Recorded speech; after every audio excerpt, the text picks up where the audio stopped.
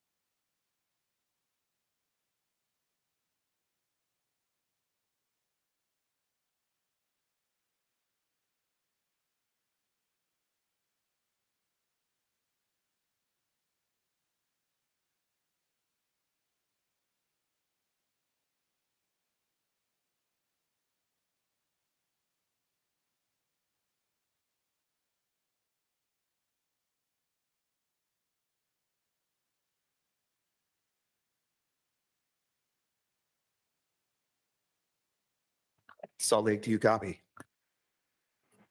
We copy, Farmington. Okay, we are ready to commence the meeting. If you want to go ahead and give us a countdown. Farmington, we're live in 5, 4, 3, 2, 1. We'd like to welcome everybody to our Wildlife Board work session for March 31st.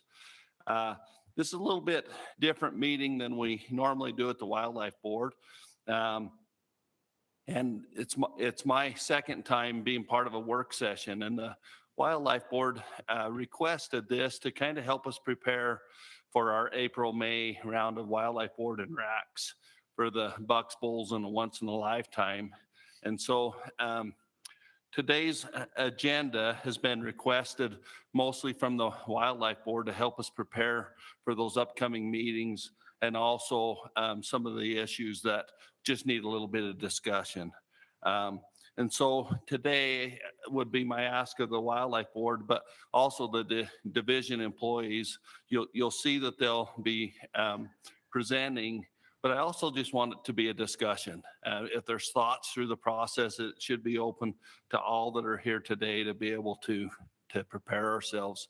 I'd also ask the audience that are watching or those that may watch later that I think a lot of the information presented today will really help you understand the division's proposals for the April round of racks and give you a lot better understanding where the biologists are coming from and where the permit numbers, where our deer herds are sitting. One thing to note as you look at today's agenda on agenda item number 1, we'll be starting with that, but to help it make sense a little better, we're going to switch up that order under item number 1 just a little bit. And so we'll start at the bottom at the statewide update to kind of help it track better for our conversation. So with that, we'll start with the statewide update on what we learned from the captures.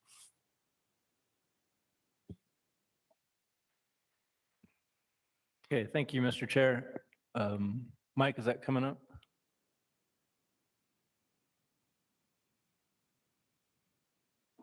Okay, perfect. Okay, I'm going to start by just giving a brief overview of what we see at the statewide level, and then following me, the regions will give a little bit more specifics as what they're seeing going on in their areas. To start with, here's what we see on a statewide population trend for the past 30 years. During the early 2012 through 2015 era, we saw great growth through deer. As most of you know, that's tailed off quite a bit. We went to a stable pattern, and then the last couple of years, we've certainly declined, especially 2 years ago with the severe drought that we saw. It definitely caused some issues across the state, and then still saw some declines this past year, but not as dramatic and not statewide.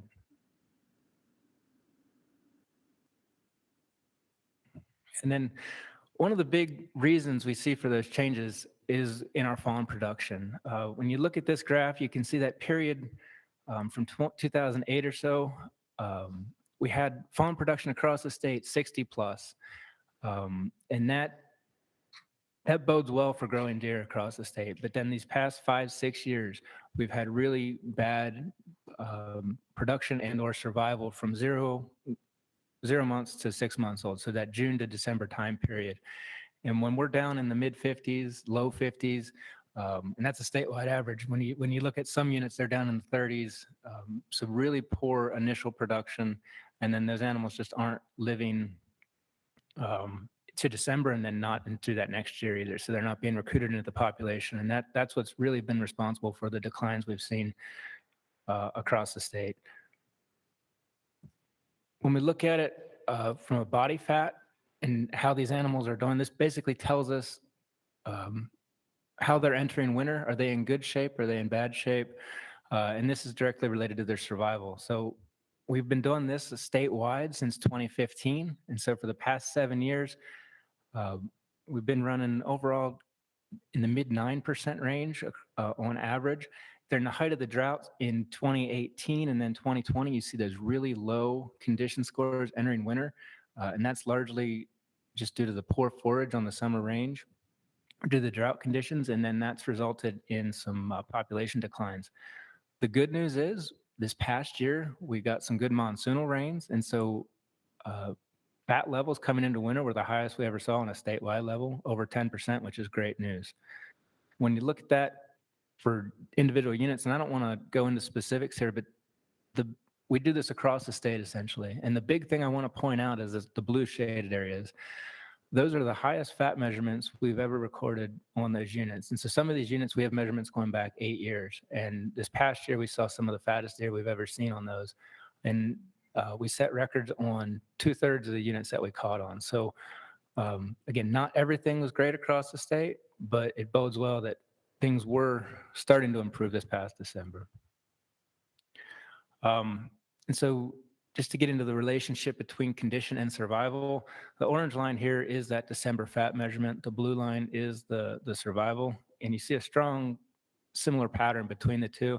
When we have fat deer, survival goes up. When we have poor condition, as in December 18, survival goes down. And that December 18 one was then complicated by a really hard winter in northern Utah that following so winter of 2018, 2019, that really resulted in poor survival. The interesting thing to note here, we did have poor condition last year, not December 21, but December of 2020.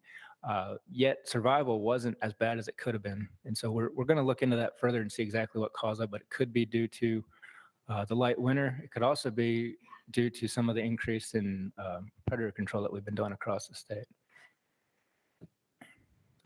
And where we're at currently with adult survival, all the lines that go to the end of the graph are just previous what we've seen on survival. Typically, it runs in that upper 70s, low 80s range. Past year ended at right around 80%, which is lower than what we want to see. We'd like it to be up around 85 plus to see good growth in our populations. The good news is the pink line is where we're currently at. We're the highest we've seen since we've done the statewide monitoring like this. We're up at about 95, 96% right now, likely due to the good condition entering, the light winter. And again, I think the predator control is starting to have some positive impacts as well.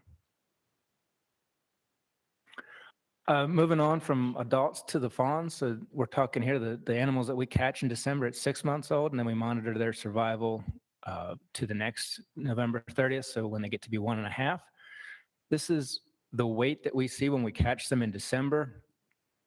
This past year, overall fawn weight was average to maybe slightly above average. It's a little misleading. These past 3 years, we've caught males and females, but prior to that was just nothing but females.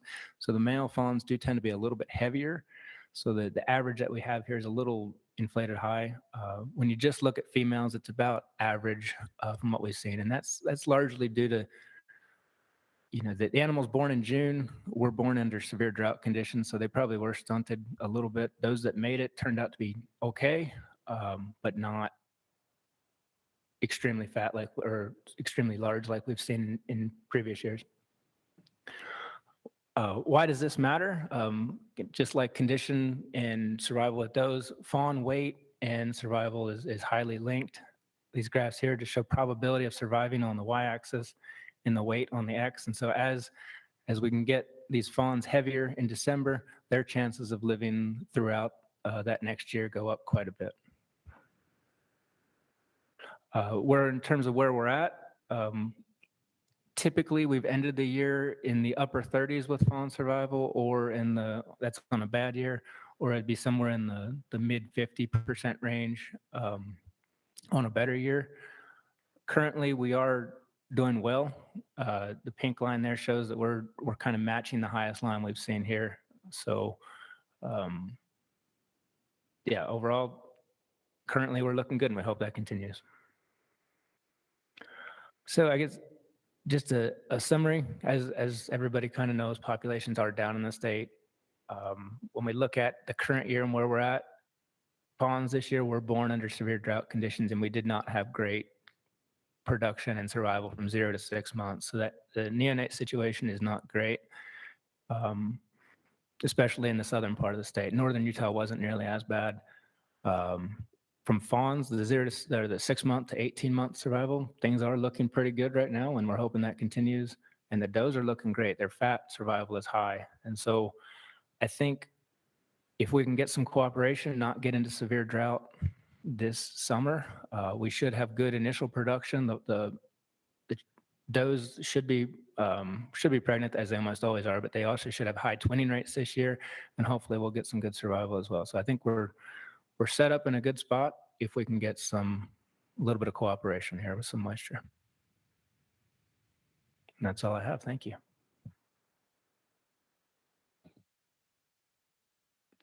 One question I have, can you go back to the first slide that shows the overall population?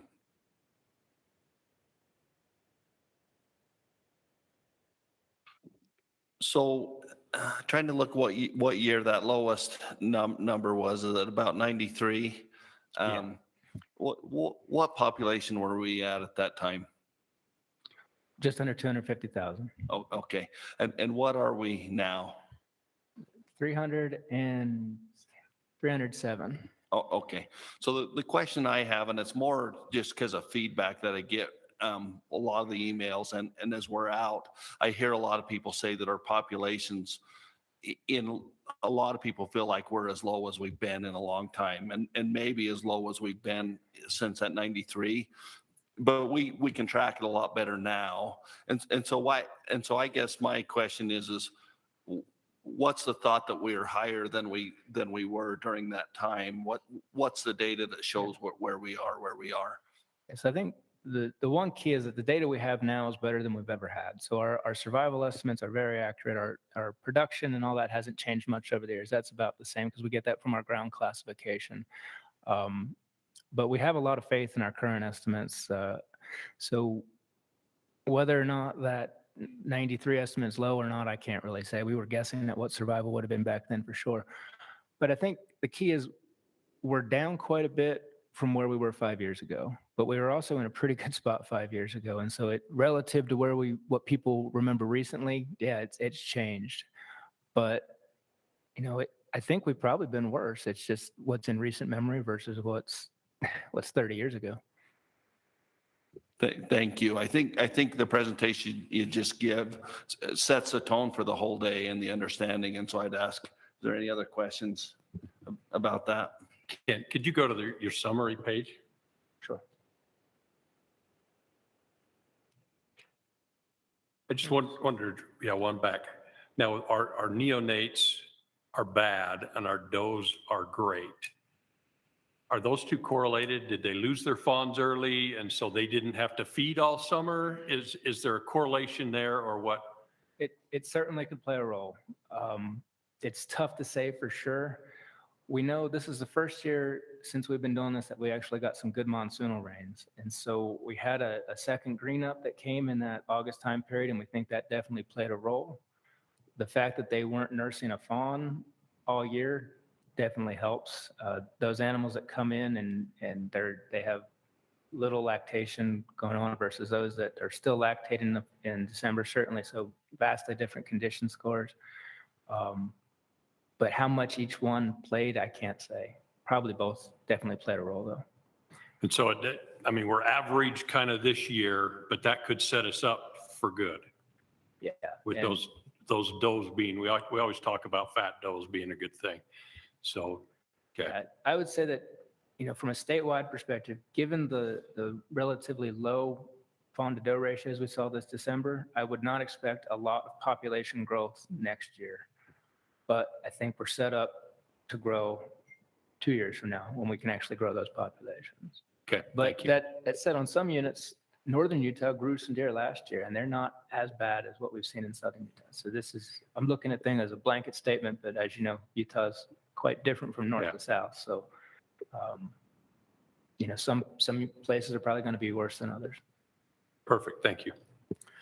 Can you speak a little bit about the relationship we're finding out between our summer range and winter survival, and maybe winter range and adult survival? So most of our habitat work has been done on that winter range, and we still do a bunch of that down there. But what we're starting to see from the condition scores that we've been doing is that December condition is probably our biggest link to survival we see. And so that December condition then plays into how fat they are coming out of winter. It's also plays into how much the fatter they are in December, the more likely they are going to have twins that following year. And those twins are going to have a greater likelihood of survival if you're born from a doe that's in better condition. So it kind of plays through the whole system. What we're learning, though, is that the use of quality habitat, whether it be in summer range or transitional range, seems to drive what's happening in those December scores. And so winter condition or winter range is still certainly important, especially in these hard winters. But if we can do things on the summer range or these upper elevation transitional ranges, it'll have a huge impact on how they come in. And we know that will then benefit them in how they live and produce that next year. Thank you.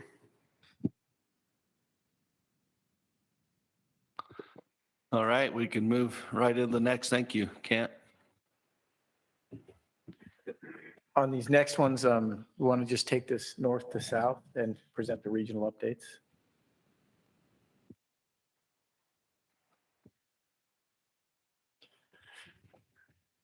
Okay, while the northern region presentation's being brought up, a lot of my presentation is going to follow exactly what Kent just said. There are some differences for the northern region. It seems like we're more of a winter limited population than a summer limited population. And so we'll get the snow, but the snow is a good thing to ensure that we always have a good green up in the spring. This year with the drought, I'll talk about a little bit too, that well-timed monsoonal moisture really helped us out. So how do you, this one here? Yeah. Okay, so up here in the northern region, we have seven different units. Two of those units, 1 and 2, are managed for a buck-to-doe ratio of 15 to 17, and the others are managed for an 18 to 20 buck-to-doe ratio. We also have Unit 8A in there that the whole of Unit 8 is managed between the northern and the northeastern region, and we just have the western part of the North Slope. So before I get into just the bucks and buck-to-doe, I'd like to talk a little bit about the overall population. Similar to the statewide trend, we've been lower and we've been higher, but we are seeing a period of increase right now. So across our different units, all except for the East Canyon and the Camas, we saw some increases this year. The decrease on the East Canyon, that one's got us stumped a little bit there because we had similar conditions as the Chalk Creek. But I think what's going on there is the Chalk Creek saw a significant decrease in population about 3 years ago. We only had, less than 10% fawn survival. We were really down in about the 60% adult survival. It was really bad. So the population was lower. So I think we had more room to grow on the Chalk Creek this year. But we did see a difference. The northern units, so units 1, 2, and 3, and the northern part of unit 4 was a little better off than the southern units.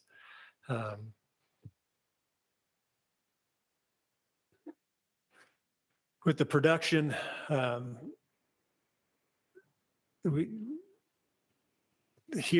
so increases come from the box elder. 2 years ago, we had really high Fawn To Do ratios.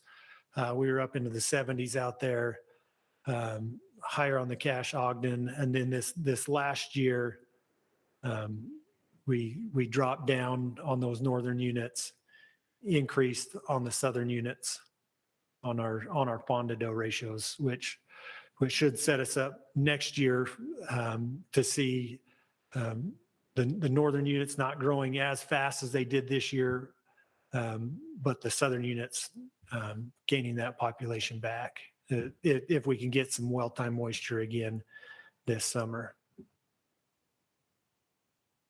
Survival this last year was higher than our 3-year averages across the region. The adult survival region-wide averaged 86%. Fawn survival averaged 43%. And then again, our Fawn To Do ratio there was 64, which is also higher than our 3-year average across the region. Okay, survival. I just looked at the last 3 years on there. This is from the cache. This is pretty similar to what is going on across the region as a whole. I wanted to show you this just to show that we are increasing in our survival the last 3 years, with last year ending up with 90+% survival. Cache fawn survival shows the same trend, and shows really why that population took a big decrease a couple years ago. Collar data showed that we had no fawns survive that winter of 2018-19. Now we know not every single fawn died, because we did still see some yearlings in the next fall's harvest, but we estimated that year we only had about a 6% fawn survival up on the cache. And so fortunately the next 2 years we increased on that survival, and then this year up at the top we're above 90% fawn survival right now of our 6-month-old fawns. So for our causes of death linked with the survival, about 60 to 70% year in and year out of all our mortalities are attributed to the first two, to predators and malnutrition. And the malnutrition typically comes in the wintertime. We see the majority of our losses, I guess I should say the majority of our losses are after winter. So right when we think things are turning around and looking good, we get to March, we start to get a green up, and then we start seeing our mortalities. So from March till about the 1st of June, middle of May is when we see the mortalities across the region. The other three combined, the roads, fences, hunters, we get some disease events in there. That usually accounts for about 10 to 20% of the mortalities. Now, you know, the picture's a little misleading having a buck on there. Usually this is with does. And so, as we say, hunters, a fair amount of those are illegal harvest of does. It is interesting to look at the causes of death between predators and malnutrition. And on a mild winter like we're just getting out of now, we lost very few to malnutrition. And so the percentage of mortalities attributed to predators increased by about 20%. But with that, we have predator management plans implemented across almost all of our units, both for coyotes and for cougars. Okay, so jumping into the bucks and does, this last year, region-wide, we saw an increase in our buck-to-doe ratios. The box elder buck-to-doe was the biggest increase. It jumped up to 30 bucks per 100 does. That's partly attributed to the 74 fawns per 100 does that we had the prior year. And so with that, we're all at least at or above objective for all of our 7 units on our 3-year buck-to-doe ratios. Okay, just graphing that out with our permits. We've got the buck-to-doe ratios on the bottom, our permit numbers on the top. This year, we will be recommending an increase to permits in the northern region to just over 24,000 permits, whereas last year we were right around 22,000 permits. So drought impacts, as Kent mentioned, we'll look at the IFBF, our body fats of the adults, and then body weights of our fawns, of our 6-month-old fawns. On the cache unit again, where we looked and took those IFBF measurements compared to the statewide averages, year in, year out, we're usually higher than the statewide average because we do get that spring green up, and they come into winter in better condition. The flip side of that is post-winter, we always come out lower on our IFBS than anywhere else in the state because of the harsh winters. Then with our fawn weights, we were just 1 pound less than 2020.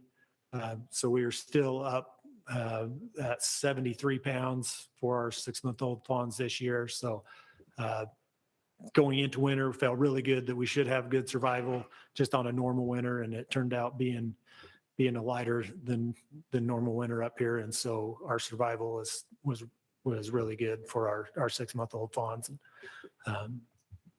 And with that, I'm happy to take any questions. Yeah, I'd open it up to the board.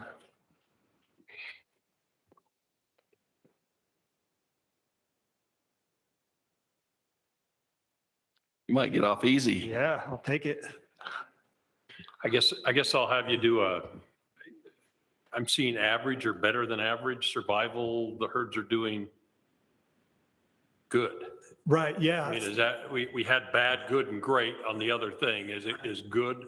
Yeah, yep. So we're doing good up here in the northern region.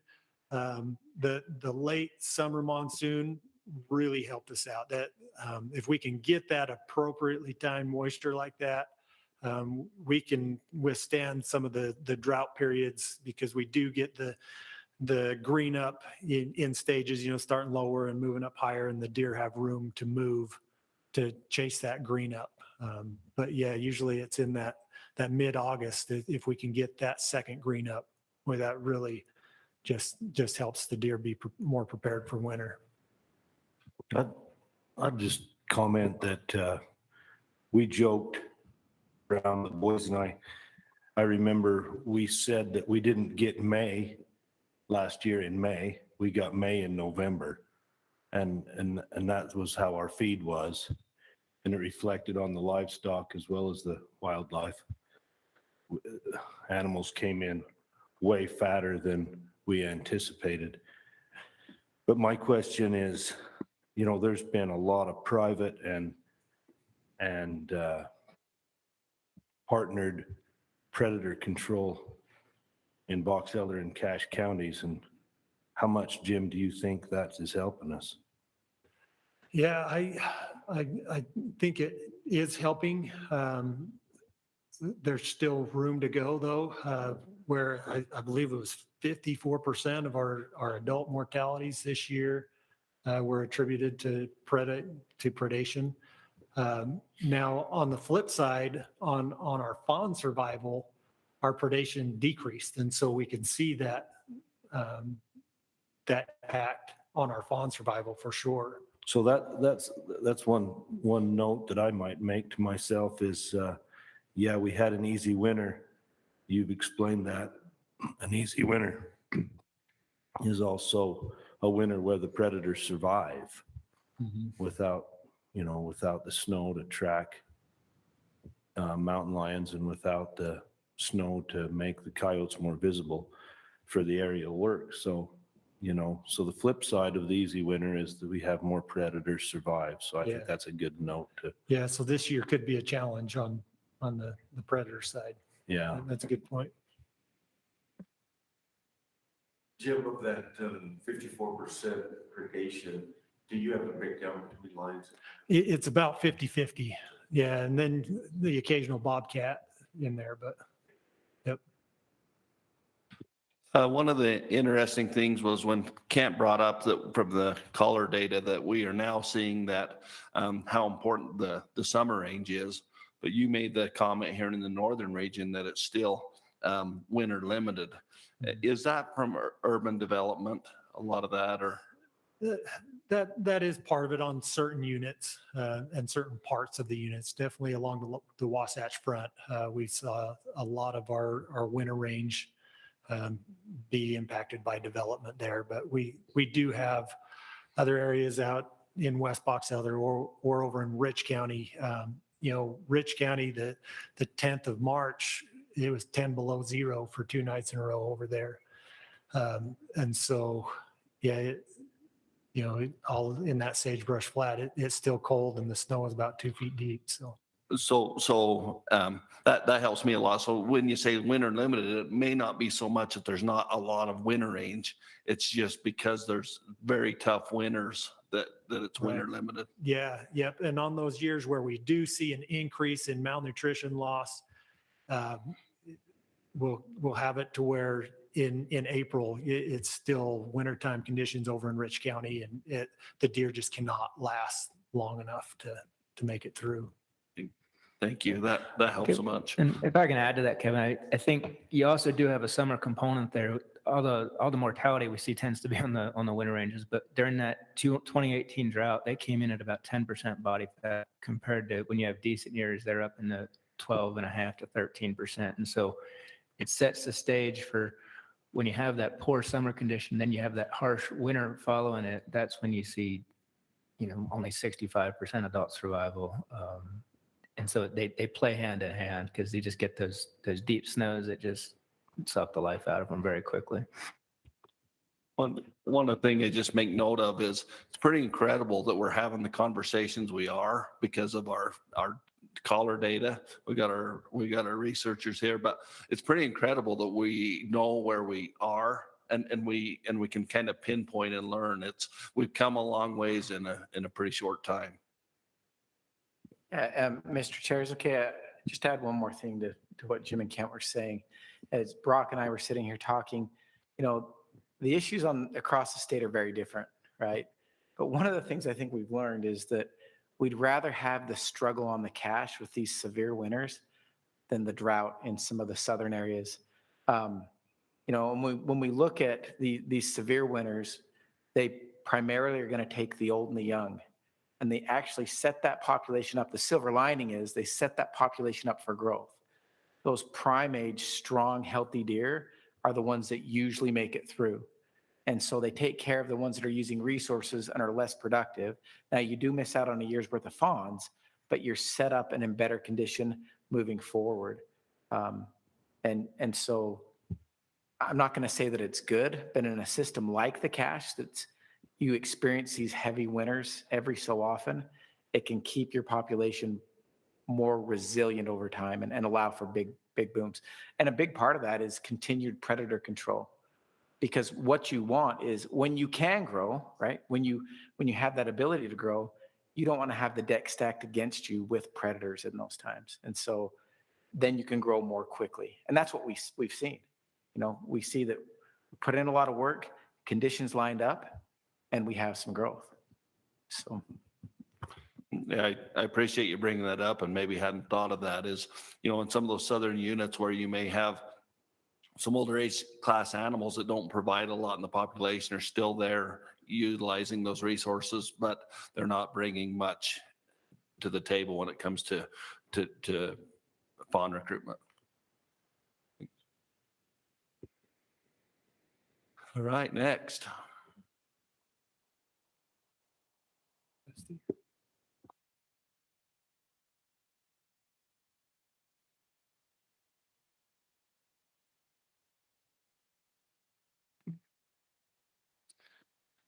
All right, well, Mike loads that. I'm Dax Mangus. I'm the Wildlife Program Manager in the Northeastern region. And I guess just to start, Northeastern for me. Thanks, Mike. I'll wing it. We'll see. I like Moab. I don't know.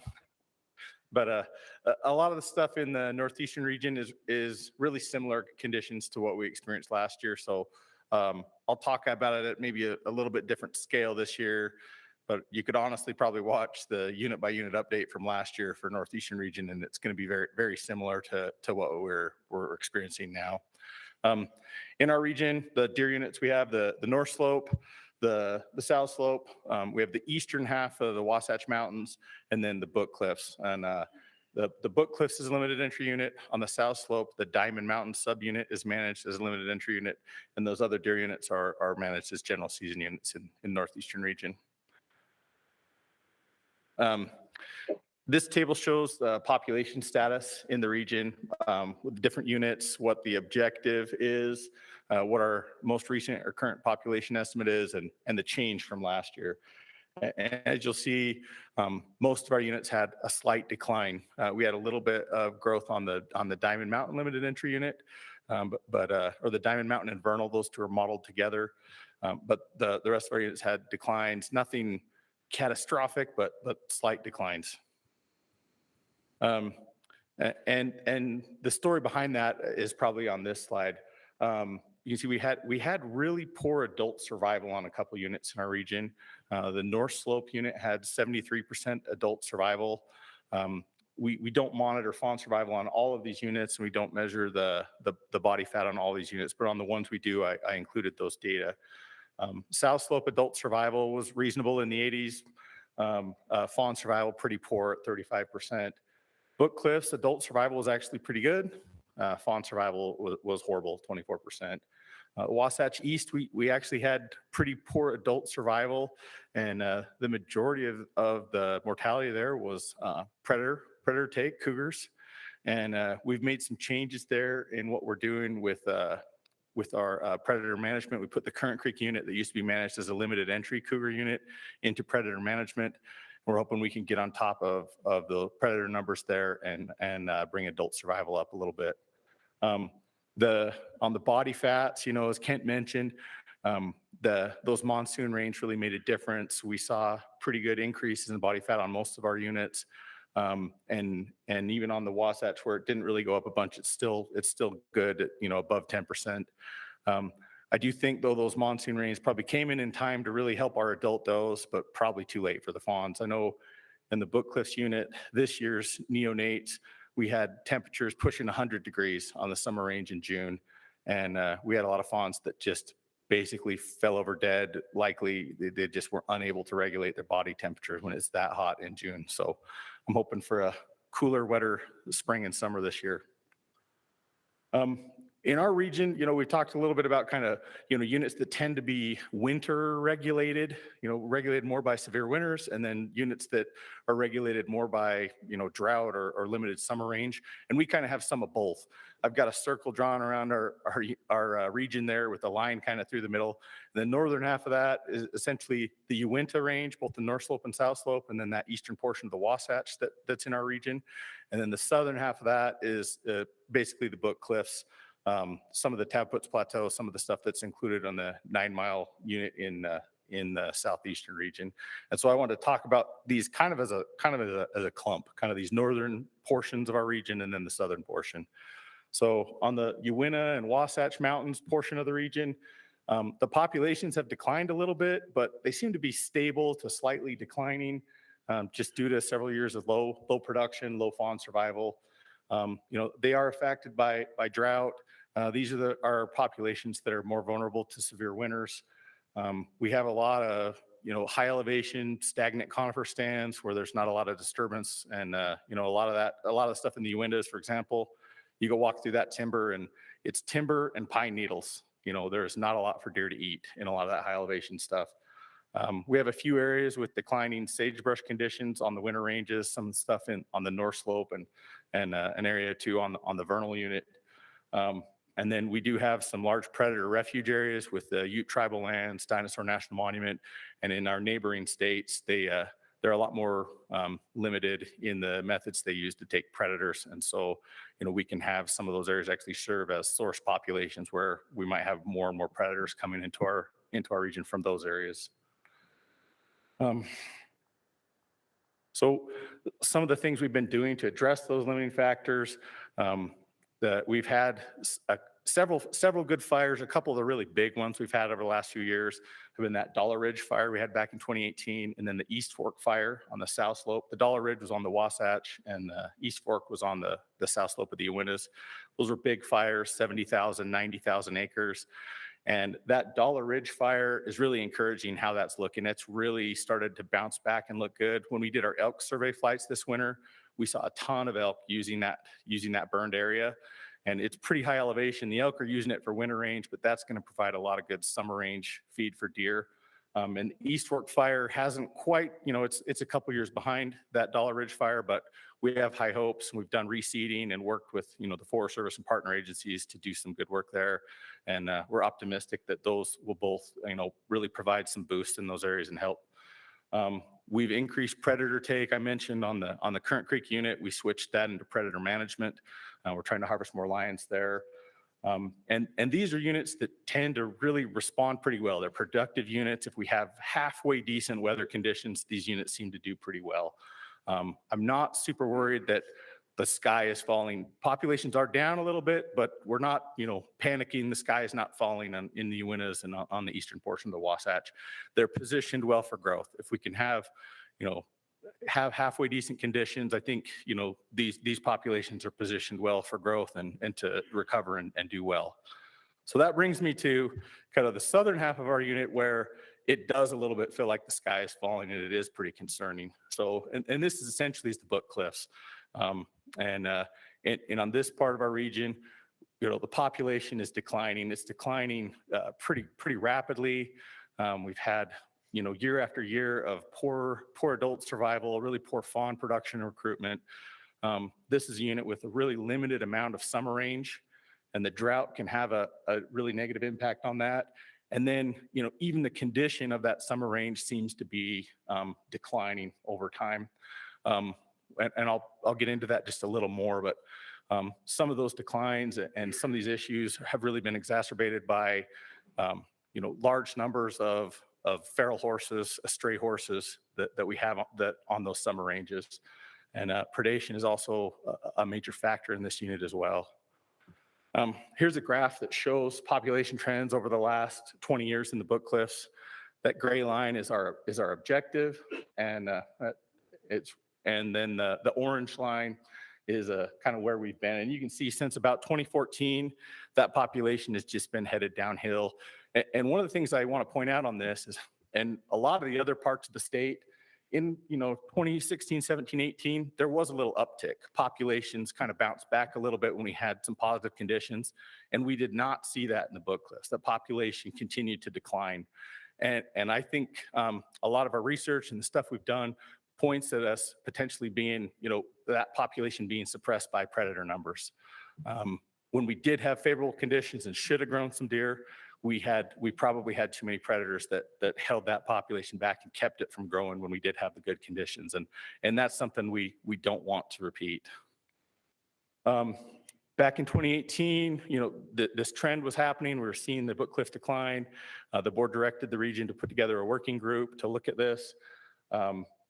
We formed that working group that consisted of, folks from the federal and state land management agencies, livestock producers, partners in academia, sportsmen, and went through and did an analysis of the issues, what's going on, and how can we, what can we do, what actions can we take to address those. One of the biggest, one of the most telling things that committee did was they did a forage analysis focused just on the summer range in the Book Cliffs, which is really the limiting factor there, and found that based on the numbers of mouths on the ground, whether it's livestock, wildlife, feral horses, when we looked at all the mouths on the ground out there and the amount of forage that was available, only in the best of years, only in a really wet, productive year did we have enough feed for everything. In an average year or a poor year, we came up short. So that forage had been over allocated based on the numbers there. We did numerous GPS collar studies on deer, elk, bison, bears, cougars. The list of things that weren't collared is probably shorter than the list of things that were collared, and have worked really closely with our partners to monitor those animals, looking at survival, cause of death, habitat use, migration. Another thing we did was we changed our predator management. We moved that unit to a predator management unit for cougars with an unlimited harvest quota. We also increased our bear permits because the collar data, especially neonate and the fawns, we were noticing lots of predation on that narrow band of summer range where everything goes to calve and to fawn. The bears and the lions were really working them over pretty good. So we've increased predator take. One of the other focuses of the group and part of their action plan was to increase water availability. And again, just to target any kind of habitat improvement we could do on that limited amount of summer range. We've continued with the research, looking at everything from, our large ungulates to predators. I mentioned we have increased our predator take. We have annual meetings with our operators out there, our livestock operators and our state and federal land management agencies, and we're working on finding ways to optimize the way that we graze out there, especially with the limited amount of forage.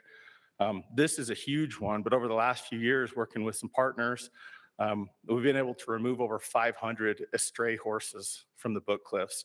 That's a lot of mouths off the landscape, and that makes an immediate impact and can really help.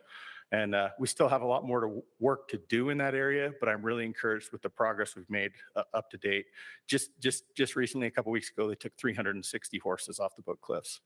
So that's really encouraging and should definitely lead to some positive results. I talked with our habitat folks, and they've been working super hard to implement habitat projects on these summer ranges and done a lot for water development. In 2020, they went out and they redid 20 ponds that had pretty much silted in, filled in. A lot of them were not holding water or functioning. Got a lot of ponds out there. We worked together with our livestock producers, and these ponds provide water for everything, livestock and wildlife. But we, dug these ponds out, recontoured the ponds, relined them so they'd hold water. We did 20 ponds in 2020. We installed 11 new big game guzzlers, and we put in the big 1,800-gallon tanks with big additional catchment aprons to catch more water. We did a 460-acre spike treatment in high elevation stuff that was dominated by old decadent brush to try to release more of that forb and grass component. In 2021, we redid 27 ponds, 9 new big game guzzlers, and then rebuilt 2 non-functional big game guzzlers. They built a mega guzzler, they called it, with a 9,000-gallon water storage capacity and an apron that's bigger than my house. And then in 2022, we're doing the sequel, part 2 of the mega guzzler. This with 7,200-gallon capacity, and we're going to go back in and redevelop, fix up, and protect 3 springs. And we've got over 1,400 acres in habitat projects targeting these crucial areas and habitats. So our guys are working hard, trying to do everything they can to put the Book Cliffs in a situation where it can really grow. Just kind of common themes across our region. We're dealing with a cumulative impact of multiple years of drought, and it's taken a toll on our big game populations. We need work in our summer ranges, and we're seeing some positive things, but there's still a lot. We need some disturbance in those conifers and that high elevation stuff, and need to do some things to improve the conditions of our summer ranges. Because of that, we're seeing poor survival and recruitment. And we're working hard to set the stage so that, to do everything we can now to grow deer and to be really set up to take advantage when Mother Nature does cooperate and we have those windows where we can grow deer. Again, focus on the summer range, staying aggressive on predators, and continuing with the research and monitoring efforts. That's kind of the gist of what's going on with the deer in the northeastern region. Happy to take any questions. Great update, Dax. I'll open it up for questions. That 500 number seems very large to me, but you say there's still work. How many horses do we have out there? That's a good question. So you can ask, I know Brock's talked about this extensively. It seems like those horses, about all they do is eat and have babies. Their reproductive rate can be pretty high. And we really need to focus, work together with some partners, especially with the Ute tribe.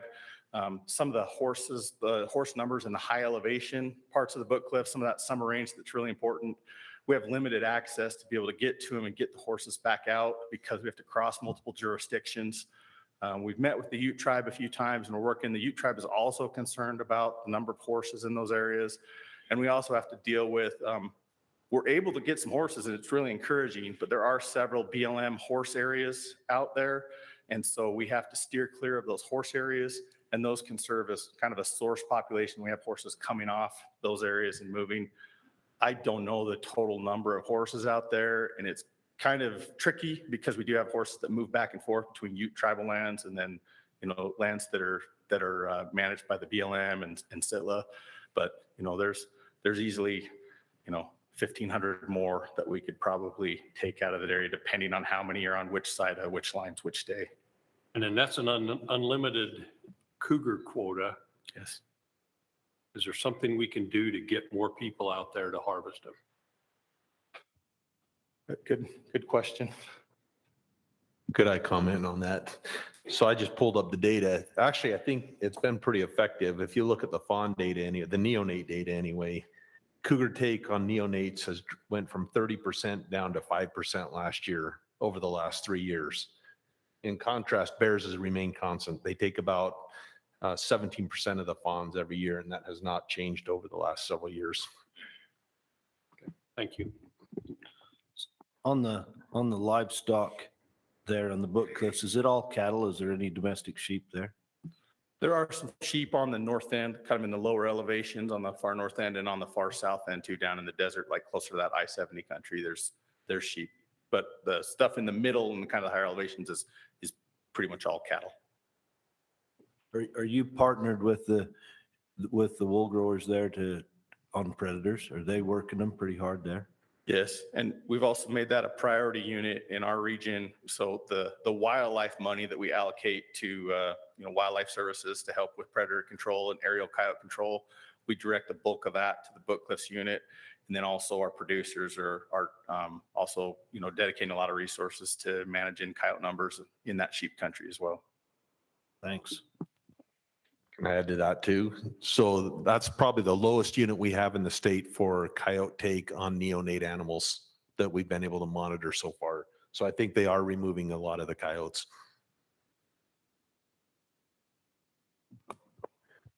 Kevin, that 360 was that you just barely removed horses. Was that on top of the 500?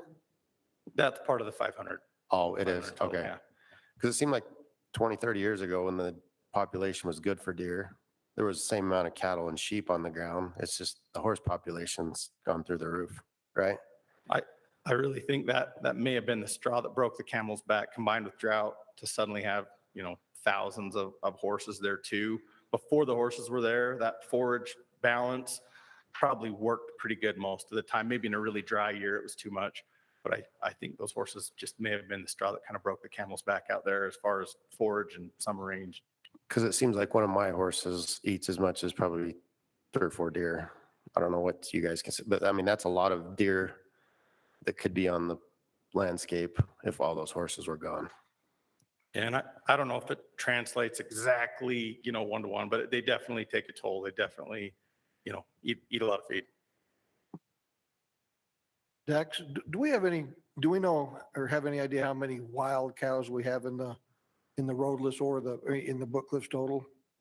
So the majority of our kind of wild feral cows are probably in the roadless area of the Book Cliffs. And this winter, our biologist flew, did a bison survey. And while they were counting bison, they also counted cows, feral cows, wild cows.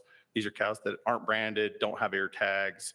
You got like a 1-to-1 bull to cow ratio, a bunch of nasty looking bulls and stuff. But we counted over 130 wild cows in the lower end of the roadless area this winter. And that's probably the bulk of them in the Book Cliffs. There may be a few other here and there, but probably the bulk of them are in that roadless area.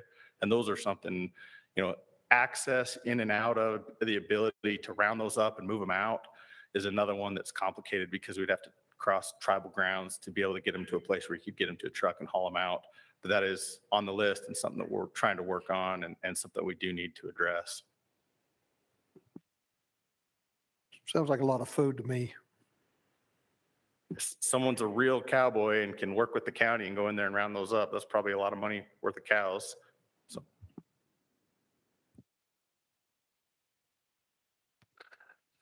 One of the things that I would highlight, I really appreciated the update from your committee and all the work you're doing. It sounds like incredible amount of work, a huge lift, and I want to tell all those involved, thank you.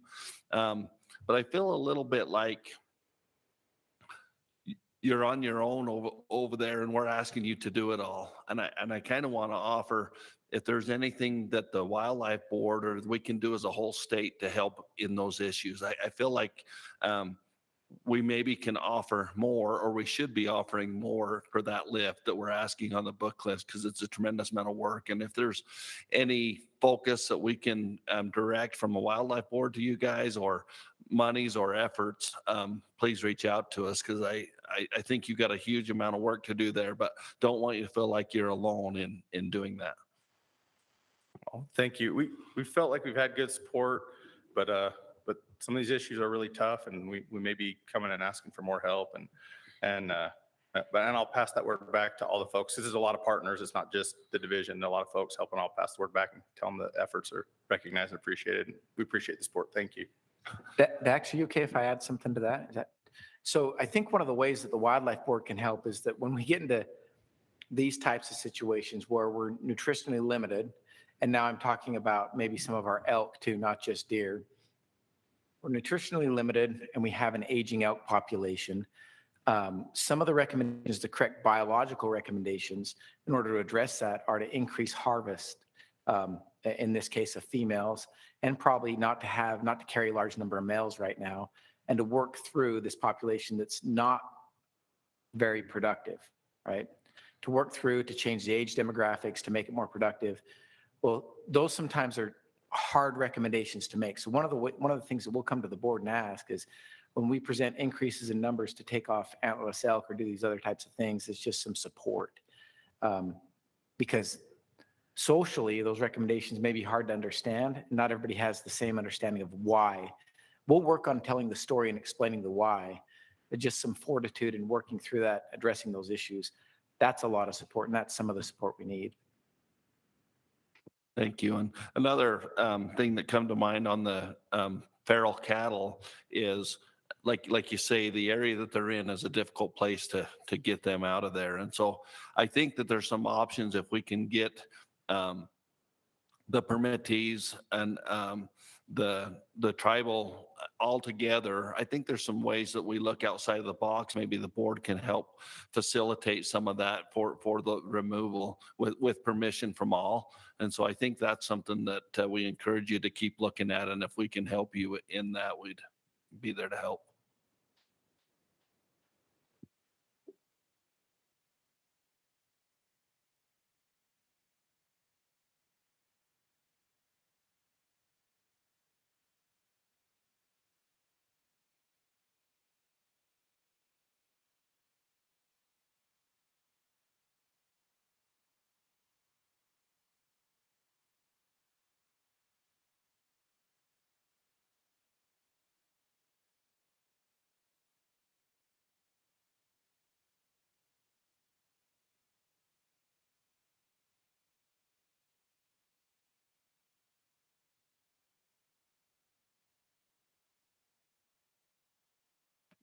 One thing I'll add to that, I think most in this room understand this, but I think it's a huge education point for those viewing is, you talked about the issues in the Uintas, and they're a little bit different, well, a lot different than those in the Book Cliffs. But you talked about the conifer and the spruce and the decadence in the understory. And that's one of the questions I get as a biologist a lot is, why is there not as many deer on our forests now? They were there 25 years ago. And I think that's really hard for our public to understand, that even though that green tree looks the same, it is so different now than it was 50 years ago or 25 years ago. And I was really glad that you highlighted the Dollar Ridge fire and the tank fire and those that are changing the landscape. I think it's important for the public to know that our deer are early cereal. They do well right after disturbance. And I think it's important that we start to tell that story, because I think as we go through other regions, that'll be a theme that we'll start to see. And so I think it's important to tell that story as well. Thanks.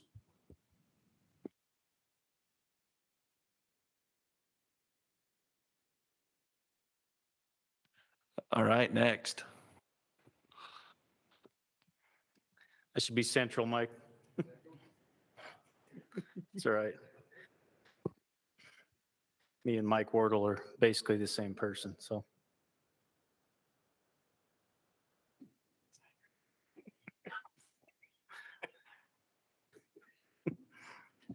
Thanks, Mike. Thanks, Mr. Chair. My name is Rusty Robinson. I'm the Central Region Wildlife Manager, and I'll be talking about our mule deer in the Central Region. Just a quick look at our region. It's made up of 6 general season units. The first one being the Manti, which we co-manage with the Southeastern region. They're going to talk more in depth about the Manti, so I won't be presenting a lot of specific numbers on the Manti. But I will highlight a couple cool things going on that mountain. We also have the Nebo unit, the Ochre Stansbury, the Wasatch West, the Tinnick, and the West Desert West. And all these units are managed for 15 to 17 bucks per 100 does. We also have one limited entry unit, and that's the Vernon. Quick look at our population trend of mule deer across the region. Again, this is excluding the manti, but probably what's more important than the overall estimate there is just that trend over the last 3 or 4 years. We've seen a steady decline overall, and it's not all in the same place. We have gains here and there and losses here and there, but overall we've lost deer within the region.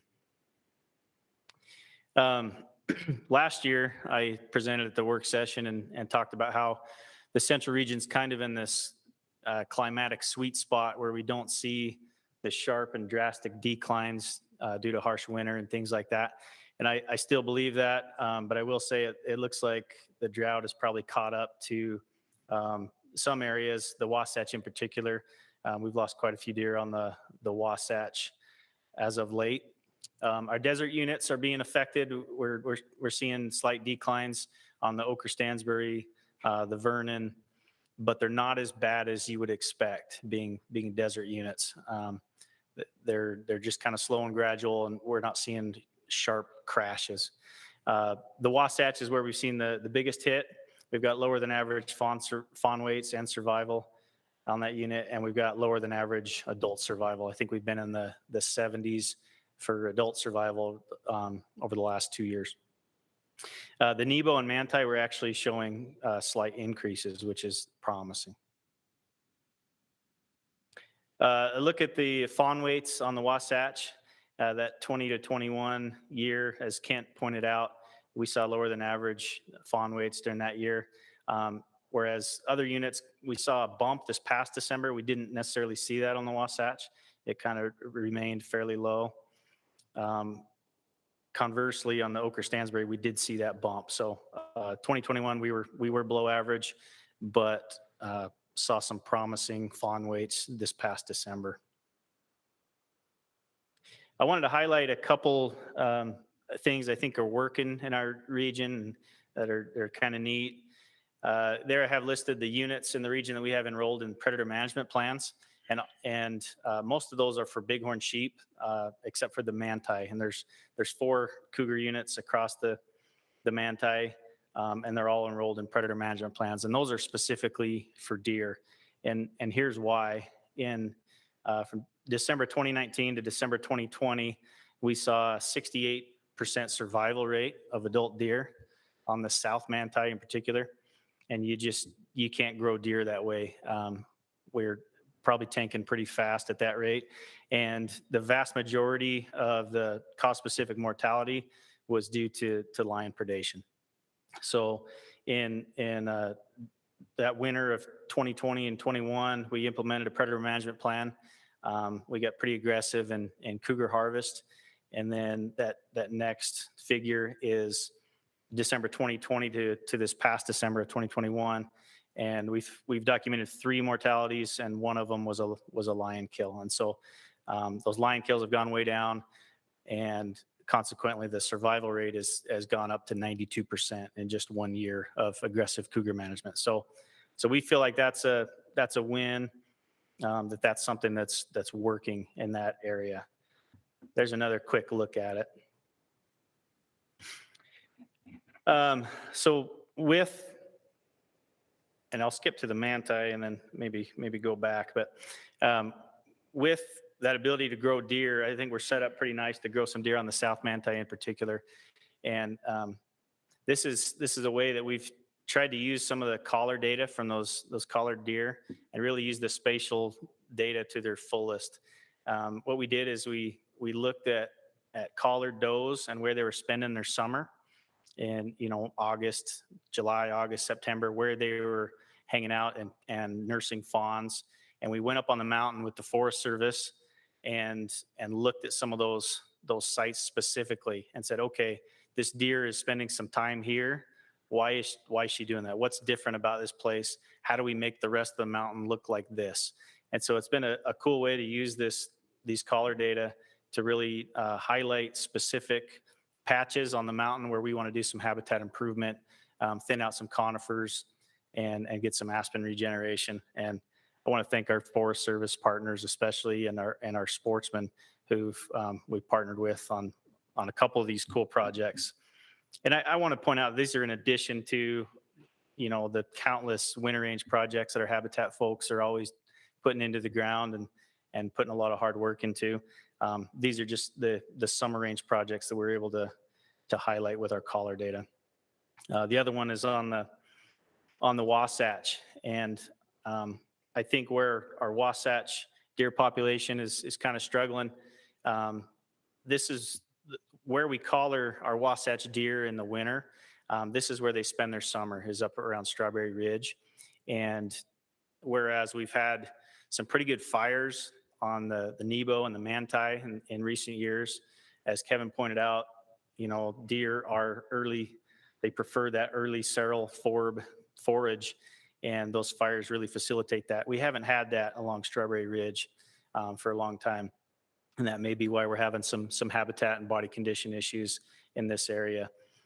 So what we're able to do again is look at some specific collar data, go make a site visit with our federal partners and take a look at that and really try to identify some polygons that we want to improve up there. And so hopefully that'll make a difference in the long run. And I should point out that these are kind of in the early stages, working through the NEPA and things, but and these polygons are subject to change, but just kind of some neat things we have going on in the region. So in summary, we've got a mixed bag for drought conditions, but overall, mule deer populations are either stable to growing slightly. Probably the majority in the region are declining slightly. On the Manti in particular, aggressive predator control in the right areas seems to be working, which is promising. And we're really trying to use the spatial data from our collars to their fullest to target habitat work, particularly on summer range. So with that, I'll take any questions. I'll open it up. Central region, we have a lot of people, a lot of roads, a lot of cars, a lot of high speed limits. How are we doing on, say, highway projects, fencing? I mean, how many deer are we losing on the roads I think Central region is probably one of the big regions just because of the number of folks, the number of cars. That's a good question. We're always working with UDOT on something. It seems like Parley's Canyon is an area where we've really, that's been fenced to death, and we're still having some moose issues up there, but I think that has helped with deer. Some of our other areas, like, in Sanpete County and things like that, we don't have anything in the works. And to that, I would say, I guess, of all the things out there that kill deer, roadkill is still only 2%. And so while it is a priority, it's probably not at the top of our list. But we are always meeting with UDOT and trying to identify those areas that we want to focus on. Carl, to further answer that, though, I think there's a couple ways to view this. One is it's a pretty small percentage of deer, and that's accurate. If you're looking at this from a grow deer perspective and you have $1 to spend, you'd probably spend it in other areas.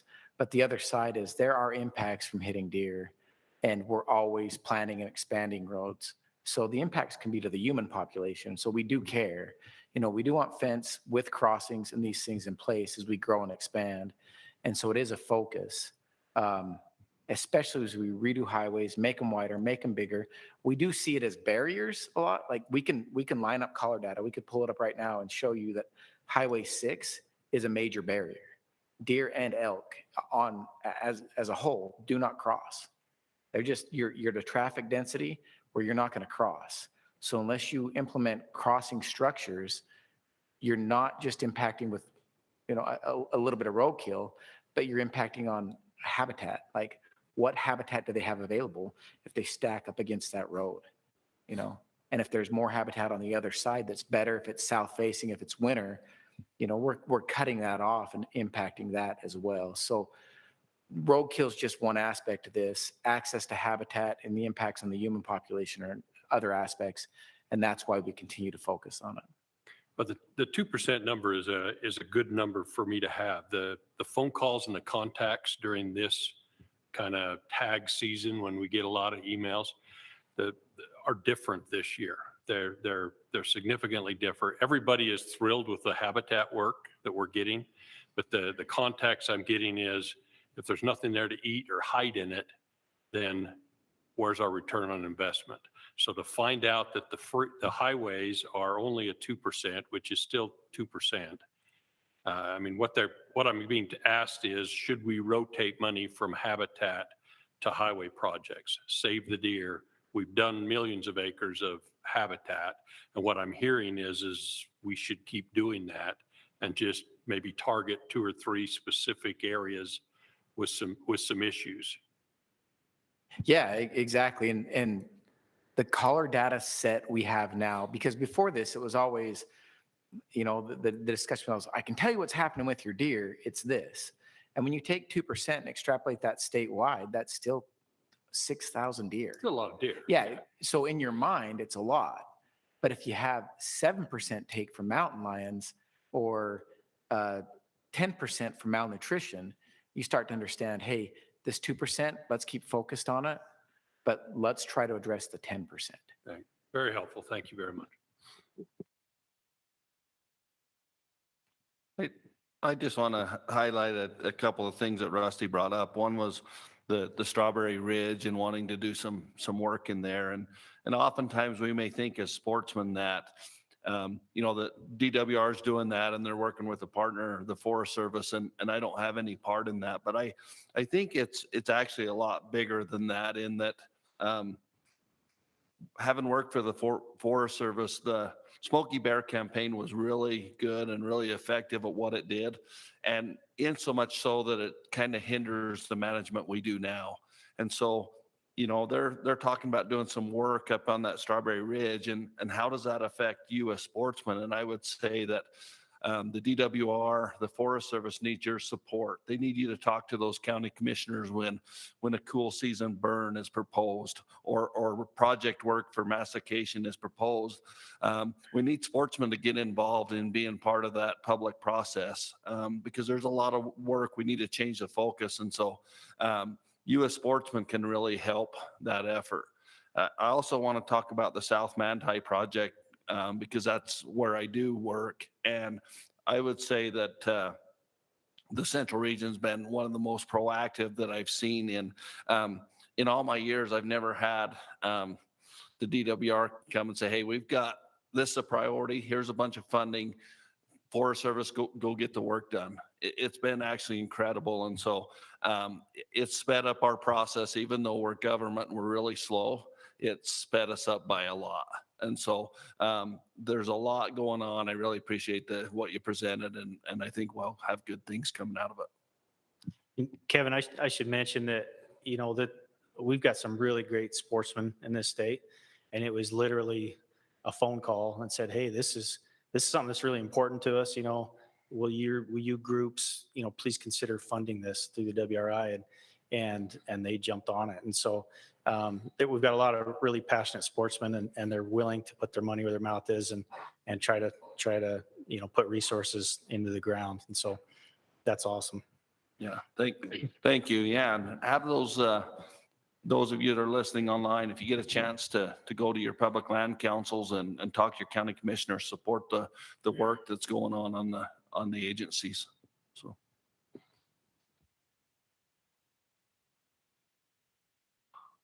Next.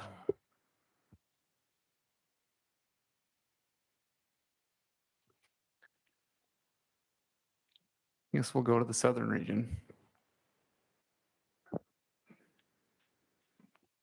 Or as I affectionately call it, God's country. So my name is Mike Wardle. I'm the biologist for the Beaver, the Fillmore Pavant, and the Fillmore Oak Creek units. I'm not the regional manager. Teresa's sick today, so you get the B team. But I'm excited to give this presentation. I'll start out with an overview of our region. We have 11 general season units. Every one of those is managed for the upper objective of 18 to 20 bucks per 100 does. We also have one premium limited entry unit, which is the Paunsaugunt, and then a limited entry unit, which is the Fillmore Oak Creek. To start out, my grandpa always said bad news is better before good news. And the bad news on this one is this doe died. She was collared in 2017. I don't know if this will make the video. How do I make that video start, Mike? Do you have to push play? If you hover over the picture, there should be a play button. But regardless, this was a pretty cool doe that we collared east of Kanab as a fawn in 2017. And she would migrate from the Paunsaugunt up and over Highway 89, across Mammoth Creek, all the way on to Pingwich Lake Unit and summer near Bryan Head. You can see how tight her migratory path was. It's pretty awesome to watch her do that year after year. But sadly, this fall, she was hit on Highway 89 by a vehicle. So we were kind of bummed about that. But it's been really cool to watch her make that movement every year. So I'll start in with some of the graphs, because we love graphs, because we're biologists. This is an average buck-to-doe ratio for the southern region over the past 10 years. So you can see we had a peak in 2015, whereas as a region, we were averaging 23 bucks per 100 does. And then we've had the low was in 2020, where we averaged 16 bucks per 100 does. Again, all of our units the objective is 18 to 20. So at that time we were below objective. And you can see the response in buck permits on this slide. This shows our total buck permits for the region since 2012. The high was in 2017. We had over 23,000 permits in the southern region. And this includes our recommendations for 2022, which would be the low year of 11,725 permits. So with drought and the other factors in the past 5 years, we've had to cut buck tags almost in half, pretty much. This graph shows our total population numbers for the region. So on the y-axis, you'll see the population estimates. The x-axis is the years, and the different colors coordinate to the individual units. But the big takeaway again is that downward trend. We had a peak, between 2015 to 2017, and then we've been on a downward trend since, with the high being about 109,000 deer in the region, to where we're now estimating just over 82,000. And a lot of that, similar to what's been talked about already, has been driven by our fawn production and recruitment. This graph shows the Fawn To Do ratios that we've had for the past 10 years. Again, we get these ratios from our classification in November, when we as biologists go out and count. And you can see that in 2015, we were averaging about 62 fawns per 100 does. At that level, we're having a lot of recruitment into the population, and we're growing populations. But this past year in 2021, we hit a low of an average for 48 fawns per 100 does. And again, it's been talked about, but a lot of that has been driven by drought, especially for us down in the southern part of the state. These pictures are from the Snowtail site, where those averages are a percentage of normal for the past 20 years. So you can see in March 2021, a year ago, some areas we were actually over, but a lot of areas we were below. And then in March 2022, currently, a lot of our areas are below still. We had really good monsoons in the fall that helped with body fat conditions in December. And we had a few decent storms, but really we're still significantly low on our overall precip levels in the southern part of the state. So I don't think that impacts from drought is going away this year anyways, unless we get a banner spring, who knows. I brought up a couple of these pictures just to show kind of what we look at as one of the things we look at as biologists out in the field. So when we collar these animals, I'm sure you guys are aware, but we typically get an email within a couple of days of when the animal dies. And we can go out to the location and perform a necropsy, which is just trying to figure out how it died. One of the things that we do as part of that necropsy is look at the bone marrow on the animal. The one on the left is from a healthy doe. The bone marrow is kind of the texture of butter. It's white. It's indicative of a healthy animal, whereas the one on the right is more gelatinous, kind of the texture of jello and the dark red.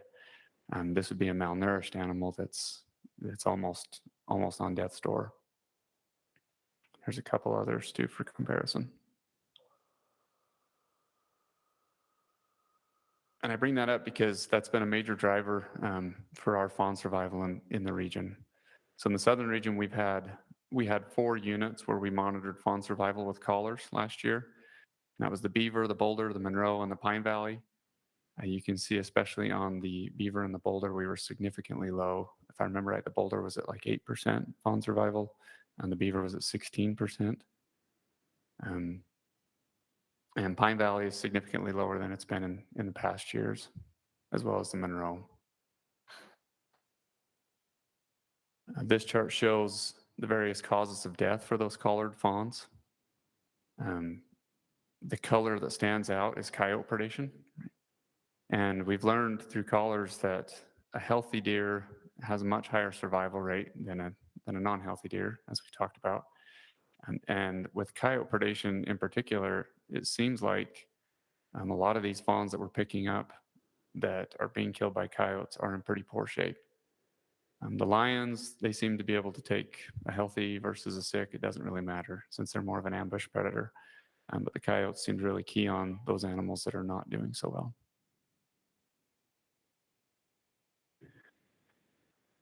This graph shows the causes of death for adult mule deer in the southern region. Again, the color that stands out here is the orange, and that's lion predation. So within the last couple of years, we've gotten pretty aggressive on lions. Currently, all of our management units, except for the Monroe, are under a harvest objective strategy, where lion permits are available over the counter. The only one that's not is the Monroe. It's still managed as a split unit. And a lot of those have unlimited quotas. They've been put into predator management plans. The only one that's closed currently right now, I believe, is the Penguich Lake unit. It just closed, but the rest are still open. And so we've been able to put a lot of hunters on the ground to harvest more lions.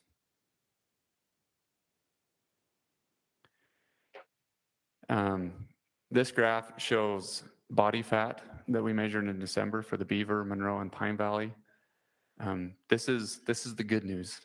I feel like I saved only one slide of good news and a lot of slides of bad news. But the good news is that our body fat conditions were up this year when we went and collared deer. We think a lot of that was probably due to the monsoonal moisture that we got in the fall. We feel like that really gave them a big jump. And so we're hopeful that this next year will be better survival and we'll have fatter fawns this spring. So just in summary, for our region, populations peaked around 2015 and 2016. All of our metrics show that. Buck-to-Doe ratio, Fawn To Do ratio, everything. But the drought and the lack of high quality forage because of the drought has led to poor condition. That poor condition has led to poor survival, and poor survival has led to fewer deer. And one of the things that I feel like as a biologist I hear all the time is that we need to cut more buck tags, right? That buck tags, that's the silver bullet. And I think the data that we're looking at and the graphs that I've shown you show that that's not always the case. In the southern region, we've cut about 50% of our buck tags, and our populations are still lower significantly than they were. So there's definitely other conditions, other factors at play. And that's all I have, so thank you. I'll open it up for questions.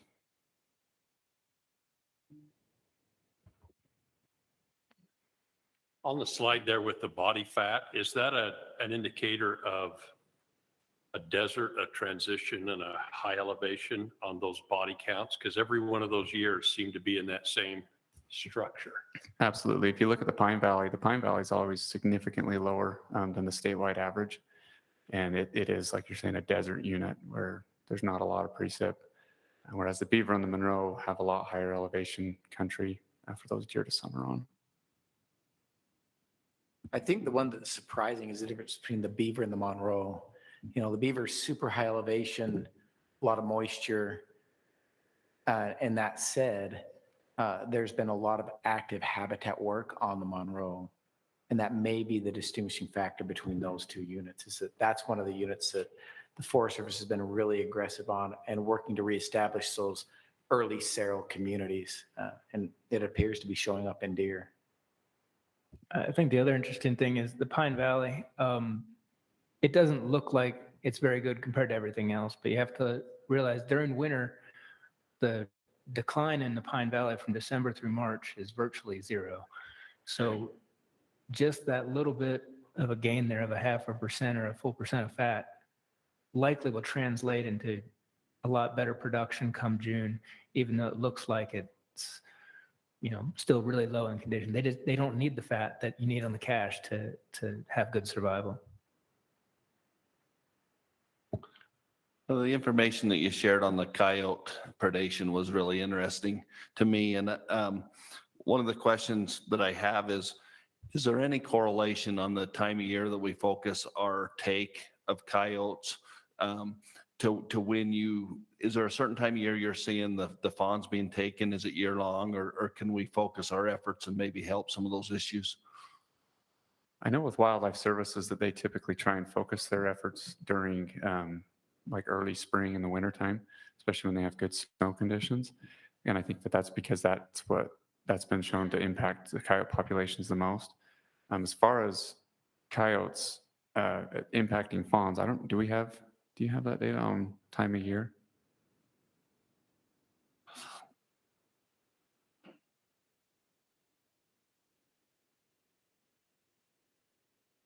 Oh, there you go. So you're looking anywhere from 50 to 150 days after December. So it's early spring. Yeah, March to June. it's a winter time frame for them for sure. So I guess we do a couple things with wildlife services to have the most impact, and it depends what you want to try and impact. For neonates, we try and target during the winter months when they have snow conditions, we try and target the areas that they're fawning. And what we found from the Monroe studies we've done is that if we target those fawning ranges, we can have an impact on survival from 0 to 6 months. For coyotes killing 6-month-old fawns, clearly it's happening on the winter range. Day 100 translates to March 1st, roughly. So we're losing them in that February, March timeframe. You know, a lot of them are in really poor shape. So how many would have died regardless? You know, it's a tough thing to answer, but that is when they're also having an impact. And so for that purpose, the winter range seems like it would be most valuable. Thank you, because that's interesting. You don't always see that on a unit where you're having those 6-month-old fawns that you're losing to coyotes. So.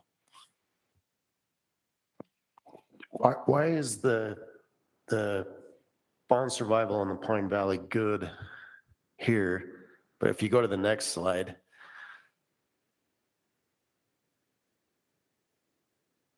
why is coyotes the biggest problem, or one of the biggest problems on the Pine Valley? On the adults. That kind of, I don't know, it doesn't make sense to me. You're saying coyote predation, why is it such a big factor for adult mule deer on the Pine Valley? Yeah, but yet it's the best for the fawns is the Pine Valley. And it's the worst on the adults.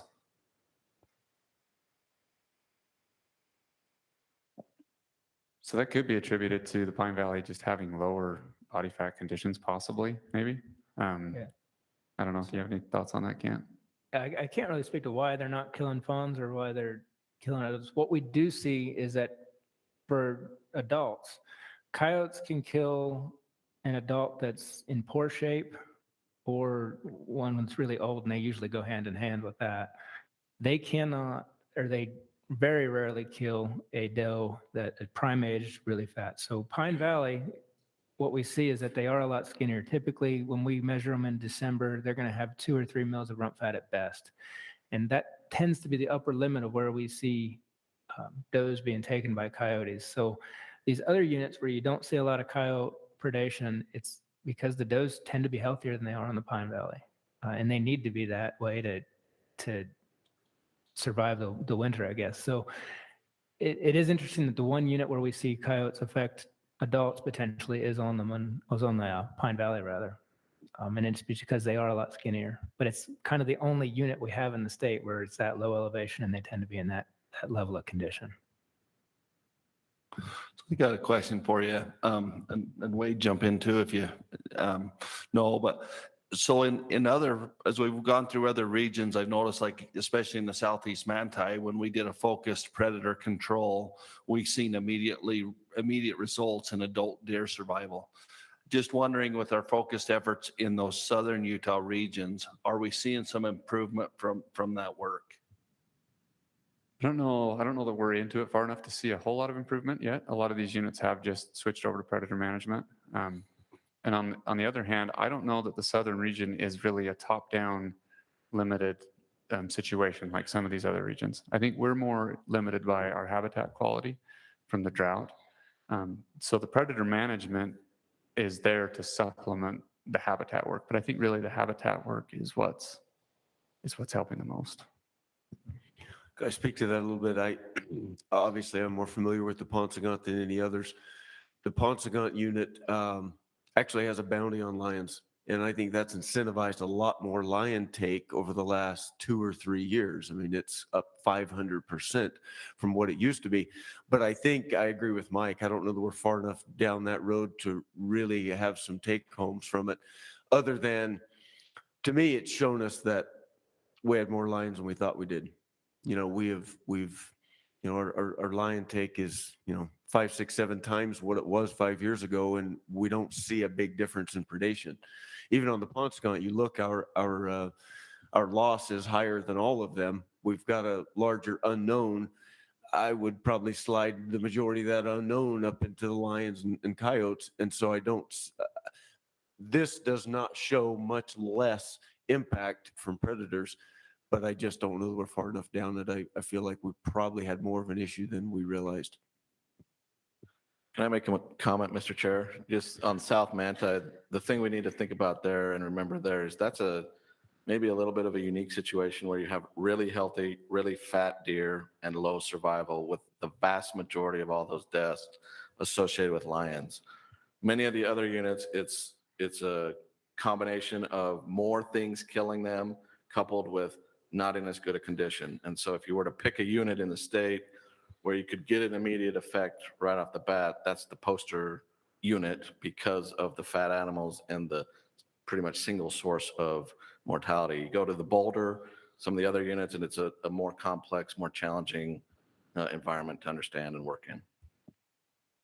Yeah, and one of the reasons I asked that, and you hit to it, and I think as we go through, is how long do we look at that? And I think it's a question you guys probably receive a lot, but I think it's a good thing for the board to have in our minds, because like you say, it is probably more complex than we realize. And so it's probably not just a simple solution as we get the habitat where it needs to be and as we get healthier animals. And so as you guys talk today, maybe have that in your mind to talk to us of how long that work is for that predator control that we ought to look at. Well, and I think the thing that we want to avoid is we'd hate to have everything line up and then hit up against be capped by predators, right? We know deer falling off, right? We know deer falling off. We know that they're lower than what they were. We know that we can have more, right? We know all these things. And so this is the time to remove as many predators as we can, because when we get the right climatic variables, when the habitat work's done, then as we start to grow, we're not going to run right into that. We can't grow because too many are being taken by cats or coyotes or other things. And so if you focus on that now, then it allows us to grow more quickly when the climatic conditions line up. And I guess that's a good reason to make sure that as we're watching this, we don't take that pressure off. We know we can have more. It's one of the things we can control, right? A lot of mule deer management is frankly out of our control. So we focus on the things that we can control and then wait for the other things to line up.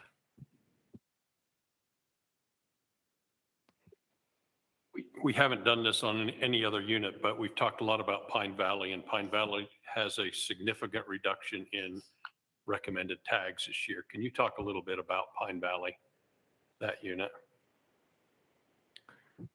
Yeah, let me try and pull something up real quick. If I remember, we were going from like 4,000 to 1,700, something like that, a significant cut. Yeah, it was a huge cut. I know on, Mike, I've looked at this a lot too. Would you like me to cover some of this? yeah. Okay, so as we watch the Pine Valley, during the time that we grew deer across the state, that 2011, 2015 range, 2015, 2016, depending upon where you were, the Pine Valley did the same thing.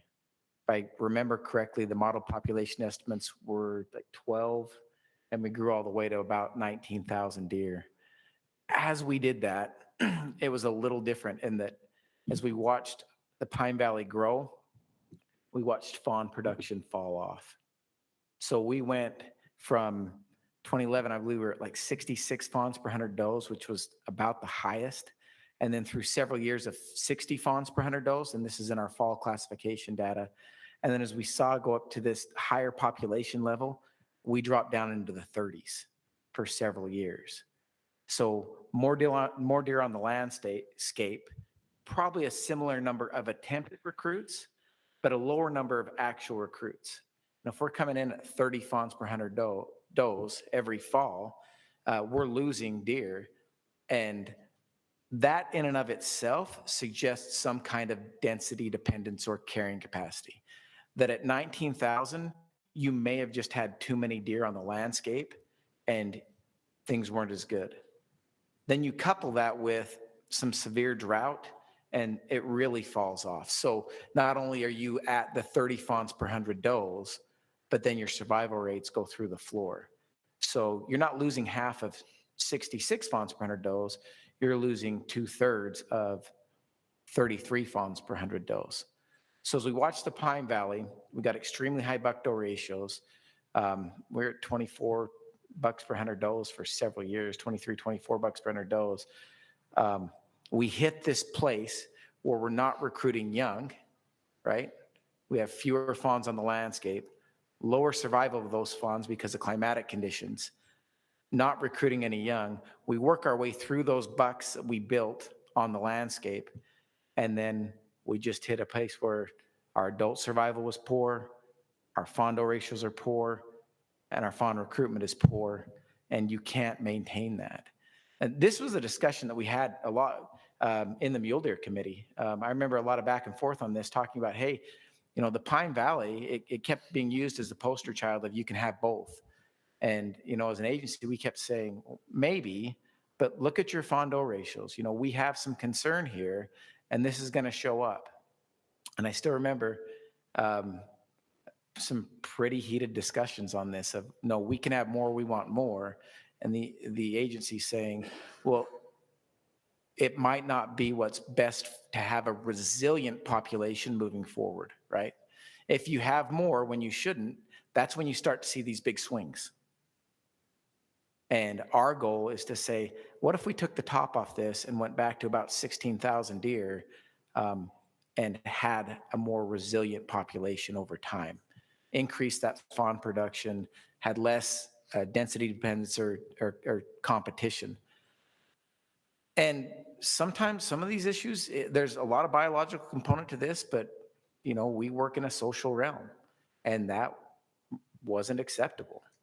So we end up in this situation with, again, poor adult survival, poor fawn doe ratios, and poor fawn survival. And we've worked through the bucks on the landscape, and that leads to a big cut to get back to the ratio that we've agreed to manage to, which is that 18 to 20. I think one of the things, I'm glad you really bring that up, Colby, and I think it's something very important for us as a board to understand. I think that the Pine Valley mirrors the Henrys a lot in what happened. I think that you have desert units that have a small carrying capacity, but you also had landscape scale burns that helped a population grow probably above what it should be. And then at some point you had a crash. And I honestly think you have that same situation in the Book Cliffs, but we've added some to it because we added feral horses, you had bison, you had you had the spike, and some people get confused on what's happening there. But I think it's the same thing. We have these desert units, and when we get above carrying capacity, we can have a huge crash. And I think it's important as a board we start to understand that, so we can maybe take some preemptive. We could have slowed this down had we been willing to make those hard decisions.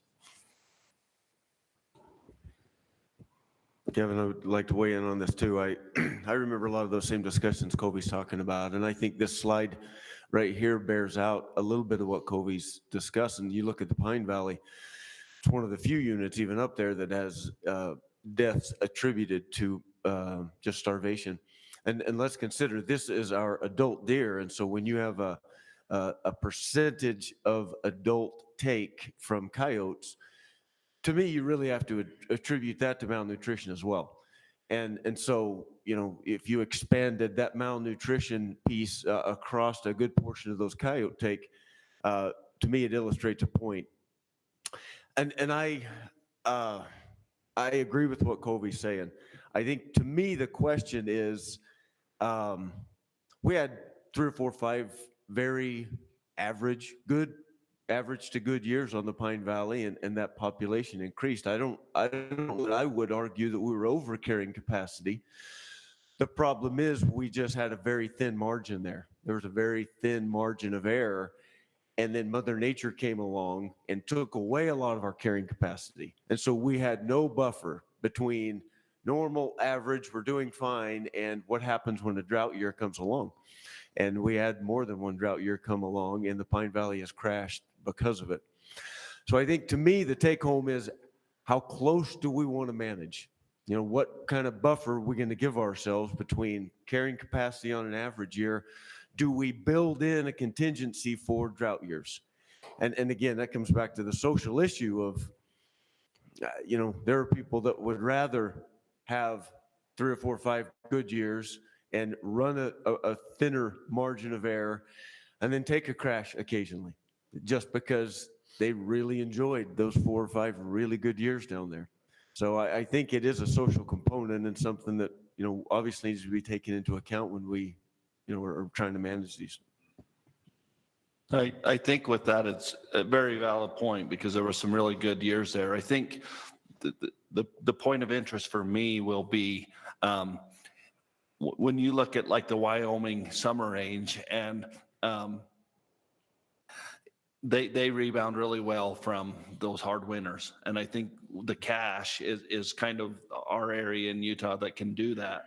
It'll be really interesting to see how the Pine Valley or a Henry's, those desert type units, how long they take to rebound. Because we did have some really good years, but how long does it take us to rebound from that? So.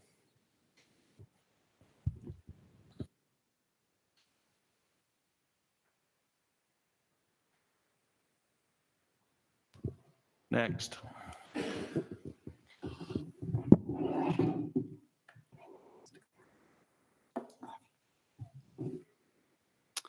Good morning. My name is Brad Crompton. I'm the Assistant Wildlife Manager in the Southeast region. Guy Wallace had some other commitments and was unable to attend. He asked me to come in his stead. I'll speak for a few minutes about our stuff while I'm waiting for it to pop up here. There we go. You'll see the same trends we saw, pardon me, throughout the rest of the state as far as overall trends in population. We took pretty good dips with severe drought in 2018 and 19, have rebounded a little bit these last couple of years, mainly on our units with the best summer range. That's the Abajos and the Manti. The remainder of the region, our region's really Jekyll and Hyde, where it's dry, it's extremely dry, and our units with good summer habitat fare a little bit better. We've cut permits significantly over the last number of years, you know, over almost 2,000 permits in the last 5 years. We're proposing slight increases once again on those 2 units that fared best against the drought, the Manti and the Abajo. The remainder of the units will have permit cuts this fall. our classification trend shows the same pattern. You know, when it's dry, we don't produce fawns, and we don't have fawns, you don't have bucks the next year, and our harvest ties into that as well. But yeah, you see with the red line there that we've been averaging region wide. This is lumped together all of our general season units at 20 bucks per 100 does. Our fawn production, we like to hover. It's hovered below 50 fawns per 100 does region wide for 3 of the last 4 years, which is hasn't been good. Drought has significant impacts on fawn production, which really regulates population growth. The Southeast region has a little bit of everything. We have 2 units that are managed in the 15 to 17 bucks per 100 does, 2 in the 18 to 20. 3 limited entry units manage the 25 to 35. Then we have the Henry Mountains that are premium limited entry in the 40 to 50. So a little bit of everything. Don't really want to jump into the details of this, but point I want to illustrate, these are our general season 15 to 17 and 18 to 20 units. Each of the units are below objective as far as population objective, but are meeting or exceeding Buck-to-Doe ratio objectives over there on the far right. Kind of been the trend for the last number of years. And with our limited entry units, the trend's slightly, all except the Henry Mountain unit are meeting the Buck-to-Doe objectives, and obviously our population objectives are well below, or our population status right now is well below our population objective. Yeah, the lone exception on Buck-to-Doe ratio is the Henry Mountains this year. Just generally speaking, lumping all of our survival data together, we had a good year for adult survival, 87%. Mild winters do that. It was actually surprising. Going through this year, I think, to sum it up, we feared the absolute worst. As dry as it was last summer, we're pleasantly surprised as far as survival and even production on some of our units. Our drier units fared very poorly, but our wetter units did better than expected. So I just wanted to illustrate fawn survival. These are the 2 units we've monitored long term, and they happen to be probably our wettest units in the region. The red line is kind of the one you want to focus on, despite it being exceptionally dry. The fawn survival throughout the year ended up kind of right in the middle of the range, the lower to the middle of the range. Both were in the upper 40s, the mid 40% percentile as far as survival. Not as alarming as we feared, and so we were pleasantly surprised. Our drier units likely fared well worse than this. I only show this just because on a light winter, lots of things kill deer, but not as many. And the point is, what I wanted to illustrate is on a heavier winter, that dark brownish piece of the pie grows significantly. Whereas malnutrition, it's forage availability related. On these light winters, predation does play a role, while overall mortality is less, the proportion of it being cougar and coyote, and that stays relatively constant. But the malnutrition changes quite a bit with winter severity, and last year was obviously very mild. Rusty already brought this up, but it's just a different way of showing it. We wanted to show one specific example, and that's the South Manti.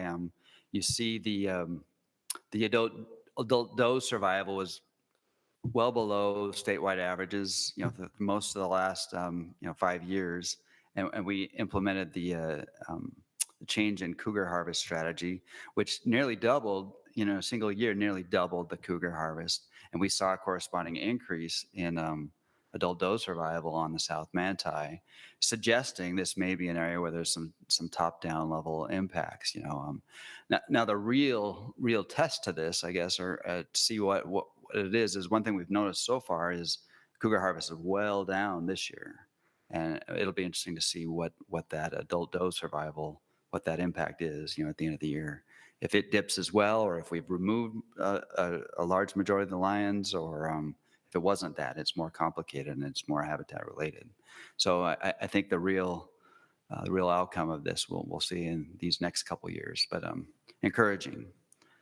And I believe Rusty already showed this. This was just kind of the proportion of lion predation pre-aggressive harvest and to post. And obviously, the vast majority of the mortality of adult does was related to cougars, and now not so much. You've heard this all day, but drought has both short-term and long-term impacts. A lot of our low elevation winter range is at the very edge of where sagebrush can survive. And when you have drought, you lose winter range. Some of our winter range is in really, really tough shape, and it's just tough to get it back.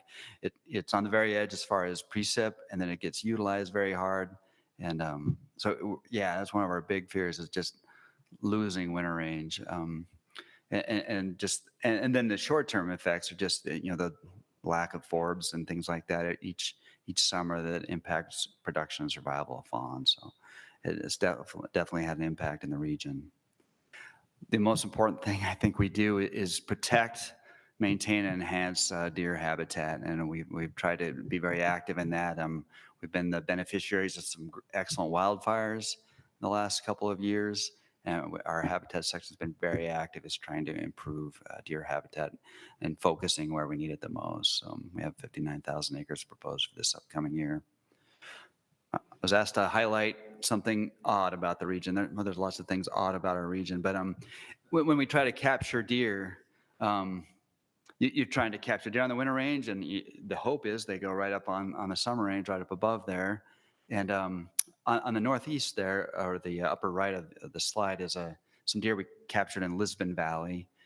We assumed most of those deer, some are on the La Salle Mountains, just a few miles north of there, but instead they migrate 60 miles to the southeast into the San Juan Mountains in Colorado. Quite a migration that we didn't anticipate. The same capture season, we caught some deer in the lower left there on the Elk Ridge unit, on a place called Deer Flat, and their summer and winter range overlap. They don't hardly migrate at all. So it's very, and I brought this up just to illustrate it's complex. When we're trying to improve this summer habitat, to improve this deer herd, maybe you may not be treating the right deer or in the right habitats. It's complex, and I just wanted to show that to illustrate that. So once again, just common themes: drought hits us hard, and it has both short-term and long-term impacts on survival and habitat quality. And just like everywhere, there's disturbance and fragmentation of habitat that we're concerned about. We've been rather aggressive with predator control on each of these units for a number of years, so we're excited to see if there's future impacts as well, or future improvement. That's all I have, and love any questions. Thank you. Open it up for questions. I guess I've got one. Your slide showed a pretty drastic decrease in cougar harvest. What do you attribute that to? Is it because there's less on the landscape, or is it just the drought and there's harder to track without the moisture we've had in the past, or what do you think? What are you thinking there? That's a good question, because I don't know. I've been thinking the same thing. It seemed like snow conditions were okay this year, to where there were good tracking conditions. So yeah, there's a couple hypotheses. Are there a lot less cougars on the landscape? Is there less effort being, are people going elsewhere too? I don't know. Anyone else have a hypothesis there? I think from our region's perspective, yeah, we've heard both that it's hard to cut a track, and we've also heard that people are selling their dogs and hanging it up as kind of a statement to in opposition to the current management practices. So I think it's social and biological, probably. Thank you. It seems to me like there's a few people in our end of the state that are interested in taking all lions, females, small ones, and everything, and they're responsible for a lot of the lion take. Without a few people in each of those units, then there's way less lion take.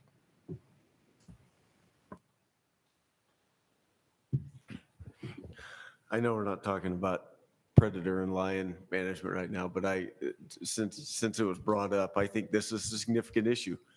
we're having real pushback off of the current management plans for predators right now. And I think this is going to be a continuing theme. I think there are a lot of people saying, if this is the way they're going to treat, lion hunters, then I'm out. They are selling their dogs and they are getting out. And I think that is going to be a significant issue for us over the next 5 years as we try to implement this more and get some of our deer herds back.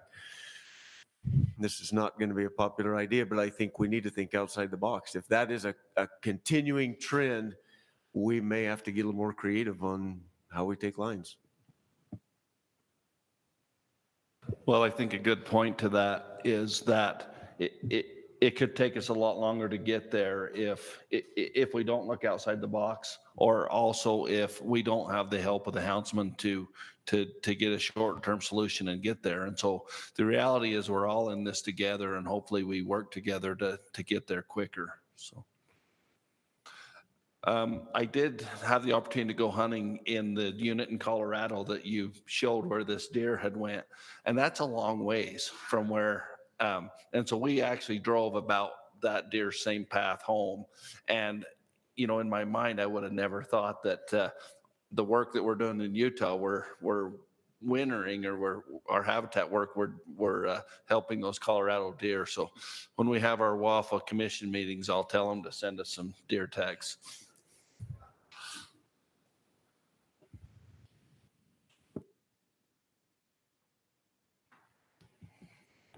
Mr. Chairman,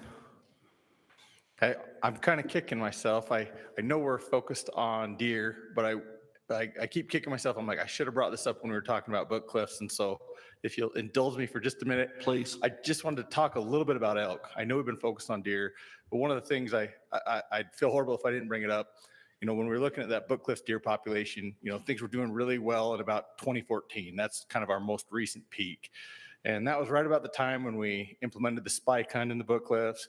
And ever since that time, we've seen our deer population has declined. We've documented really poor body condition, really old cows, poor body condition, and low calving rates, low pregnancy rates in our elk. And it corresponds exactly with the declines, the increased competition on the summer range, declines in deer, declines in elk, declines in weights on livestock calves, everything. It all kind of goes together. But unfortunately, that timing also corresponds right with when we started the spike hunt. And so our sportsmen, I constantly hear, and I know you guys probably do too, you got to get rid of the spike hunt. The spike hunt has been, the death knell to the book cliffs elk population. And I totally understand where people are coming from. They're passionate sportsmen that really care about that elk population, want it to do well, want to see good bulls. And the truth is, it's not the spike hunt. It's the spike hunt isn't what caused the deer population to drop in half. The spike hunt isn't what has caused all the calf weights for our livestock producers to drop by pounds and pounds. It's not the spike hunt. It's all these other factors that we're talking about. And in fact, keeping excess males on the landscape when we don't need them biologically is probably irresponsible. And we're harvesting bison, even though we're under objective, and we're harvesting cow bison, even though we're under objective on that unit, and we're harvesting cow elk, even though we're under objective on the unit. And the reason we're doing that is because we don't have the habitat, we don't have the range, and we don't want to carry too many animals and then see some, really precipitous decline. And so just something to keep in mind when you get those emails that the sky's falling in the book cliffs and that the spike hunt is the cause of it. We all share the concern about the book cliffs, but the spike hunt isn't what's causing it. And in fact, keeping a bunch of extra males on the landscape on a unit where we're already struggling is probably it's not just probably, it's the wrong thing to do biologically. So just one more little thing I figured I better chip in before we end this regional discussion. Thanks. I appreciate you bringing that up, Dax. And it's taken me 20 years working in wildlife biology to start to understand just what you just talked about. And I think as we go with those permit numbers and we start talking about hunt strategies, especially in the Southeast region and in the Northeast region this year, I think it'd be important that you included some of those slides and you give a little presentation of what you just stated, because that comes to us a lot. And if we can start to educate that public, because they don't have that understanding, and with a little bit of time they can. And so, man, if you would include that there, it'd be great. Well, we'd love to, because we're on board. We also want to see, a healthy up population. We want the folks that, burn 20 bonus points to draw tag to be able to have a great time and hear bugling bulls. Like, we want that too. And we just need to get on the same page. So we'll work on that. Thank you. Thanks. With, I think that's at the end of those presentations. I've been asked that we take a 5-minute break. And so if we can, we'll take a break and come back in 5 minutes.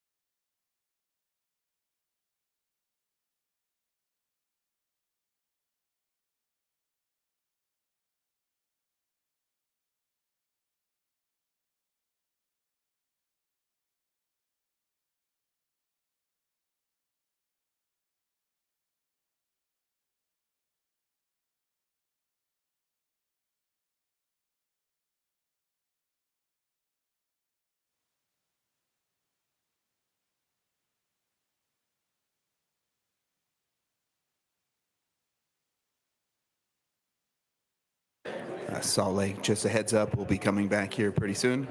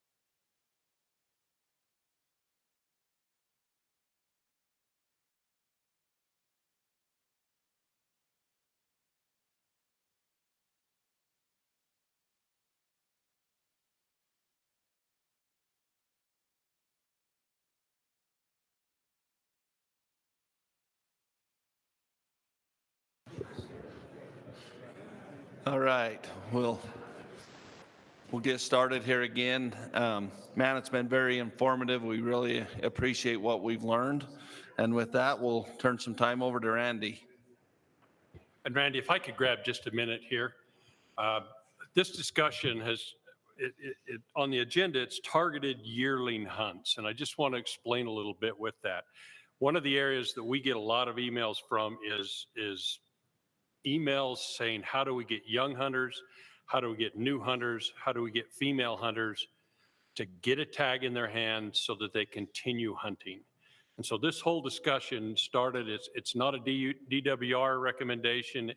I mean, I personally made this recommendation to see if there was a segment in our deer population, a way to get a guaranteed tag for the young hunter from 14 to 18. They'll probably draw one on their own.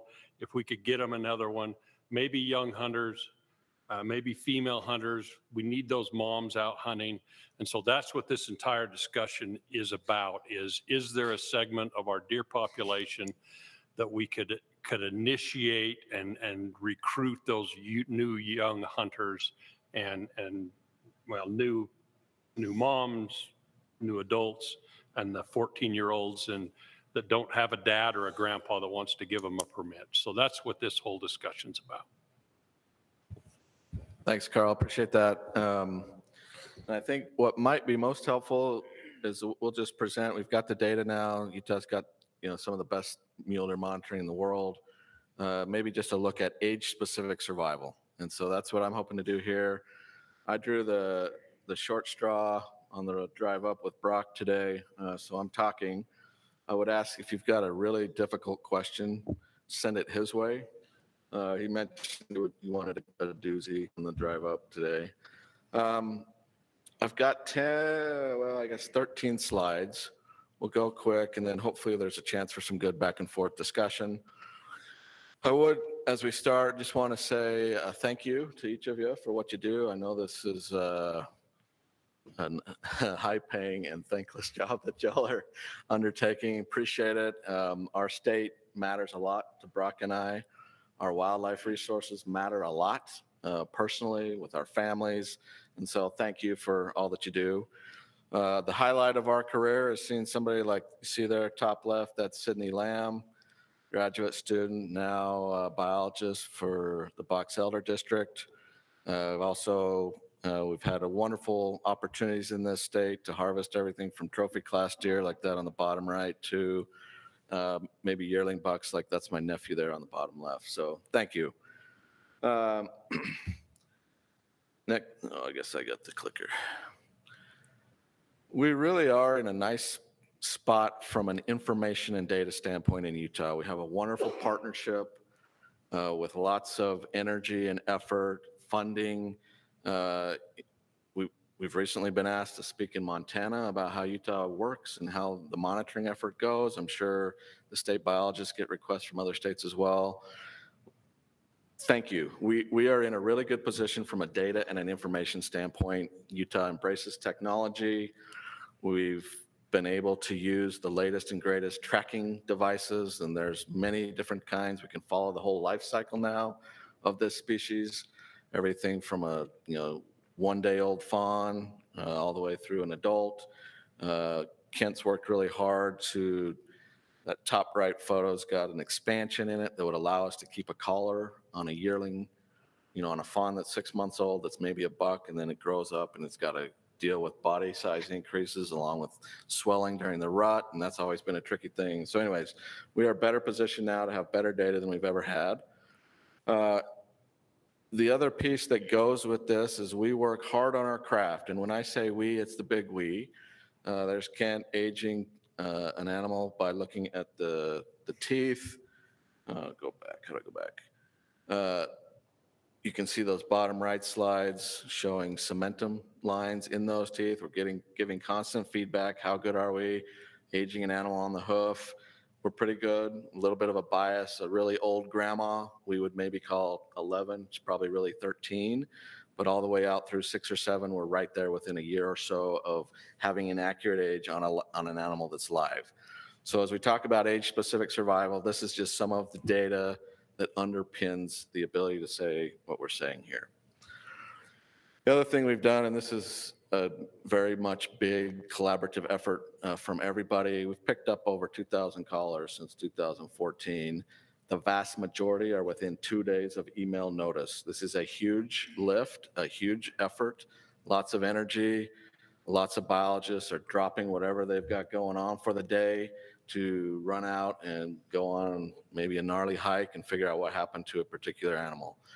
Kent, I noticed this morning, sent a couple emails out, one to Amy Vandevort. Bet you good money she picks that up today because she's that good and cares that much. And so just want to make sure everyone's aware of this. Big effort, but it gives us the data and information to then make informed management decisions. Okay, so age-specific survival. We're going to categorize animals. We did a big fancy analysis, and it works best to think of them as neonates, 0 to 6 months old, fawns, 6 months to 1.5-year-old, yearlings, 1.5 to 2.5, and then we'll split up that adult cohort by age here in a minute.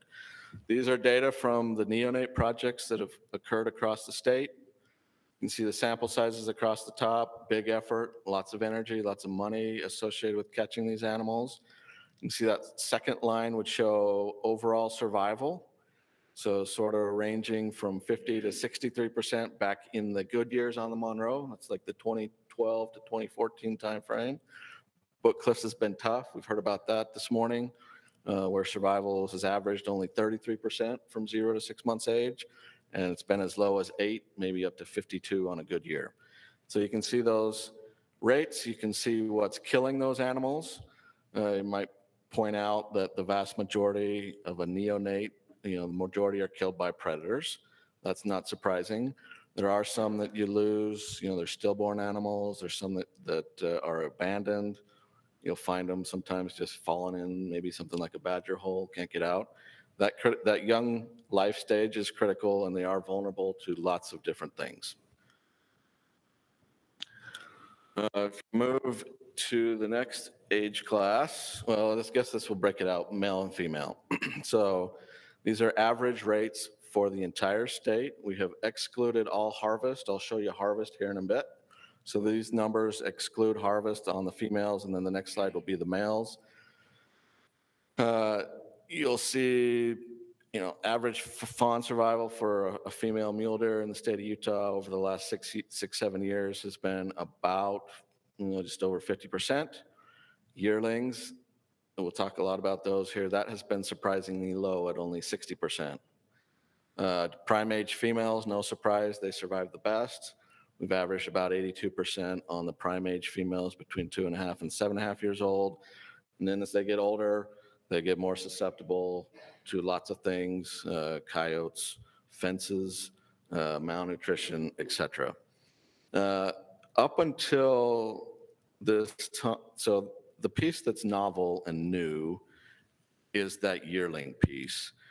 most of the research and the monitoring that's been done in the Western United States has always lumped the yearlings with the adult age class. If you fly a helicopter and catch 40 or 50 deer, you might pick up 2 or 3 yearlings out of that 40 or 50. So you don't really have a big sample size to carve them out as their own entity and estimate a yearling-specific survival rate. Because of the collar technology, the large effort in Utah, the expansions that allow you to put a collar on a fawn at 6 months of age and have it stay as that animal grows, has given us a window and an insight into this survival rate that I think is novel, period, in the literature, in our understanding of mule deer, to have that rate so low. I would have expected yearlings, kind of think about them as maybe the teenagers of the mule deer world. Maybe they're a little risky behaviors, young and dumb maybe. You would have expected it to be lower than 82%, but not 60%. So that part of it has been surprising. On the males, it's essentially the same story. The male fawns typically are bigger than female fawns at 6 months of age. That helps them get through the winters a little bit better. But then you'll notice there we're just under 50% average survival for a yearling buck from 1.5 to 2.5 years of age. Now, again, these numbers do not include harvests. So those rates are happening outside of harvest. So harvest would be anything would be added on top of that. And then you can see survival of the prime-aged animals that are males. Even, one of the interesting things to think about, even like a place like Antelope Island, there's no lions on Antelope Island. There's one paved road that goes along the south end. It's got a pretty low speed limit. And what's left of the Great Salt Lake helps sort of mediate the climate there, not a lot of winter loss. Even on a place like that, mature prime-age bucks are probably averaging about 80% survival.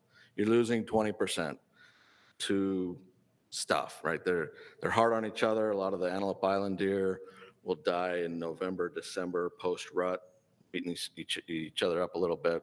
So it's just something to think about. That kind of rate is underneath and behind the scenes in the background, excluding harvest.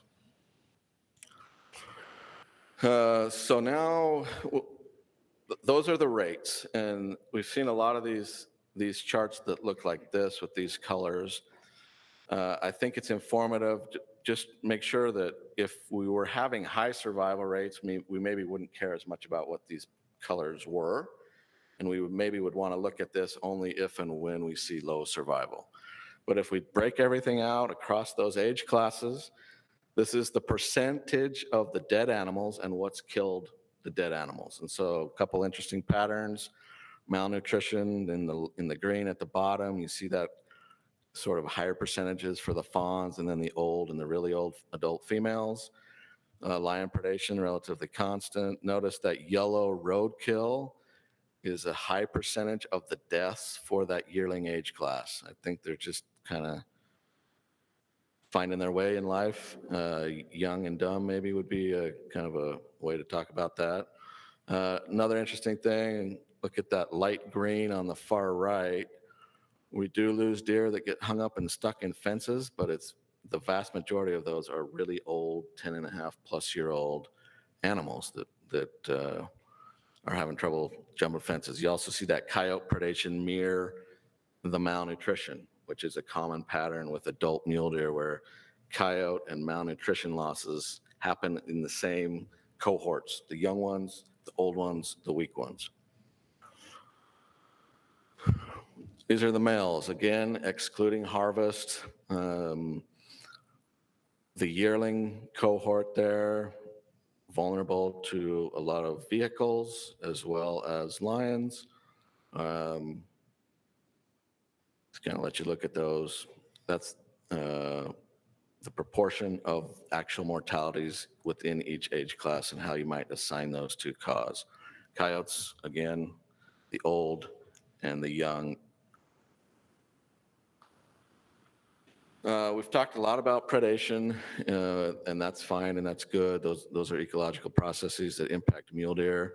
We can't really talk about it well unless we also talk about conditions. So I've been encouraged that we are discussing condition. Those are all positive trends and charts with body fat of mom, how heavy the babies are, how well they survive, how healthy mom is, and antler size. Everything is connected to the health of the mom. So I appreciate that today we've been able to talk predation, but also habitat and condition, because you can't really have educated discussions without talking about both sides of those coins.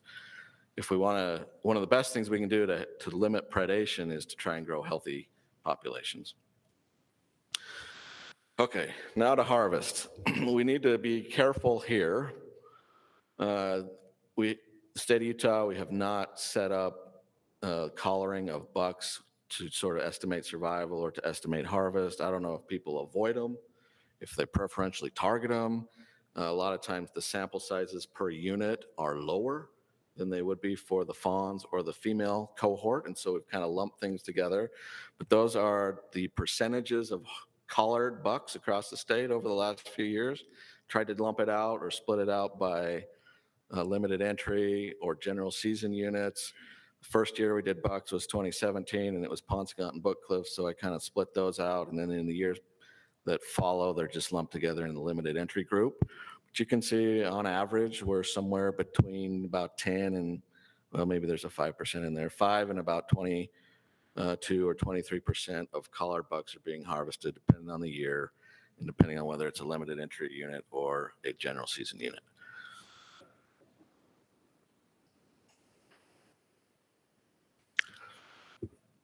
This is the last slide, I think, and then I hope we have some good discussion. So again, the novel piece of information that I think is valuable for the board to look at and think about would be how low that yearling survival rate is. Far lower, I think, than anybody would have expected, something that's not available in the literature. If you're going to lose that high of a percentage, then some of the math starts to get really interesting. That top right photo is one of my own personal life highlights. Helped a friend. My friend killed that deer on the Manti in God's country about a decade ago. We packed in with llamas, muzzleloader season, 31-inch trophy of a lifetime for everybody. Fond memories, and we could start to smile and laugh as we talked about it. Cut the tooth on that deer, and it was 9.5. So it was impressive then at a 9.5-year-old. But now, as we think about that coupled with these rates, and we start to say, okay, if you drop 1,000 fawns on the landscape, about half are male, half are female. Of those 500 males, on average, 42% of those are making it to 6 months.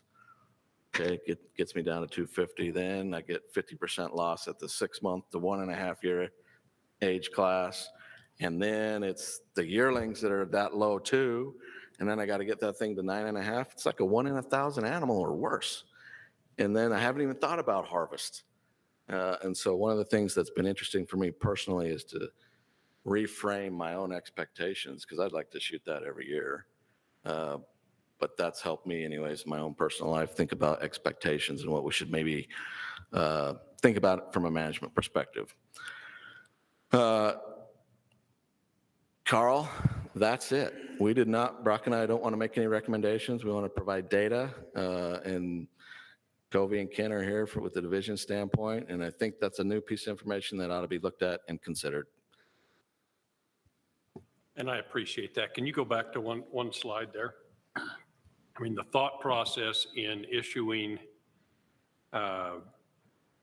antler restricted, as in spike or 2-point tags, is, as you can see, that mortality on the yearling bucks is high. We're losing those deer anyway. Yeah. And so is there an opportunity to issue some of these tags, harvest those deer? Obviously, you don't know which ones are going to die. And so there's going to be some overlap there that we're going to take some bucks that wouldn't normally be killed or die. But with the novelty of that bottom left yearling mortality, is there room to do this in our herds? Is the whole topic of this discussion. And I mean, I don't know. Yeah.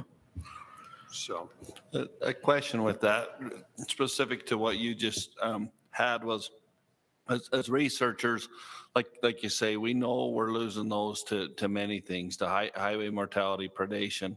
If we have that focused hunt, are we adding that pressure to those animals that are lost, or are we adding some of that pressure to those 9-year-olds, those ones that would go the other way?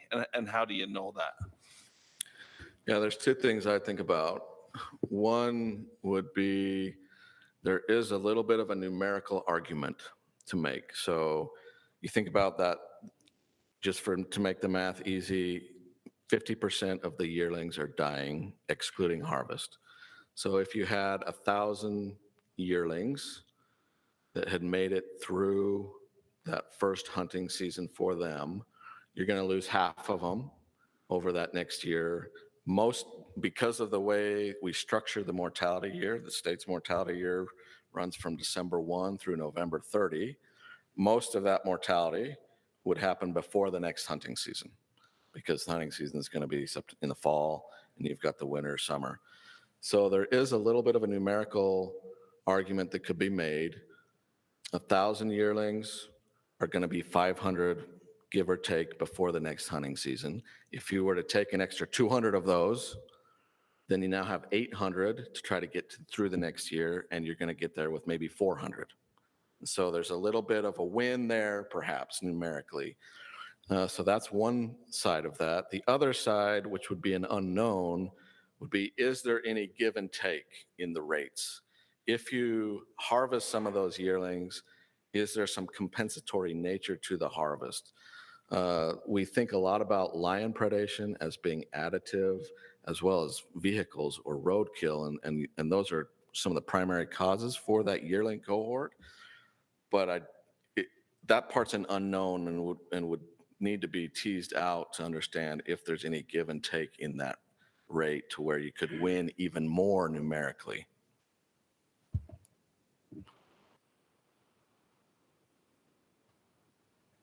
I'm interested in what I know the data's there. I think it's really good. In my mind, being on this side of it, on the management side, what does that hunt look like? Is it only for people to draw for a 2-point, or are there some people only hunting 2 points while there's some people that are hunting other animals? Yeah, so I think there's a lot to that, and we have a slide in here to talk about if we were given the direction to look into something like this, it's not something we would do overnight, right? We put together a mule deer plan with, I can't remember if we had like 9 meetings, hours and hours of time. And this is one of the things that it's something new in the data, and it's not in the plan. And as somebody who's taken out a recommendation that wasn't in the plan before, I won't ever do it again. It was not a good time. So, we stick pretty hard to those, and we push back when the public wants us to do something that's outside the plan. It's hypocritical for us to bring something forward that we haven't worked through. So there are a couple options there. And one is, if this is something we want to pursue, we'd have to work with licensing on the board on what implementation looked like, but we'd also have to go back and ask to reform, because that committee is dissolved upon the completion of the plan. The Mule Deer Committee, evaluate it with them, possibly ask the majority of hunters through a survey what they think, and then bring all that back together through a recommendation. So the implementation of this idea you can't just do it overnight. We really want to understand, is this something we want to pursue or not? The advantages would be obviously, or the possibility for advantages. There's a lot of unknowns, as everybody said, but if you were to shift some targeted harvest to that age class, right, you may end up with more mature animals on the landscape over time.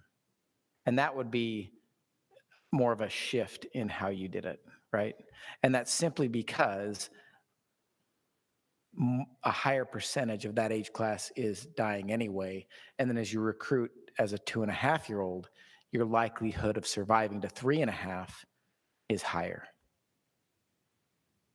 One thing I failed to say is that everything today is just informational. We're not making any decisions. We're not making any motions. So everything presented is just for our information and the public, and then later would be considered when we would do a motion.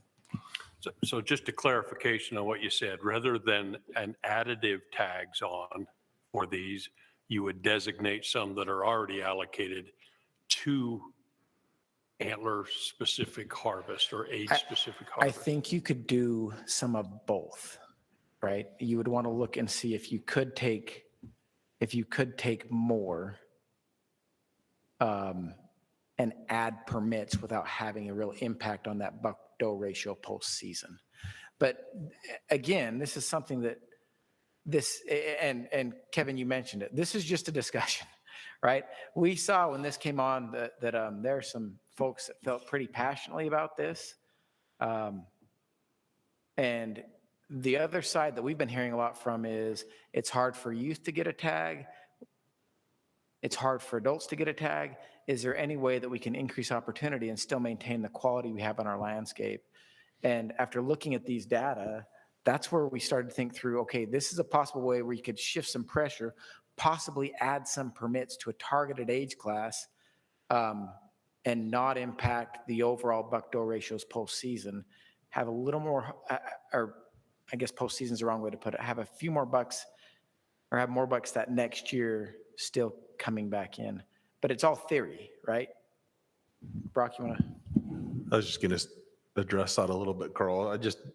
If the 50% number that we present is real, and Randy and I don't make any recommendations, but just the simple math is, say you had 1,000 any buck tags on the landscape, you cut that back to 800, you could add 400 yearling tags onto that. So you increase the number of tags by 200, and you would have the same net effect at the end. So you could increase by 20% the number of tags on the landscape and have the same end result on the buck population in that herd. So that really helps me. And the one question I have with that is, with that exact scenario, because that's kind of what I was hoping that we could get to. So if you went with the scenario you just presented, Brock, what would the draw rate be for the person that just wants to hunt the mature buck? Does that change how often they would get to hunt compared to now? Because many of those, say on average it's 3 years for a person to draw on many of our units, and they can hunt a 2-point or they can hunt a mature buck. A lot of those guys that want to hunt a mature buck don't harvest a 2-point, but they're hunting every third year. Does this affect that, where we're now saying we want the guy that is hunting the 2-point to hunt more often, and the guy that wants to hunt the mature buck, they will hunt not every third year, but it increases? And so I guess I view that as two main factors that are going to drive that. First, if we issued this hunt, what is the demand for it? Are we going to have a ton of people put in for it so that their draw odds are going to be every other year? Is it just going to be barely sell out the tags and most people want to hunt any buck?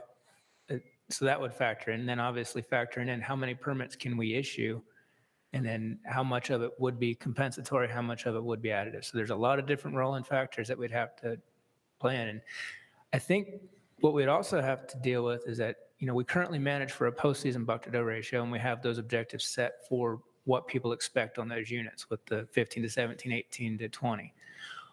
With this hunt, we would expect to lower those buck-doe ratios that we see, but then come next fall, if we reduce the mortality in this age class, hopefully then they would be comparable. So even though, we're typically trying to manage for a 19 bucks per 100 doe on some of these units, if we were to knock that back to 17 or 18, but we removed a lot of the yearlings, hopefully when the survival equals out, we'll be at the same place next fall, just without the natural mortality and letting people harvest those animals. So,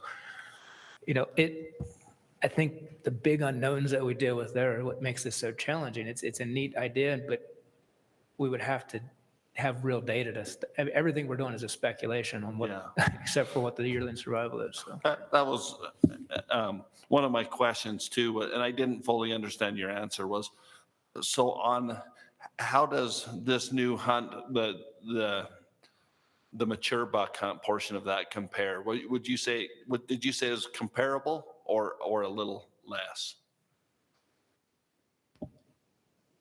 I would say it would probably have to be a little less, in my opinion. I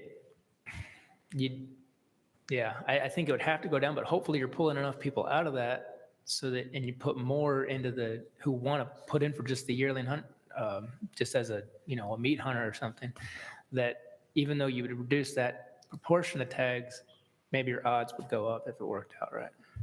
And I think, like you say, we are in a new place where we're getting some awesome information. I think we've got great researchers that can see some opportunities. The question I have, I think, would be for the survey to the public would be, there is some opportunities to maybe get youth and new people to do this. My question in that survey would be, would those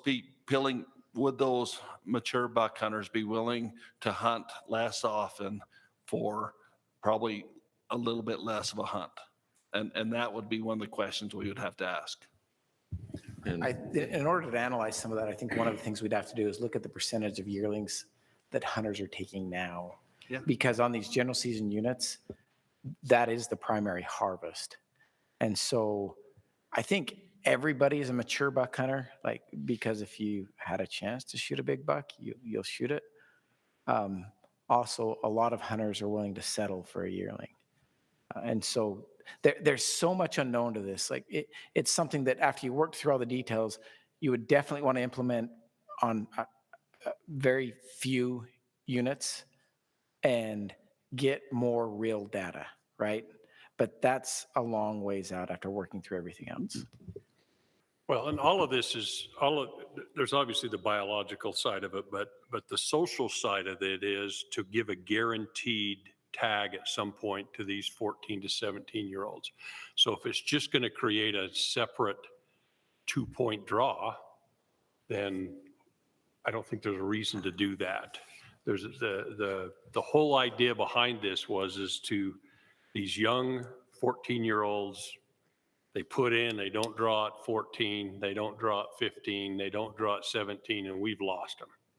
And so if there isn't a way to, have whoever is their mentor guy or mom say, okay, this year you get to hunt because we're taking this, then I'm not sure there's a big reason to do this. Let's just, if it's a whole new draw system, then I think it complicates it. It puts too many choices in there. The whole reason to think was there was a segment of deer that we could hunt, that we could guarantee these new hunters got a chance to go. If there isn't a way to do that and it's a draw, then I from the social side, I see no reason to do it. So, and so that may end the discussion on it, but I don't know.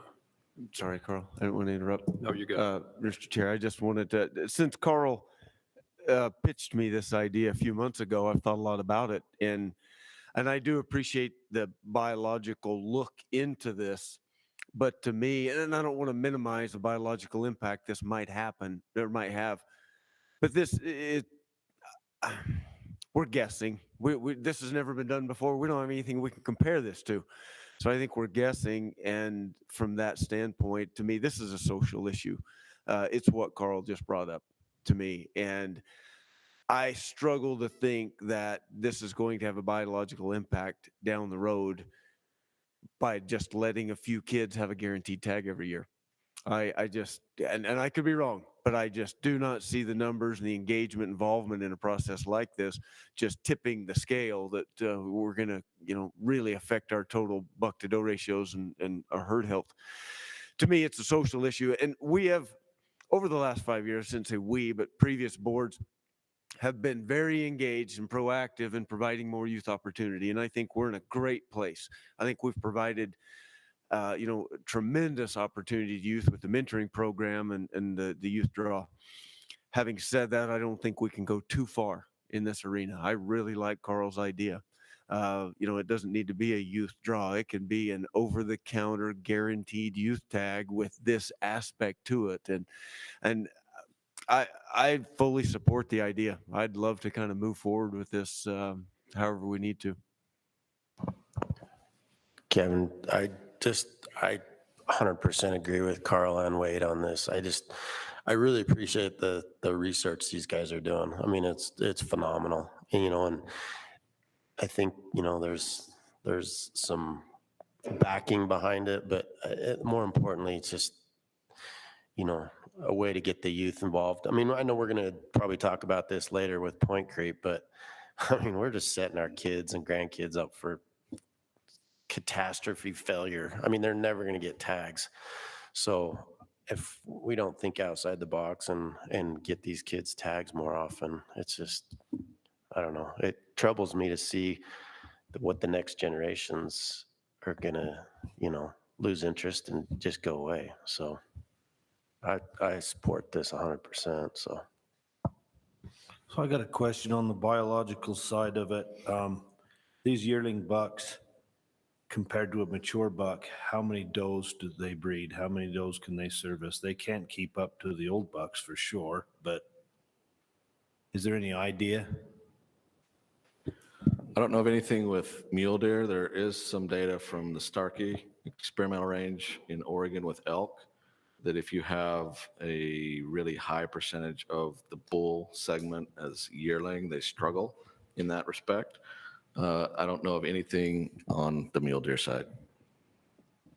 No, the only thing we have, Brett, that I know of, we published a paper 10 years ago that said it didn't matter between 12 bucks per 100 does and 24 bucks per 100 does.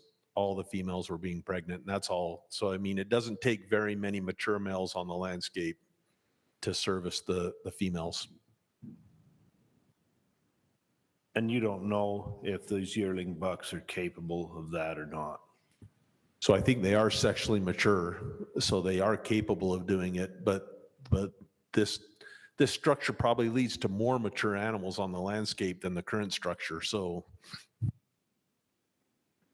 There's that. And then, Buck-to-Doe ratio is just usually a surrogate for the number of mature animals on the landscape. So when you're down to 12, you definitely probably have more immature animals on the landscape, and there are no issues there.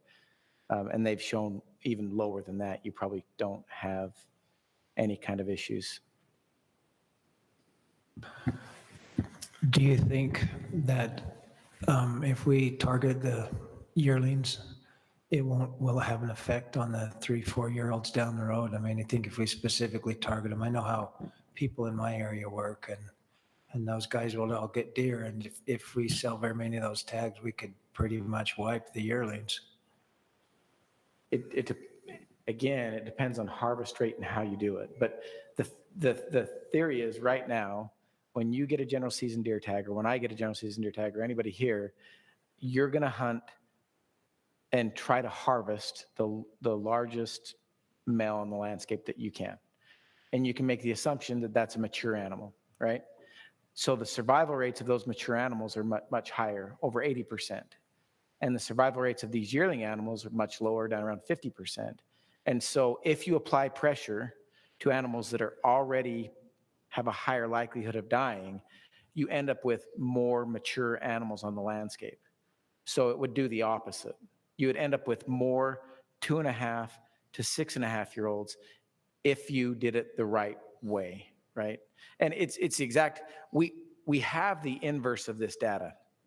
One of the things that folks always ask is, why, I want to see more big bucks, why don't we do 3-point or better, right?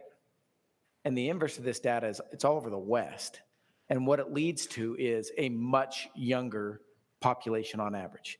If you move a buck deer unit into 3-point or better, you're going to force everybody that would shoot a yearling to wait till they're at least 2.5 and probably 3, right?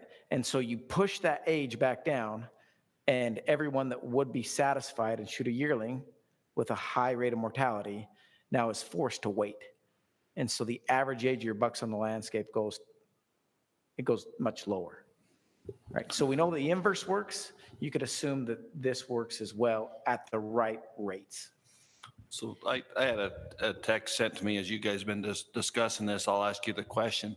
Could this also be used on limited entry units where you're trying to manage buck-to-doe ratios, where you allow a spike or a 2-point hunt to be one of those things that let you get there as a tool to keep your buck-to-doe ratio where you want?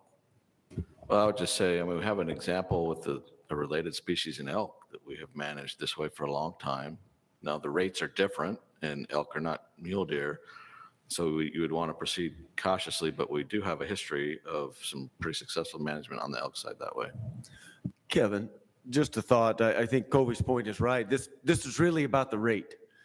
And we're not talking about force feeding every 12 to 17-year-old a 2-point only tag. I mean, I don't think our rates are ever going to come near the rates that would actually have an impact. I mean, I know a lot of youth that have opportunities to hunt that don't have an interest in hunting 2 points.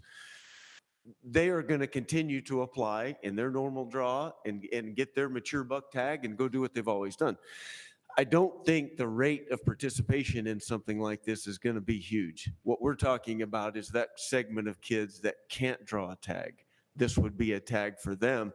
And then we've still got to talk about success rates and harvest rates and all these other things. I mean, I don't think our rate of take on a suggestion like this is going to be big enough to have a biological difference. I have a little bit of a different opinion on that, Wade.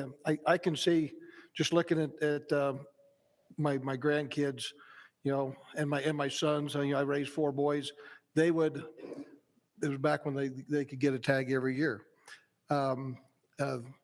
They always hoped for a big mature buck, but settled at the last day or two. They settled for a small forked horn or something like that. And I see my grandkids in a similar situation now. They get a tag that, you know, they want a big one, but they'll settle for whatever they can get. But I can see if we have these over-the-counter tags, our youth putting in for the draw, trying to get a tag, but then if they don't draw, going and buying an over-the-counter just so they can hunt. So I could see probably a lot of our youth going after these tags if they're over-the-counter. If they're a draw tag to draw strictly for that, I could see it. But if it's over-the-counter, I can see all the youth that don't draw a tag going and buying one just so they get to hunt. And the vision for this is, and we're talking youth, in that 4-year period before they're 18, they get to do this one time. Not every year, and not just buying it. They get you in that time period, you're probably going to draw one on your own. And in that time period, we guarantee you another. But in that, before they're an adult or they head off to college or do whatever, we get them tags twice is the way to do that. So I don't think it would function over the counter. I think you would have to apply. Somebody would have to, it's going to fall on Lindy, but Lindy would have to get a database to say, no, they did it last year. They don't get to do it this year. But at least in that time frame, they could pick the unit, they could pick the year to do that. And maybe the year they're 14, dad donates mentors the tag. And the next year they do this, and the next year they draw. But that year we've captured that hunter in this system. But so I don't know, it's a thought. Colby wants some time, but I have a couple thoughts, and then I've been told lunch is here. But one thing before we would go to open up the deer plan would be that I'd be really interested when we do a survey to really see where people's feel on this and explain what has been explained to us today and do a good survey. But I would just say from my standpoint, we opened up the elk plan a few years ago, and my experience, that didn't turn out very good. And my feeling was, I'm like Covey. Covey just stated it's not his preference to open up a plan. You're better off to, because your meeting times and how much effort goes into that, the time they have to go back to their constituents is shortened. And sometimes what comes out of that is not great. And so if I would really like to have some good data in survey work to know what the public's perception of this is before we opened up a plan. Because if we opened up a plan, it's sometimes what comes back at the board is pretty fast and furious. I think that's a fair point, Kevin. There you asked about limited entry. I just wanted to make the point that this already happens on some limited entry units in the Owahis in Idaho. They do this. So they have a general season, like a yearling buck hunt out there, and then they have a limited entry hunt on mature deer. So it's not unprecedented in limited entry in the West. That's one thing. The other thing, though, that we haven't talked about that I think is only fair, and I'm going to put Director Shirley maybe on the spot here a little bit, and that is that the way that you would do this is through some type of antler point restriction, probably, obviously. And antler point restrictions are some of the hardest hunts we have and come with some of the most complications. And I think we can speak to some experience on this on management buck hunts. And I guess I would ask, I know that Director Shirley worked in that area as an officer and saw some of that, and maybe some of the complications that we've had with antler point restrictions. Thanks, Covey. I love the discussion. There's no doubt that the division and sportsmen and everyone is in agreement of getting youth out there and involved and engaged. The point restriction part, the antler restriction that Covey talks to is real. But in this case with our youth, I mean, when we did these management hunts and we've given specific numbers of permits to certain age groups there, those are tough situations when someone harvests something that they shouldn't have. In this case, Carl mentions 4 years. We're really talking about kids that can hunt from 12 years and older. So you're really talking a longer time frame than that. If there's a way to, and I'm just doing the same thing everyone else is, adding to the discussion, if we're talking about 2 permits in that time frame, we have some very successful programs and dedicated hunter that show some of how we could potentially do that. Where if we had some sort of a program that allowed a youth to be able to get into and is guaranteed 2 permits in that time frame, one of which is a yearling harvest and the other one is either a yearling harvest or a mature buck, maybe we could cut down on some of the antler restriction harvest if they accidentally shot a 2x3 the first year. Something like that is potentially an answer to a problem that we see when we have a set antler point restriction, and something that could work with our youth. And also, everyone here agrees, but I'll just say it, that getting our youth involved is way more than just harvesting an animal. And so I love whatever options we could come up with that is engagement, and dedicated hunter program has given us some of those tools that is more than just the harvest and gets people out there. So does that answer your question, Covey? It does. Thanks. Thanks. Is that why he's paid the big bucks? Exactly. But really good discussion. I love these work meetings and what we learn. I think we're ready to go to lunch. Is that? If I could just thank everybody, this is a wild idea. And so I appreciate everybody involved in this discussion. Obviously, it's just the start of stuff, issues, but I agree. It is important that we grab the populations, whatever that the youth is the one that comes to mind really quickly, because we're losing them. And I appreciate everybody involved in this discussion without just shooting it down out the gate. So thank you very much. Stacy said I could make a motion that we go to lunch. Does 1 o'clock sound okay to come back?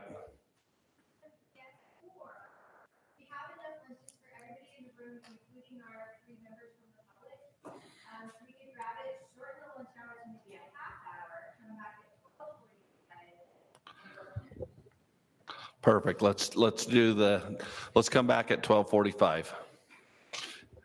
We'll break for lunch.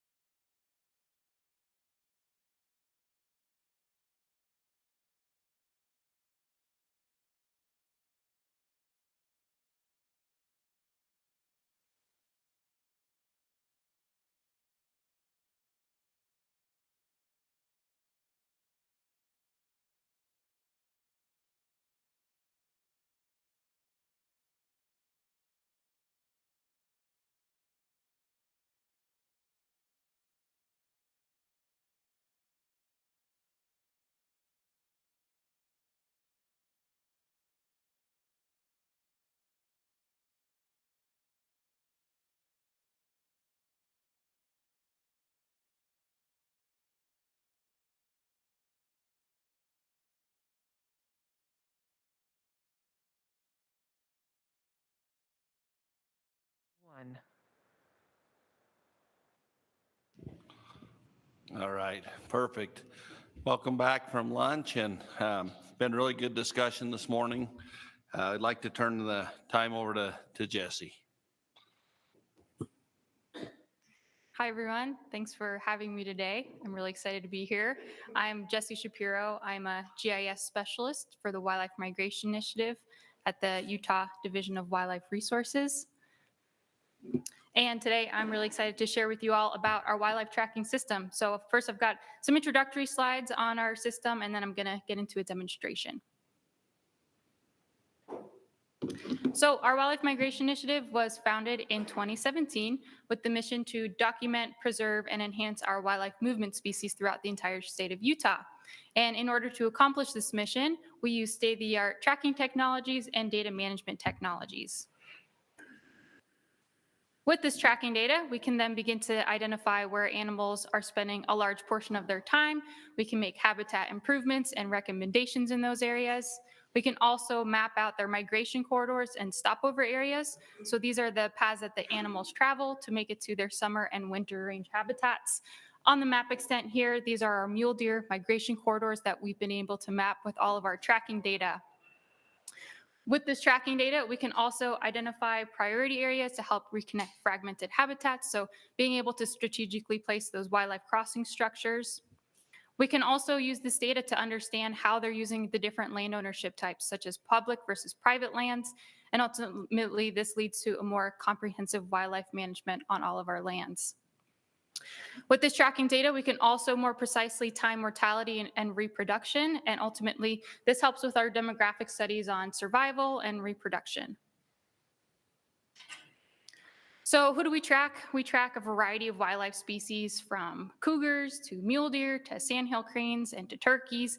And as we encounter new species such as wolverines, and as we work with new partners, we've been able to build a really robust repository on wildlife tracking data for the state of Utah. So how do we track them? You all are probably very familiar with our different GPS tracking technologies, but just as an overview, for our big game species and predators, we primarily use GPS collars, and this fits around the animal's neck, and the collars record a location every 10 minutes to 8 hours, and then we get that data back every 12 to 24 hours. For our aquatic species, we use pit tags. These are radio transponders, and when these pit tags are activated, they transmit a unique code for that individual fish. And for our avian species, we use these PTT transmitters, and very similarly, they're logging locations, and they sit on the bird's back or around their neck, depending on the size of the bird. So this is just a visual representation of what this looks like out in the field. We've got our mule deer wearing a GPS collar. It's logging locations while it's moving around the landscape, finding food and water. That collar then communicates with the satellite network system, and it dumps the data back into our database. This is a high-level overview of how this data flows through our system. So again, we have those GPS tracking collars out on animals. It communicates with the satellite, and then it dumps the data back into the respective collar manufacturing database. The next thing that DWR wants to be able to do is to create this more centralized location of all of our movement data so that we can be analyzing our data and building out applications that can summarize this information better for us.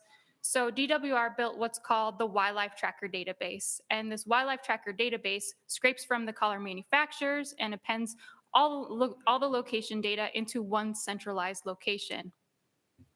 So now that we have all of the location data in one centralized spot in our Wildlife Tracker Database, we can then build out dashboard applications that summarize our migration timing events and our animal capture information. We can build out mapping applications to actually visualize this movement data and have our biologists in the app interacting with the data. We can build out real-time notifications, so alerting our biologists and wildlife managers when events occur in our wildlife movement data. We also produce planning products, which help with our land use planning, and this is just an example of our migration corridors.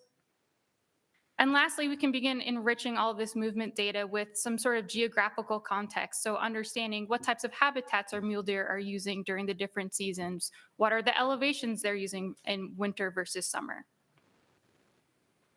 So to date, we have collected over 35 million locations on animals, and we've tracked over 9,000 animals.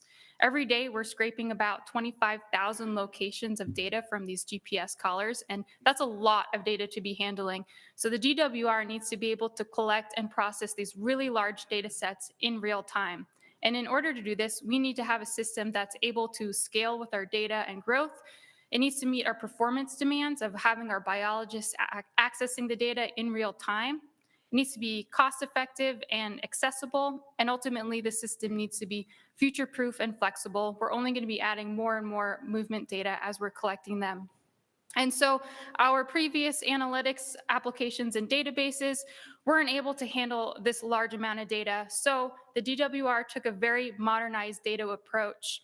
And this is one of the first examples in the nation of a modernized wildlife tracking system. With the help of our Google contractor, SpringML, we adopted this cloud native approach that positions all of our wildlife movement data in the Google Cloud environment. And so we're using this technology that's called the Google Cloud Platform, and it's a serverless technology, which just means that Google maintains our infrastructure, and all we at DWR have to worry about is ingesting the data very quickly and running our analytics and answering those really important management questions. So now that we have all the data hosted in the cloud environment, the next thing that we need to be able to do is visualize this and actually start interacting with our data. So we rebuilt our application so that it's a cloud native app that can scale with our data and our performance demands. And we built out this application to visualize and analyze our wildlife data in near real time. In this application, we can view maps with the location of animals. We can process really large data sets, so we can run a query for 1 million locations if we need to.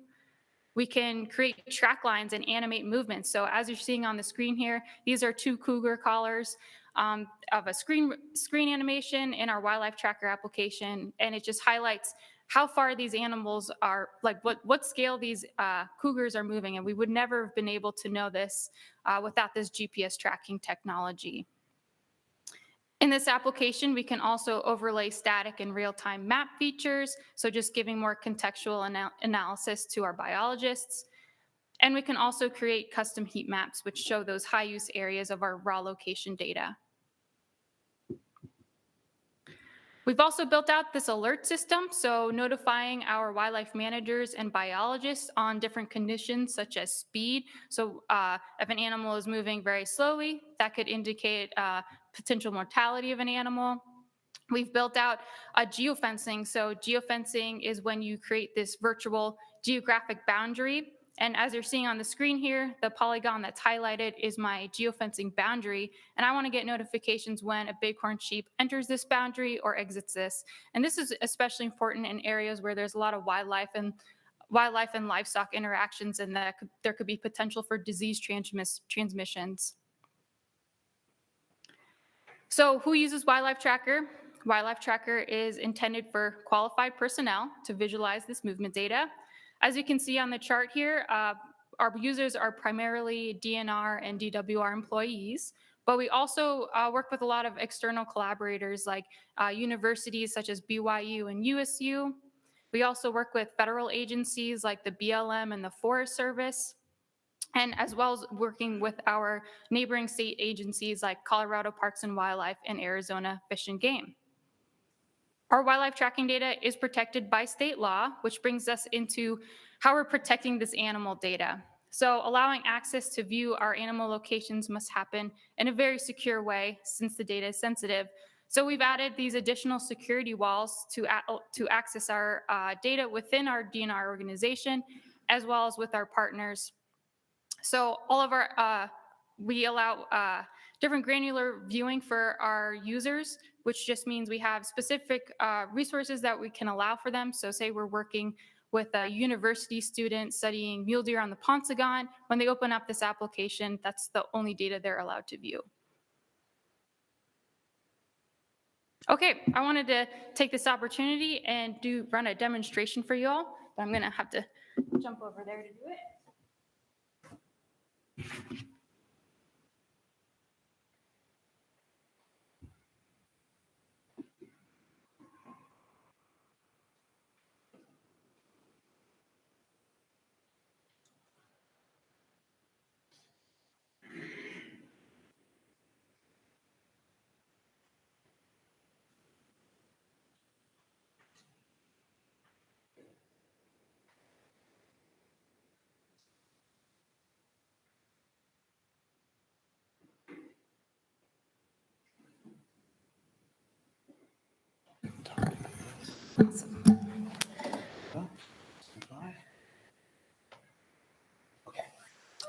Awesome.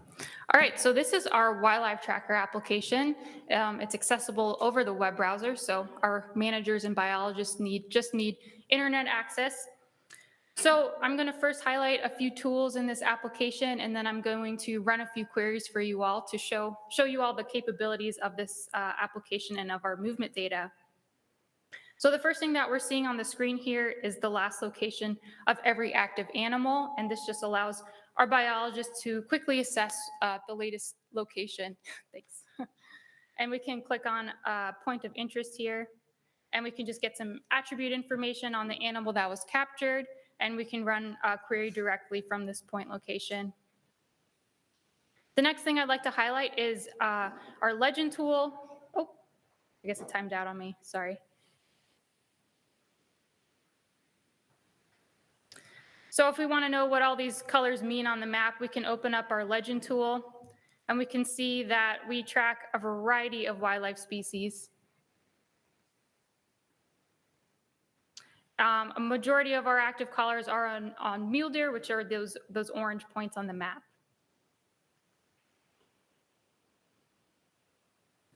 The next tool I'd like to highlight is our layer list.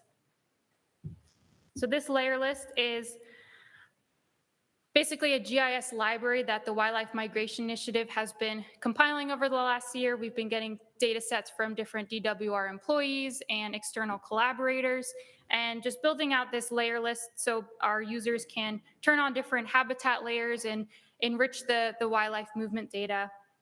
And so while I have this layer list open, I want to explore a few of the different data sets that we have available. So the first layer that I'm going to turn on, I'm going to go into our wildlife vehicle collisions. I'm going to select carcass data, and I'm going to turn on all of our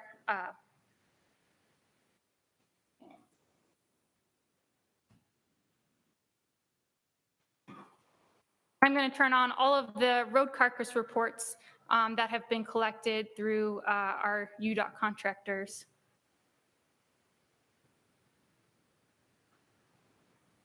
Might take a second to load.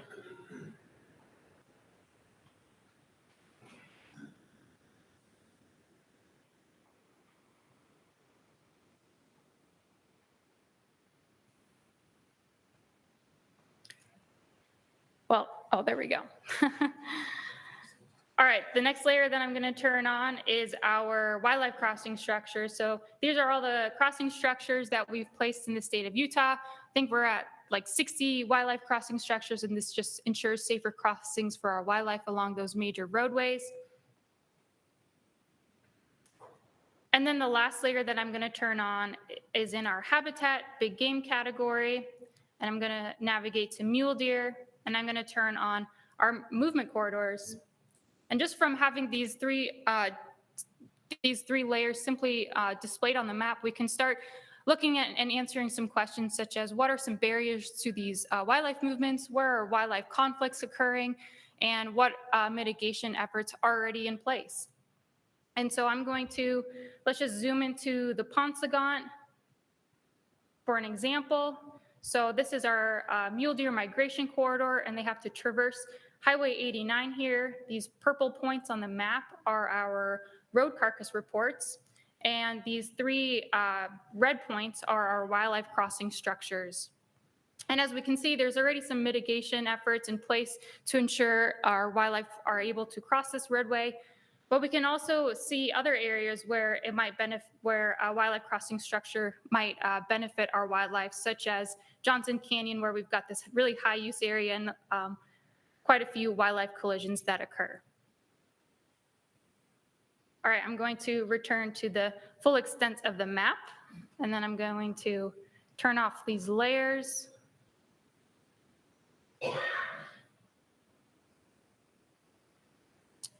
And then I'm going to open up our query builder. So our query builder is our most widely used tool because it allows our managers and biologists to query down for specific animals of interest and capture areas. And I'm sure many of you are already aware, but the DWR managed to capture its first wolverine ever, and we are very fortunate today to have that tracking data accessible to us. So for my first query, I'm going to see what our wolverine has been up to in the last 30 days. So I'm going to select wolverine as my species. I'm going to select the last 30 days, and then I'm going to execute it. And as you can see, our points come up on the map extent pretty much instantaneously. We can run a few other techniques to better visualize this animal's trajectory path, such as creating an animation.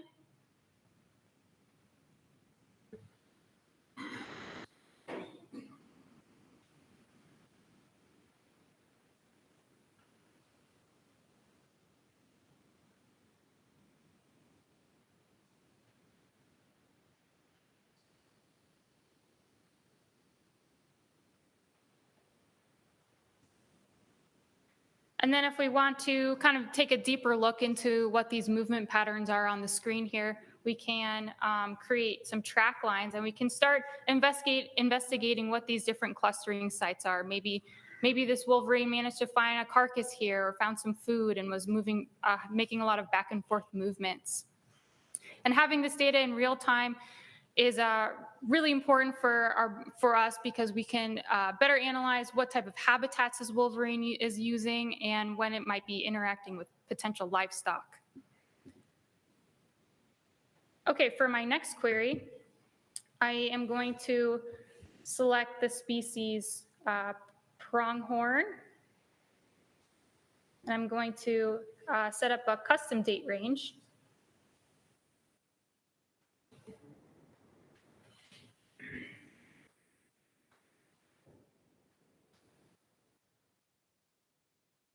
And I'm going to select a specific area of interest. And I'm only interested in looking at movement data in northern Utah. So for this woodruff pronghorn. And I'm going to click execute. So this query is for about 88,000 locations. This is not really a lot for our application, but I just wanted to highlight this because in previous applications, we were never even able to query for 80,000 locations. This might have taken 30 to 40 minutes to run, and now I can run it in about 5 to 10 seconds. Okay, so for this query, I want to look at what are some potential barriers to our pronghorn movement. So I'm going to turn on my track lines to better understand how these animals are moving along the landscape. It looks a little cluttered, but let's zoom in on the map here.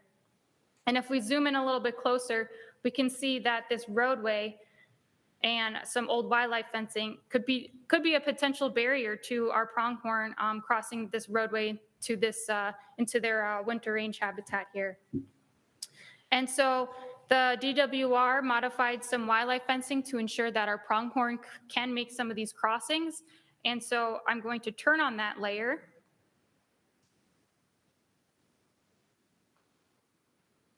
And these two lines are exactly where we've modified some fencing so that our pronghorn can safely cross this highway. And we can tell from the track lines that they're able to use it, but let's also turn on an animation because animations are just way more fun to look at.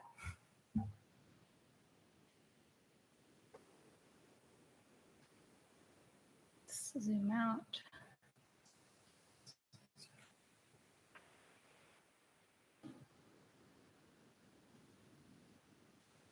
Oh, sorry, I'm not used to this mouse.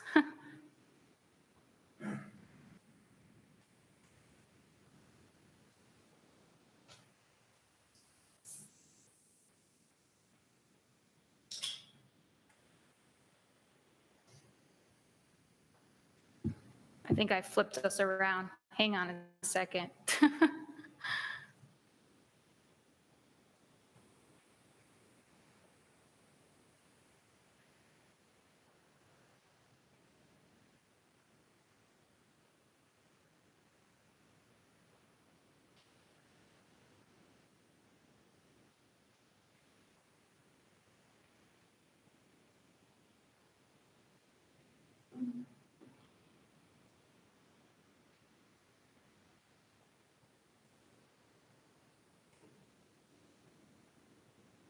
I am sorry. Give me 1 second.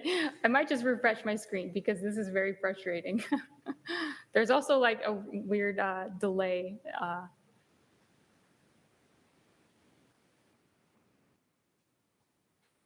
Mind if how do I get out of this?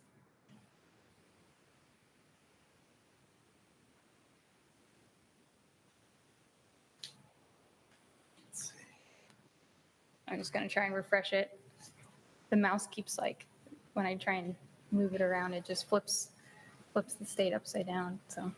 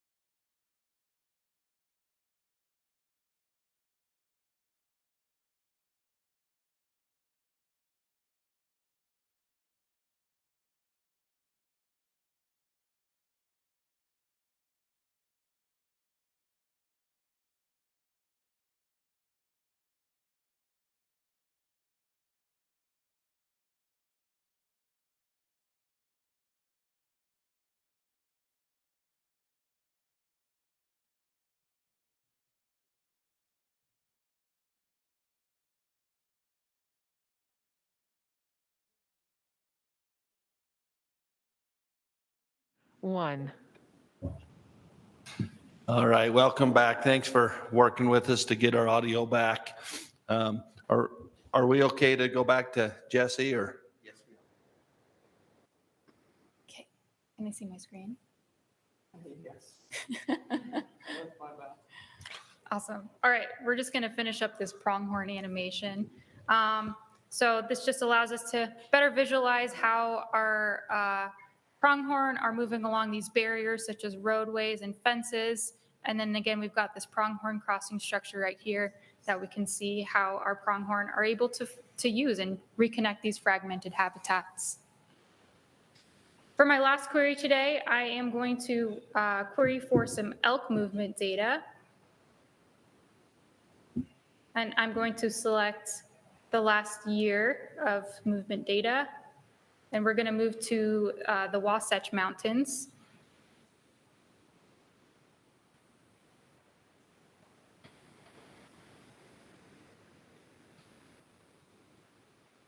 And I'm going to select one of our wildlife management subunits, Current Creek.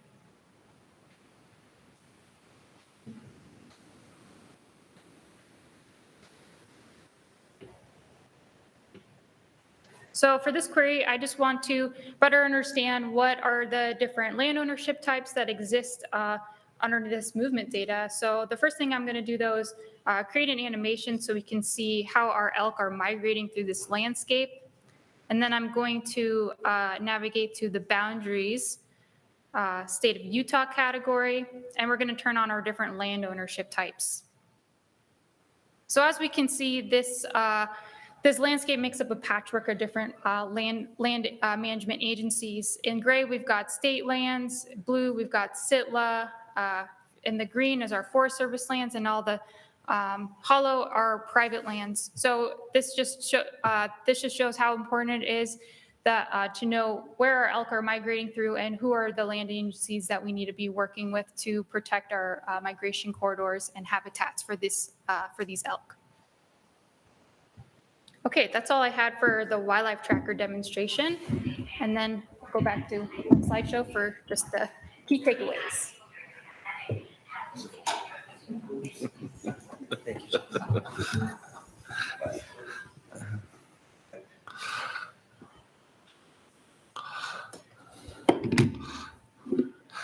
All right, is there any questions for? Oh, okay. I've got 2 more slides. Sorry, perfect. Just to wrap it up. Okay, so what's the future for Wildlife Tracker? We want to expand the utility of it by linking it with more real-time habitat use data so that our biologists and managers can answer all of their questions efficiently. We also want to be able to work with our neighboring state agencies. You know, our wildlife don't stay within our state boundary lines. It would be a lot easier if they did. And so we want to create a more shared knowledge base of all of our movement data with our neighboring states like Colorado and Arizona. So some key takeaways, we've been able to adopt this cloud native approach to position all of our movement data, and it's really opened the door for a lot more powerful technologies. We've been able to improve other workflows for mapping out our migration corridors. Our wildlife tracker is used as a tool to visualize our movement data, and again, it's just a really great example of how the state of Utah has modernized a wildlife tracking application that hasn't been seen before. Thank you. Thank you. I'll open it up for questions. I saw in your species list, Great Basin rattlesnake. Do we have some of those? Yeah, we do. There's a study in Camp Williams right now. They're studying the movement of rattlesnakes. I've really enjoyed going out and capturing deer and getting my hands on the deer and putting collars. I'm not going on the snake one.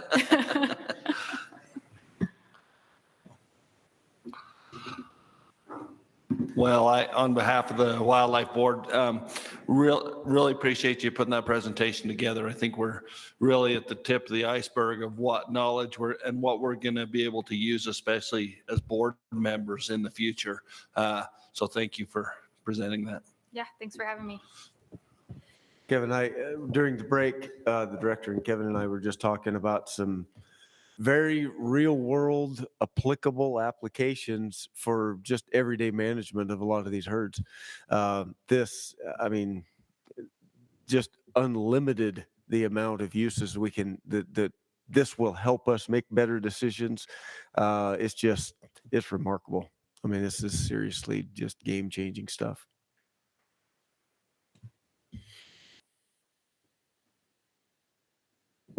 All right, with that, I think we're ready for the technology committee discussion.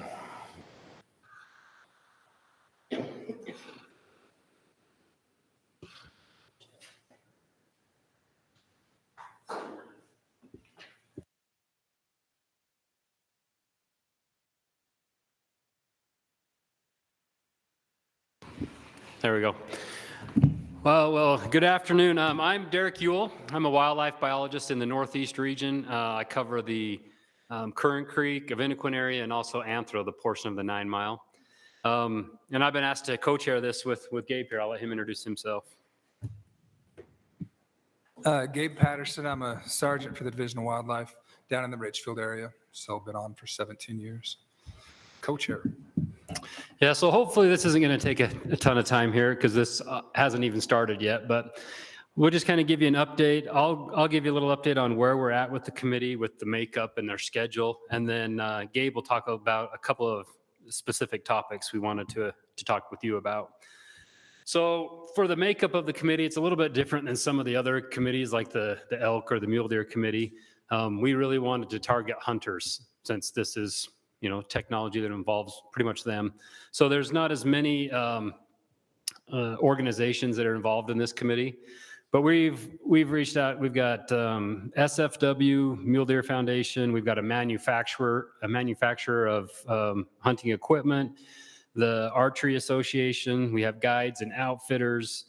We have a social media person that we're looking at, Wildlife Board, RACs, and then several public at large that are younger hunters, new hunters, a real diverse group of dedicated hunters, muzzleloader, archery. Tried to get a pretty diverse group. I think it's going to be a great committee. And we've also got some from the university that'll be on there. As far as our schedule goes, we're in the process right now of getting the committee the final approval from the director's office. And then as soon as we get that final approval, we'll go ahead and start planning our meetings. We're planning to meet several times throughout the year. We don't have an exact timetable on when we will complete that, but I don't anticipate it being like super long. But hopefully we'll have something that we can bring to you either in the fall or the December meeting for the racks and boards. So that's where we're at with that. Does the board want the committee to come up with a guiding document, not for guides, but kind of a guiding document with for technology? So Colorado has recently come out with a document, and it's called Hunting and Fishing Fair Chase Policy. And they don't have any, they don't talk about specific technologies like scopes on muzzleloaders or thermals or anything like that. It's more of a guideline to establish, the free range pursuit of wildlife in Colorado. And so would the board want the committee to tackle that? So Justin reached out to me just before he left on that, and kind of what he had suggested, I haven't even had a chance to talk to the board members, would be that maybe the wildlife board prepare a fair chase policy that we would give to the committee that would kind of help you in knowing what, and like a high level, high elevation look at what we're asking of the committee to give us. And so we would need a little bit of time to look at that. But in the future, if we're looking at technology, what does it look like in 10 years? What does that technology look like in the future? So that policy, we could maybe give you a little bit of direction with it as Justin met with. It sounds like not just Colorado, but some other states had some too. So we could work on that on our end for you. Yeah, that sounds great. With our scheduling moving forward, how long can we set up meetings before we get that document, just in case it takes a little longer than what is expected? I think absolutely. And especially even, start to work on survey questions and and stuff that you guys need. So yeah, you absolutely could start on that. Perfect. Another thing that Justin and I were talking, air guns, that's kind of a new topic. I don't know if it's a technology topic because it's not helping you harvest big game easier. It's almost a step in the other direction, not the wrong direction, but another direction. Do you want us to even talk about air guns? I think, Riley, if you'll come up and maybe address that, I think we may have a solution for that.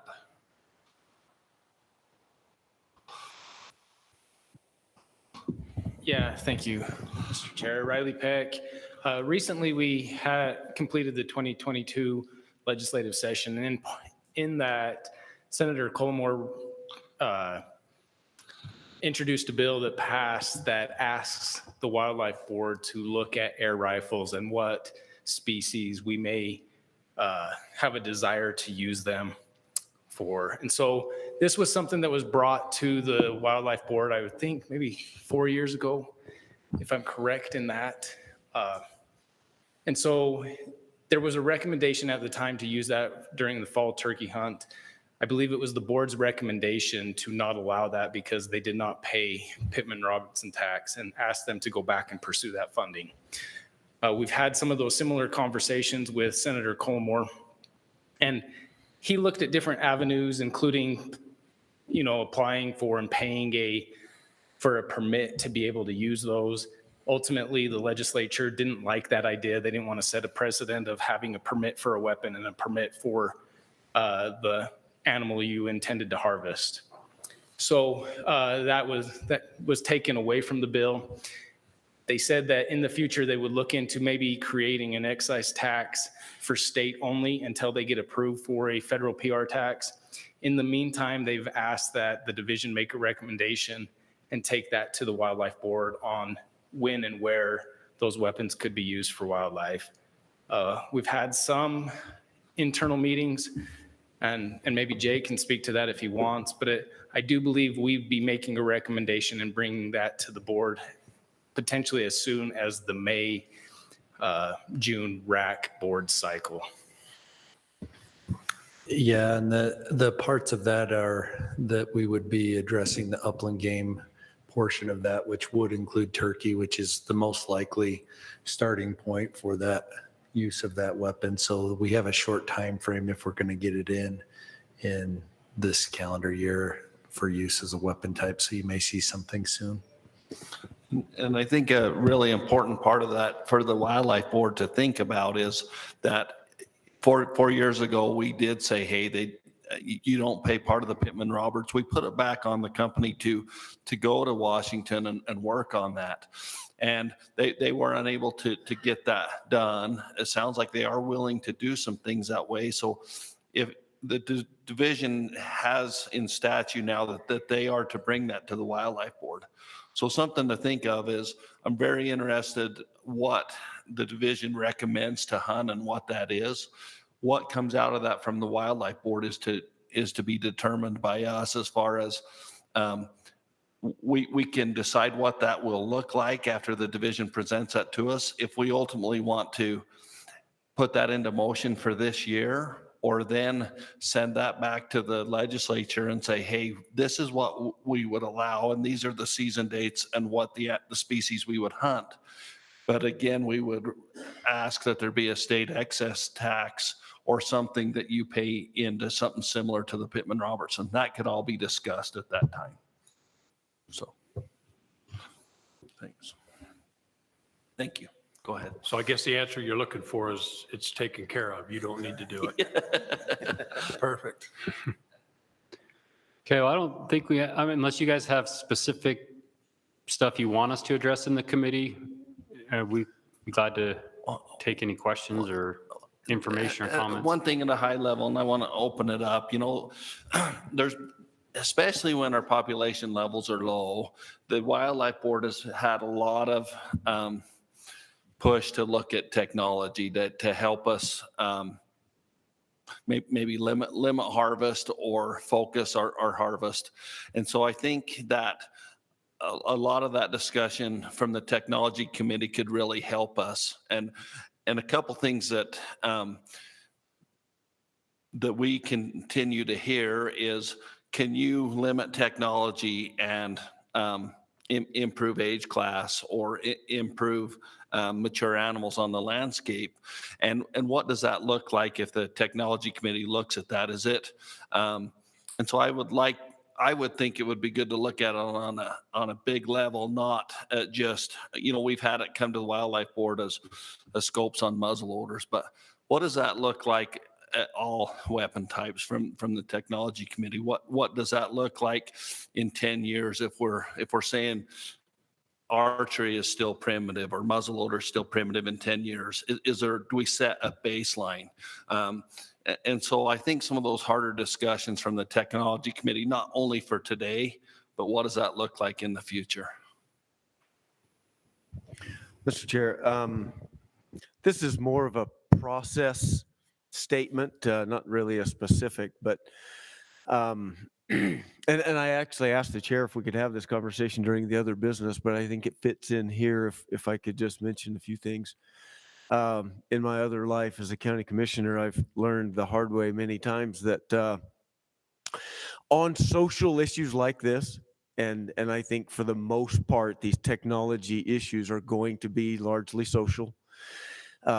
If there's a clear right and wrong, this doesn't apply. But on these social issues where there's not a clear right and wrong, I would encourage the committee and the board even. I don't think it's the role of government to start picking winners and losers. I really struggle with that concept. And on these issues where there is not a right and wrong, I would encourage the committee to look at some compromises. I mean, that, as a county commissioner, we actually just considered this a few weeks ago. Short-term rentals. There's sorry to get out of the hunting world, but there were some people that wanted us to ban short-term rentals in the county. And we basically had to choose, a winner and a loser. And we ended up deciding, instead of banning them, let's restrict, let's limit. So you can have 8 people, is all that you can have. I mean, to me, I think there are fixes like that. Scopes on muzzleloaders is an example. Instead of banning all scopes on muzzleloaders or going back to 1 power, perhaps we do regulate the amount of power that can be on a scope. I think there are compromises on a lot of these kinds of issues that would help us navigate. I mean, I think we learned through the trail cam thing that these are going to be very contentious and probably very evenly split if the trail cam issue was any indicator. And so instead of picking this crowd as a loser and this crowd as a winner, I would suggest to the committee and the board that we look at some of those compromises somewhere there in the middle. If we feel like there needs to be a regulation, let's regulate. All out bans. I think, we talked a lot about being divided as an industry and a community and a sport last 2 weeks ago. I think we can soften some of that if we start looking at regulate instead of completely ban some of this. Anyway, that was kind of my thought, Mr. Chair. I want to add to that, Wade, too, because I think you're onto something. Is if the wildlife board tells the whole state, us 7 members tell you all that money you just spent in the rifle or the muzzleloader, that's no longer valid. You can't do that anymore. It's probably not going to be very popular, and they know all of our addresses now, so that's not very good. But to add on what Wade said, I would say that if there's some opportunities to look at individual units, there's more of a growing population that want us to look at limiting technology. Can you split a unit and have a primitive weapon on one side and all technology on the other? Can we look outside of the box and, like Wade said, not force everyone into one area? Maybe that's a way to be able to do that in the future, as we get more and more population moving in, we're probably going to have to look at limiting technology. So this committee could really help us to see what those possibilities are.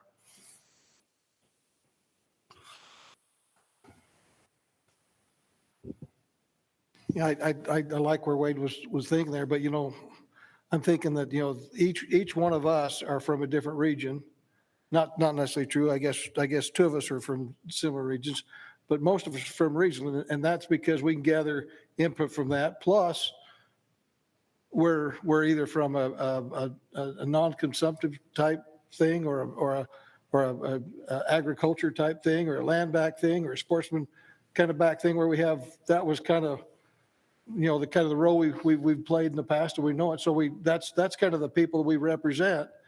And sometimes compromises are good. And that's what I think we often do on this board is we compromise. The division will bring something in and we'll listen to the public and get input. And when we come out of this board, we hope we did the best we could. Now not everybody's happy. Sometimes, we're not even happy. I'm not even happy. But I think that's kind of what we do. And I think that's the beauty of this public process is that, so I think we do compromise quite a bit with what we're doing. But I think at the end of the day, we still need, where's Kobe? At the end of the day, somebody's got to take a drink. At the end of the day, we still got to make the best decision we possibly can. That I think that we can, and so that's just my 2 cents.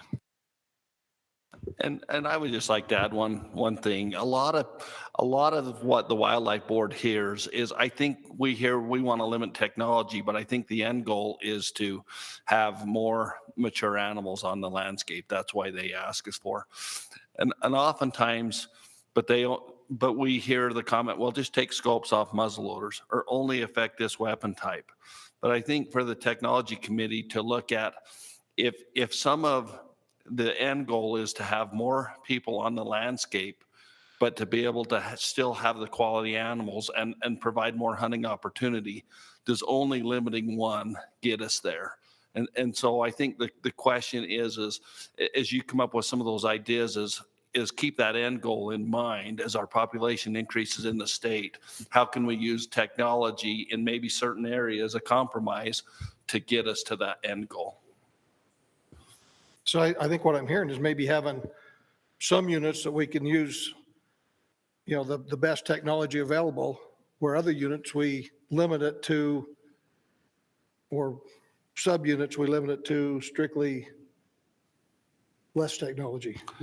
Well, at least open the idea for the committee to pursue all of those possibilities and what that may look like and what those primitive weapons look like when that comes out of there. So to open all of those discussions, you guys will have fun keeping those in parameters, but opening that up to bring that back to us. And I really look forward to what those surveys and the public will tell us in that.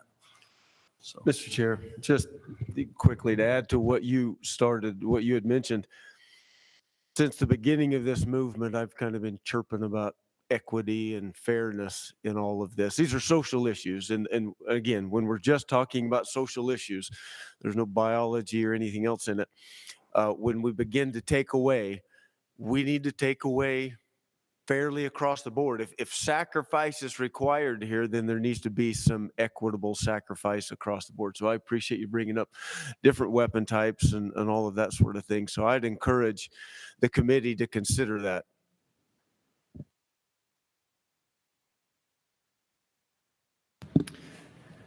Anything else? Oh, I think the one thing for us would be to work on that fair chase policy at a high level. But I think it could ultimately really help the technology committee to give you a direction of what some of the things we're looking for. So. Okay, that'll be great. We look forward to working on this committee. We're both new at this. It's kind of a stretch for us. So, and we look forward to bringing a good recommendation to you. So, well, I know talking to Justin and Colby that they wanted hunters to lead this committee, and I think they found two of them in you guys, and we look forward to what comes out of it. So.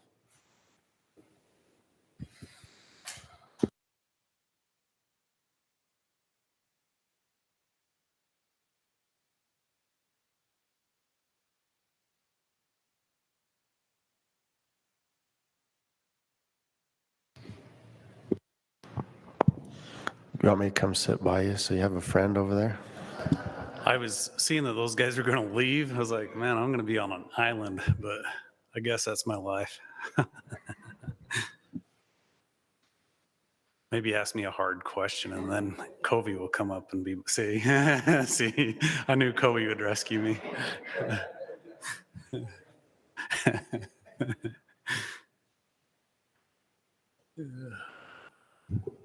Wait for that presentation to get pulled up.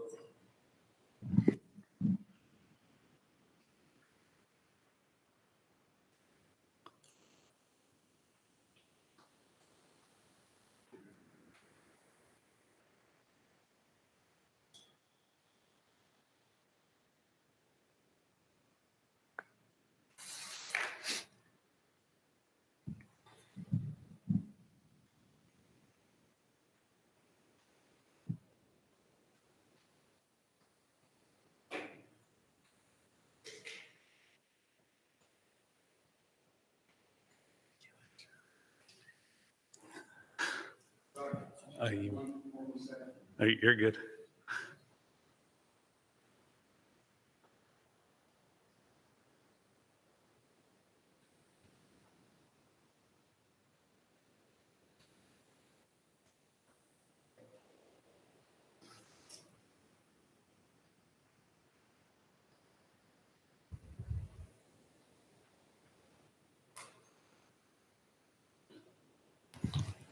You got a joke, Kobe? You better not. You'll get us all in trouble. Here we go. So yeah, we're just going to talk about depredation and mitigation summary of where we're at on some of this stuff. First thing I want to touch on is that during this last legislative session, there were some changes to the depredation law. So you can see here that the first thing we'll talk about is the 72-hour notices that we get, or really intent to kills from landowners. In the past, sometimes we'd get those on Friday at 4 p.m. and on a holiday weekend where Monday was a holiday, and we'd have to have that opportunity. We'd have to have that done by Monday. So one of the changes we got is that if a holiday is on a Monday or a Friday, that doesn't count towards that 72 hours. So essentially, it just gives us a business day for us to be able to handle that if it's a holiday weekend. Another thing is if there's an intent to kill and landowners are out killing wildlife, that they have to prevent that animal or try to prevent it from wasting, rather than just we've had in the past somewhere they've left the animal out in the sun almost on purpose to let it spoil and didn't have a lot of regard for it. And then the other part of that would be just to provide us reasonable access. So if it's like down a road or a place that obviously we could drive, that they can't say, no, you got to hoof it back up in there to try to get it, but allow us to go in and retrieve that animal so it doesn't waste. A couple of the other changes came and probably because of the Eccles orchard hearing that we had, that the Wildlife Board had just a little while ago. But there was a discussion there about speculative future damage. They changed that so that we're not going to include speculative or future damages as part of our compensation. Also, part of that is they said the replacement value for a damaged tree is that it's an equivalent age tree that we'd make that replacement for. And one other thing, maybe this will make you guys excited. I think it's pretty good news, is that in the future, these disputes won't go to you guys, but we'll have a mitigation review panel that will hear that final saying. So maybe get you guys out of the limelight a little bit on those. With that, we'll jump into depredation payments. So I've broken it down by year and also by regions, just by region this last year. But we see the last 3 years, we've been over $500,000. Our depredation budget is $500,000. We get another $200,000 that we set aside for fencing, and we don't always use that completely, that $200,000. So we've been able to make these payments every year so far. But we do see that the trend is that it's staying over 500,000. And if you look at the bottom too, you see really southern region. I'll pick on them because I mean that's more than half of our payments are in the southern region. Not saying it's good or bad, but I hear Teresa all the time say they have about half the state, so maybe that's why. And then our northeast region was the next highest on that. To break that down by species, you see most of that's going towards deer. Elk's about half as much as deer, and then a little bit towards pronghorn, really not a whole lot. And so the next thing we'll touch on is the amount of permits and vouchers that we give. I don't have a total here, but on the next few slides, I do break it out by region, so you'll be able to see, and you'll be able to see harvest as well. What about by species? Are these for which? Yeah, on the next slides, Okay, I already forgot no, I'm not gonna, okay. Yeah, so you see that we have 6,800 permits statewide, almost 8,000 vouchers that we give out. If we break it down by region, and a lot of this, I'll probably just give you a little bit of time to try to consume it, but you can see how many vouchers we gave out. Permits and vouchers for deer was 765. We harvested 351 deer in the central region. You can kind of see that for the elk and pronghorn. I'm guessing we're mostly wanting to look at deer today.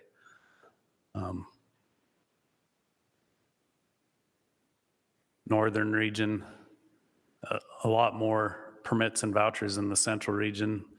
You look at harvested animals, 368.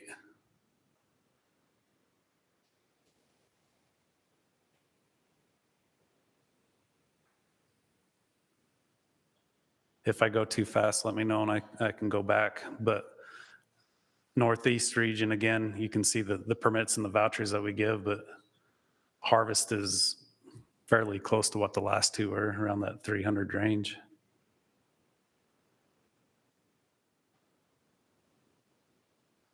Southeast, you get fewer animals harvested. Not a ton of permits and vouchers either. In Southern region, I mean, we're giving out a lot of permits and vouchers there for deer, but you're not even to 350 deer harvested off of those vouchers.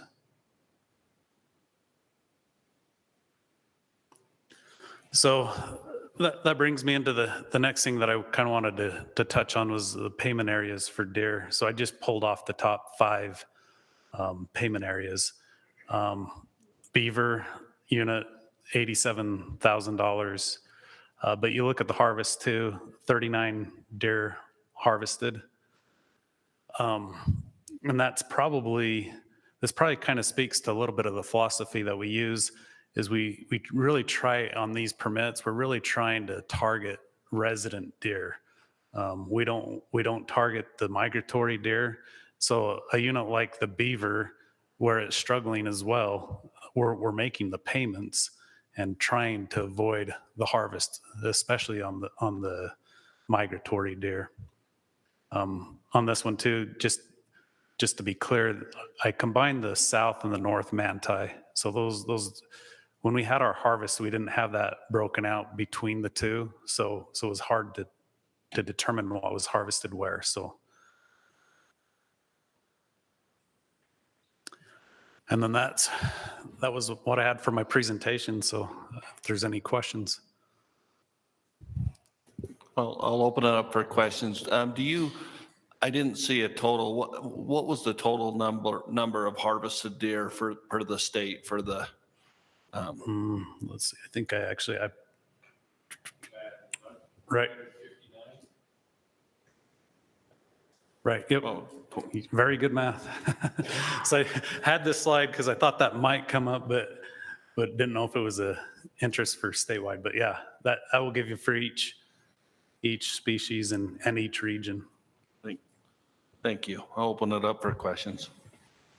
On the vouchers you had here, those are not the transferable ones, right? Those are Those are strictly for No. landowners, families, that kind of stuff. Opposite. Permits are they're free, given to the family members, landowners. Vouchers are the transferable, sellable ones. So in the northeastern region, they only killed 36. Go back to the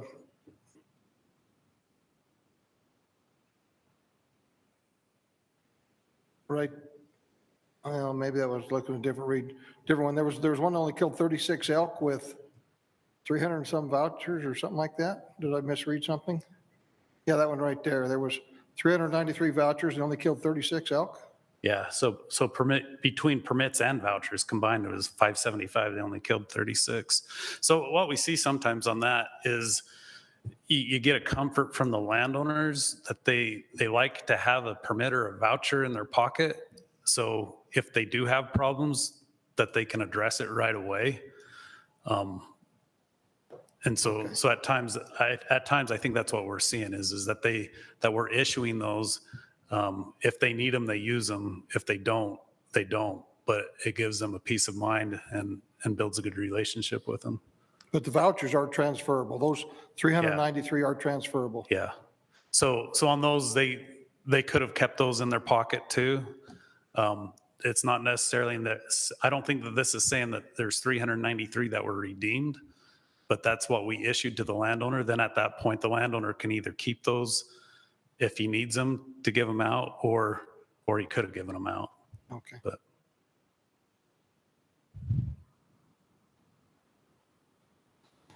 like I said earlier, the emails and the conversations I'm having this year are different. They're not about killing fewer bucks or limiting those tags. It's not killing does. So I'm guessing most of those 1459 are probably does, or a good percentage of them. Yeah. If we got 600 and I think 35 general doe tags, they're generally tied to depredation. A couple dozen at CWMU does. We're at 1459 here. We're at a few thousand deer. Probably half of them are does. Is this really a dollar issue? Do we need to find you more money to prevent killing these does, or where are we at? Yeah, I don't think it is. At times we're by code, we're mandated to address these problems, right? In ag situations. So at times we have landowners that just don't tolerate the wildlife there and what they want to see them gone. In reality, for us, it's not a huge concern because, like I said, we're targeting the resident ones. These are deer that are not really available to the public because they're spending all their time right there in the ag stuff, and so it's not really detracting from hunting opportunities, I'd say. So it builds tolerance for, well, I don't know if it builds tolerance for landowners, but it helps us work with landowners we try to work with each one for the objective that they would like. So if it's migratory deer that we feel like it's affecting the whole entire region, then we try to steer away from harvesting those. But if the situations where it's like these are deer that never leave private land, then we're okay with them harvesting those. So deer that are coming off the mountain, getting into a haystack or something like that, you try not to kill, or you invest some dollars to try and stop that. Yeah, we'll try other methods on those. Okay. I want the division to know how much I appreciate them engaging with landowners. The policy has been for a long time that we're not going to build herds on the back of landowners, on private property owners that don't want wildlife. And I appreciate that approach. Having said that, I think Carl's point is a good segue into a little bit of a chip on my shoulder that I have. I hate that we're spending almost $1 million every year paying for damages. And I don't want to get bogged down talking about the bad apples, the 5% on either side. I'd like to talk about the middle, at 90% of the landowners in the middle. There are some that just don't want wildlife on their property. And I think we have the means, the ability, and the motivation to incentivize them, to make them want to be a part of this. I mean, I think the CW Music program has been a wonderful example of that. And I know I've gotten chirpy about this as well, and I apologize, but I feel like there's a better way than paying $1 million every year. We can use that money to hire biologists and more law enforcement, and then I think that money is better spent. And this isn't a criticism of the division. This is the way it's been for a very long time, and we have a depredation-based system. I don't mind these permits if they're used in the way that Carl describes on these deer that we don't have a lot of other options on. I really am bothered by that money that gets paid out. I think there's a better way. I know we're going to talk about that more when we come down the road with our landowner rule, but I just had to get that off my chest. One of the things I wanted to address, Carl's right. I've received a lot more phone calls on these permits and these issues this year than other years. And of course, you expect it. Drought numbers are down. People are going to ask why we're harvesting these animals. When we were doing the trail camera issue, we had a lot of people wondering why the legislature was helping with statute and code. And I realized I didn't know the statute and code as well as I needed to. And so I've been really spending a lot of time in Title 23 and trying to understand that. And hopefully we can do a better job of educating the public. Riley knows this, but so much of wildlife management is done in statute, and we need to share that with the public. But one of the things I didn't realize was in there, the wildlife board's purview, we need to be doing a better job on mitigation and depredation. We need more of what you just presented. We should be having a meeting where you present that to us. We haven't asked for that, and it's actually in statute that we should be hearing that. And so one of the we're not making any motions today, but I think that it would be really good that we hear that annually and we be able to look at that. And I think one of the reasons why is having this discussion.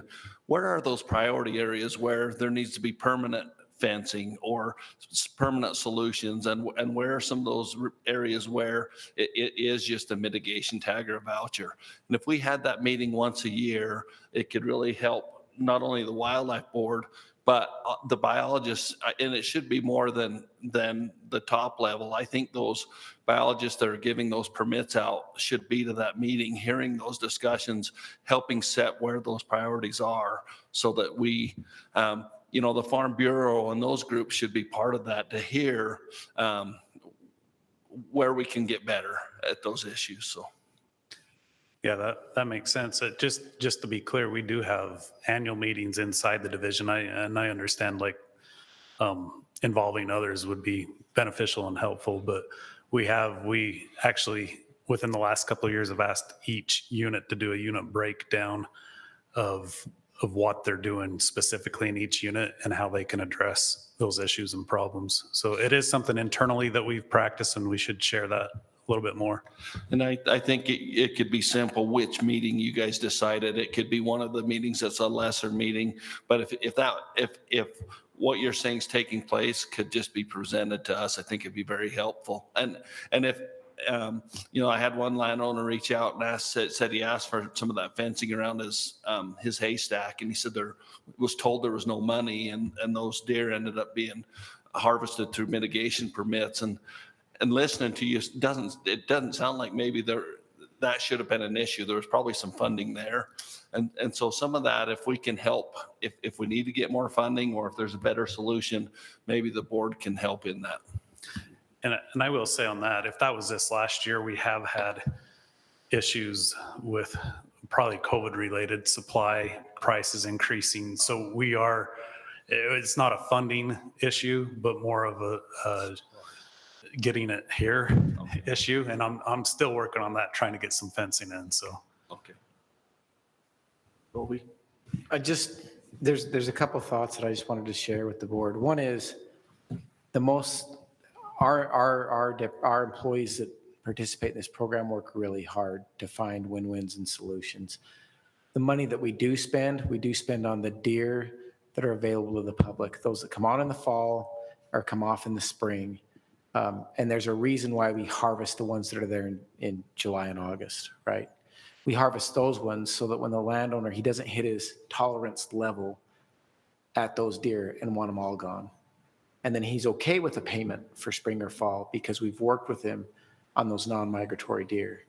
And if we lost that ability to reduce or alleviate, and the way code reads, it says alleviate the damage. If we lose the ability to alleviate that damage, then we lose tolerance. So I do want to mention that. Another thing, and this is, Wade, I think for a long time, and this is directed at your comment, I thought to myself, this is a very valuable resource, and a lot of times it can actually pay for itself, right? And I think over the years, my thought on this has probably changed, if I'm honest. And the reason why is because if we need to find funds, we can almost always find more funds, but we can't always grow more deer. And so as much as I understand the frustration or the thought behind paying for this, we can find more funds if we need to. Sometimes using the resource to fund itself means that we don't have as many animals, and we can't always find more of that.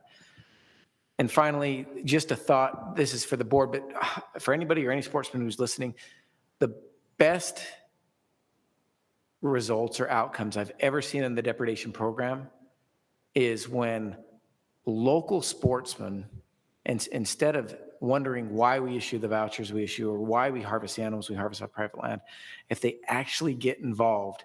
And this is one of the things that the Alton and that down on the Paunsaugunt, they did very well.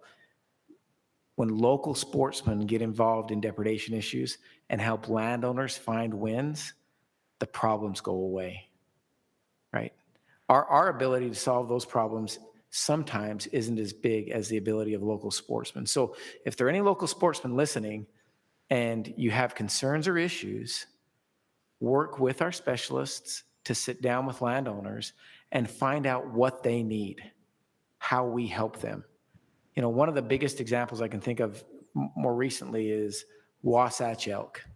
When everything was going on with Wasatch elk, we were trying to manage to a lower population objective. And one of the reasons why was because of the insane depredation issues. And having elk come into Heber Valley and the phone calls there can be very taxing. All night long, every night for months, come get your elk. And when local sportsmen got involved with some of those landowners and set up routine watches and made those commitments and connections and frankly had more resources to help this landowner navigate some of these issues, it changed it so that we were able to increase that population objective and have more elk on the unit. And I think this can be done in areas all across the state. So don't undersell yourselves as local sportsmen. Get involved, help landowners find solutions, and hopefully that'll end up in a better place for all of us. Can I just add something there?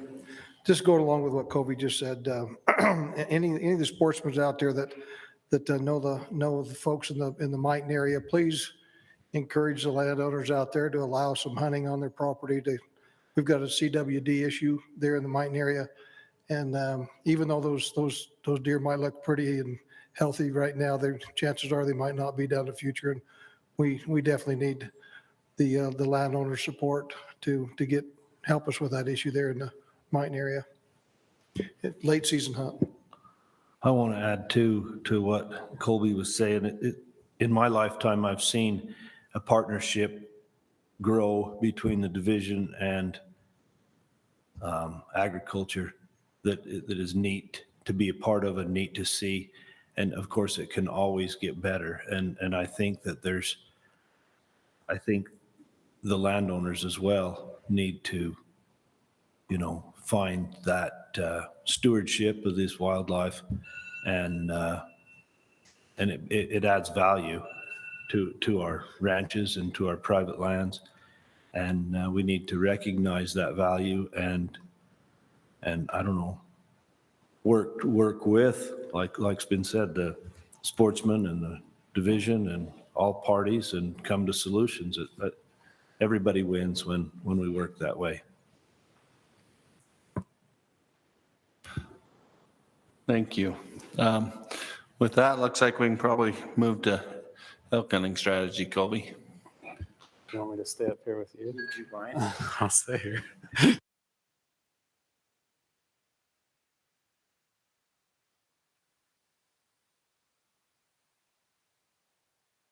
I think I might win for shortest presentation of the day. That's the goal. I guess Derek won with no presentation, Derek and Gabe, but this is a close second.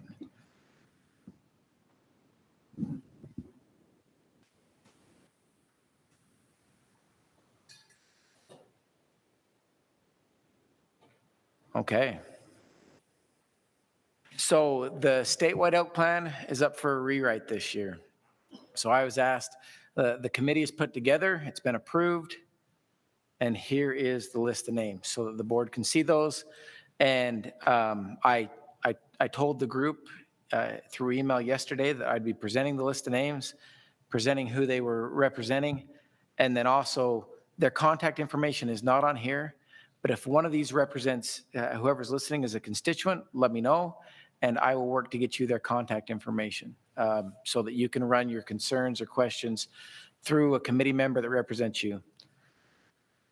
It's a big committee, and it's a big committee because we worked hard to try to get a good, diverse group to represent a lot of folks. And hopefully come up with a plan that makes managing Utah's elk herds better into the future. The other thing the board asked is what we thought some of the anticipated issues and concerns would be from what we've seen from the last plan. And it's funny how these things change from plan to plan. One of the things that I think the group's going to struggle with is finding a way to increase general season hunting opportunity. It was so interesting for me to see and to go through these last 2 rounds of racks. With the first round of racks having unlimited permits be the committees and the division's idea, right? And the public outcry and concern and frustration with that recommendation. And then as we came back through a second time saying, okay, if we can't fix this and take the pressure off, our next recommendation will be to put it into a draw. That was Lindy's fun recommendation. And it was so interesting to go back through that same public process and have the racks tell us, well, why don't we just go unlimited? And it was like, okay, well, when it's not your idea, maybe it's a good idea. I don't know what the solution is here. I'm not going in with any preconceived ideas. What I can tell you is that it's not acceptable by our public who waits so long to hunt limited entry elk. They're not accepting of waiting to hunt general season elk. It's not acceptable by landowners who tolerate elk year-round, bulls, and in their ag, to then on a general season unit not be able to find a way to hunt those elk on their property. And it may take some changes in how we do this. So I think this is going to be one of the things the committee's really going to struggle with, knowing that all these things, there's always a survey, a guiding survey. Another thing I think is just evaluating the limited entry system as it is. Do we have the right age classes? Do we have the right unit? And then acknowledging that some of these units and the way they're managed have created some herds that are not as productive as we would like to see. So sometimes we're our own worst enemy in limited entry elk. We figured out how to have quality elk in Utah. On average, we've got great quality elk across the state. It comes with some negative things. Mike, is he still here? Mike, can you come up to the mic for a second? Since you didn't have all the answers for the southern region, we'll ask you a few questions right now. Mike, you flew the Beaver unit this year, right? Correct. Yep. Can you tell us a little bit about that flight? That unit's managed for a 7.5 to 8-year-old bull with spike hunting, but can you tell us a little bit about what you saw on that flight? Yeah, so on that flight, our population objective is 1,050 elk. From the flight, we estimated the population to be about 850 elk.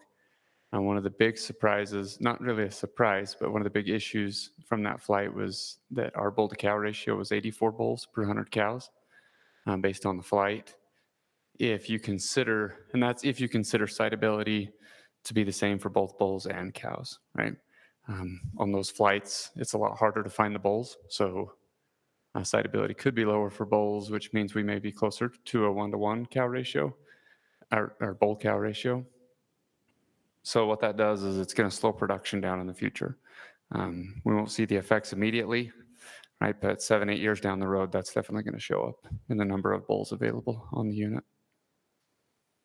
So I think one of the things that we need to evaluate is this isn't unique to just the beaver, but managing for these extreme quality units and then harvesting antlerless animals to meet our population objectives, that really puts us in a tough spot for how many elk are coming back into the system, because you end up really, really bull heavy. You know, we implemented spike hunting 2 plans ago, Kent, statewide. Two plans ago statewide, and that's helped. I don't want to say that we haven't tried to address this issue, but if you manage for these older ages on average, you end up with being really bull heavy. And that's something I think we need to look at and try to work through. We have the new hams hunts. We need to develop a better criteria for management on those. We don't have a lot of criteria. The plan's kind of vague on that. And then do we want to expand these, maintain, or decrease these types of opportunities? And finally, I think one of the things that we'll struggle with, that just with the recently published study on the Wasatch, BYU, working collaboratively with BYU on that one, that we need to make sure that we find a way to manage elk and still have elk available on public land. Manage elk in a way that we don't push them to where they become unavailable. And we know we can do that with elk. We know that we can, over a few seasons and heavy pressure, we can make them, they're there, and they will not be in places where you will find them or can hunt them. So, okay, without any questions. Well, the last one I actually asked Colby if they would address this, and one of the issues is, and Wade, I think, couldn't understand this, but I think as we move in the future, there's real value in wildlife. What if there's private landowner that hasn't really had an interest in elk on their land, but now in the future they want to, and they see there's a monetary value. Right now, there's not a great way. If he increases those elk on his private land, those overall numbers have to come off of the public land unit. And so that public land either suffers or there's a push between the two. And so one of the asks I had for the elk committee was, if, you know, a lot of times they change their use. They've taken cattle off of their land. They've made it so that they can have more animals on there. Ask that committee to look at a way that provides that landowner to increase those animals, but it's also not at the detriment of the public land unit. So. Another thing that I don't see on there that I know we're going to probably talk about, you know, the point system, but it would help to, you know, especially for elk, point creep and elk, is to possibly move a lot of these hunts out of September and into October. That's going to reduce the harvest, increase opportunity. I just think we're missing out on, you know, if we want to leave a handful of them in September, so be it. But I think we're kind of doing ourselves a disservice if we really don't look at possibly moving some of these hunts out of September when they're the most vulnerable, and increasing opportunity in October when, you know. So in the last plan, Bryce, we did implement that mid-season hunt that overlaps the spike hunt. On average, it's about 10% lower success.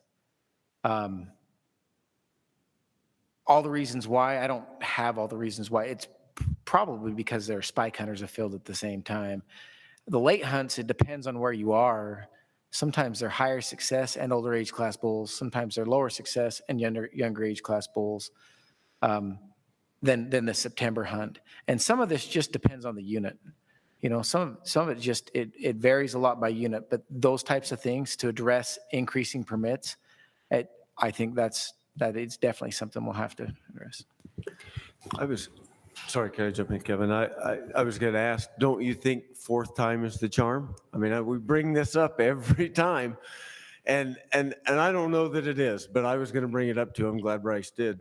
I mean, this is a constant issue, and to me, it just makes some sense to look at some weapon swap, season swap, just something to address this, because I agree 100% with Bryce.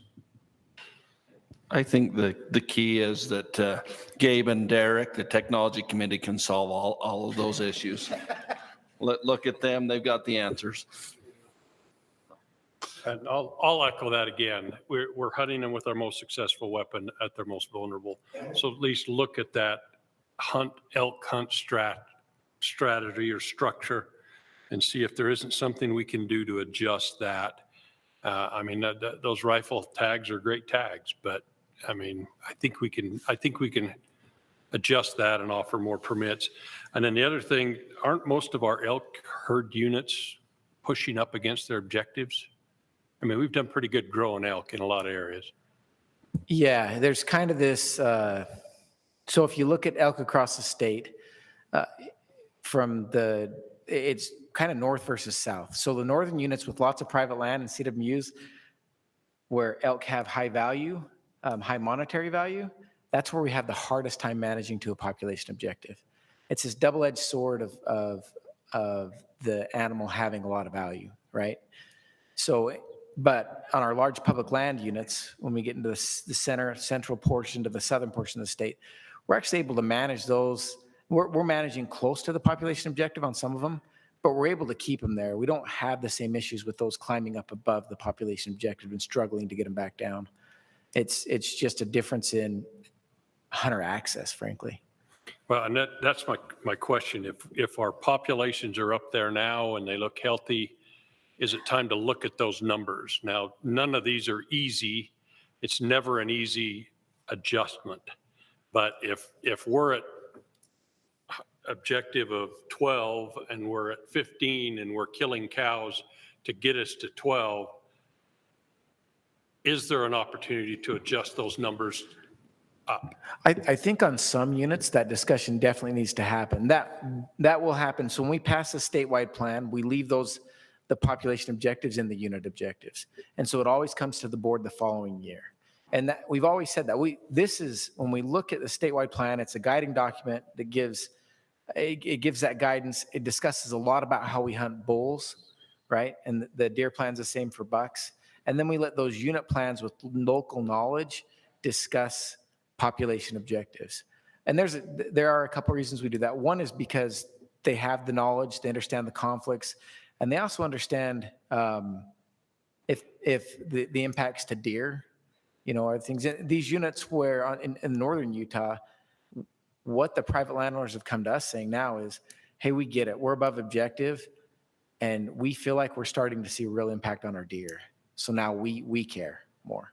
So the elk may be fine, but it's managing everything together and looking at those impacts. Best done at the unit level, and that's how we recommend doing it. And guess what I'm asking is it's never easy. There's two handfuls full of stuff. But if the committee would just keep their eyes open, and maybe it's the unit permit or unit plans, just keep their eyes open for areas where we could adjust that number upward. Okay. A couple things. This is not only for the elk committee and the survey that you do, but this also pertains to the technology committee and the survey that they will do.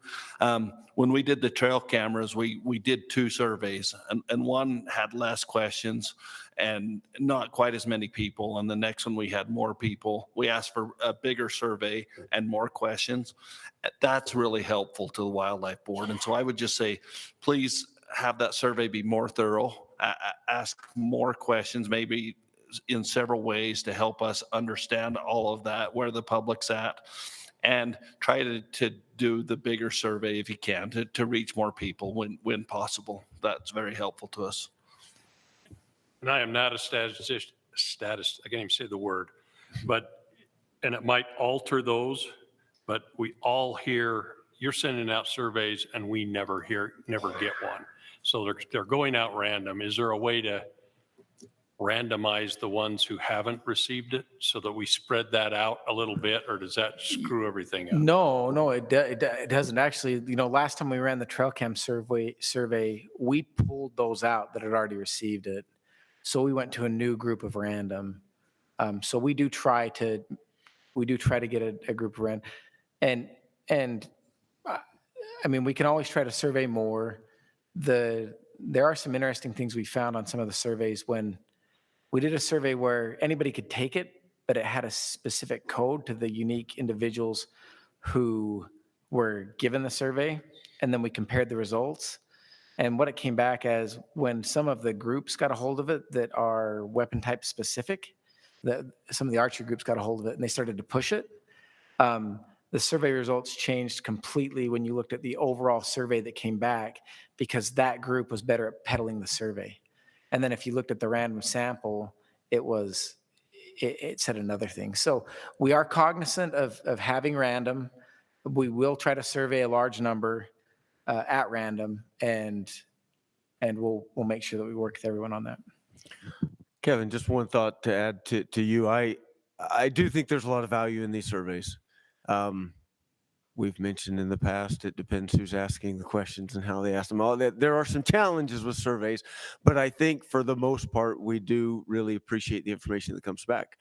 If you could share this with the committee, I've been pretty upfront with you and Justin about my concern about these committees. We need them. We have the individuals on them that are experts in their fields. There's no other way to populate this committee. But we go out of our way to have a very balanced, uniform, unbiased approach. And I've been on these committees. We all know what comes back. It's a very even split. And so every issue that comes across, it's 50-50. Put a pin in it, move on to the next one, and there are no changes. I mean, it's almost and that's not entirely true. I'm exaggerating, but very few significant changes, even when changes need to be made. And the division's recommending changes, these committees come back and they are very, I don't want to say unproductive, but they don't have a track record of making some significant changes. So if you could potentially just mention to the committee, if there are changes that need to be made, please do not be shy about, let's pull the trigger, let's do some things. Again, we set them up perfectly, and we kind of set them up for no change. And so I think that's a challenge inherent in the committees themselves, but just perhaps vocalize that to them. It's a concern I have. That's a fair point. And when you look at a lot of survey data, it comes back when people are inherently afraid of change. They know what they know. They like what they like. We get small groups of passionate folks that feel like different things would be better.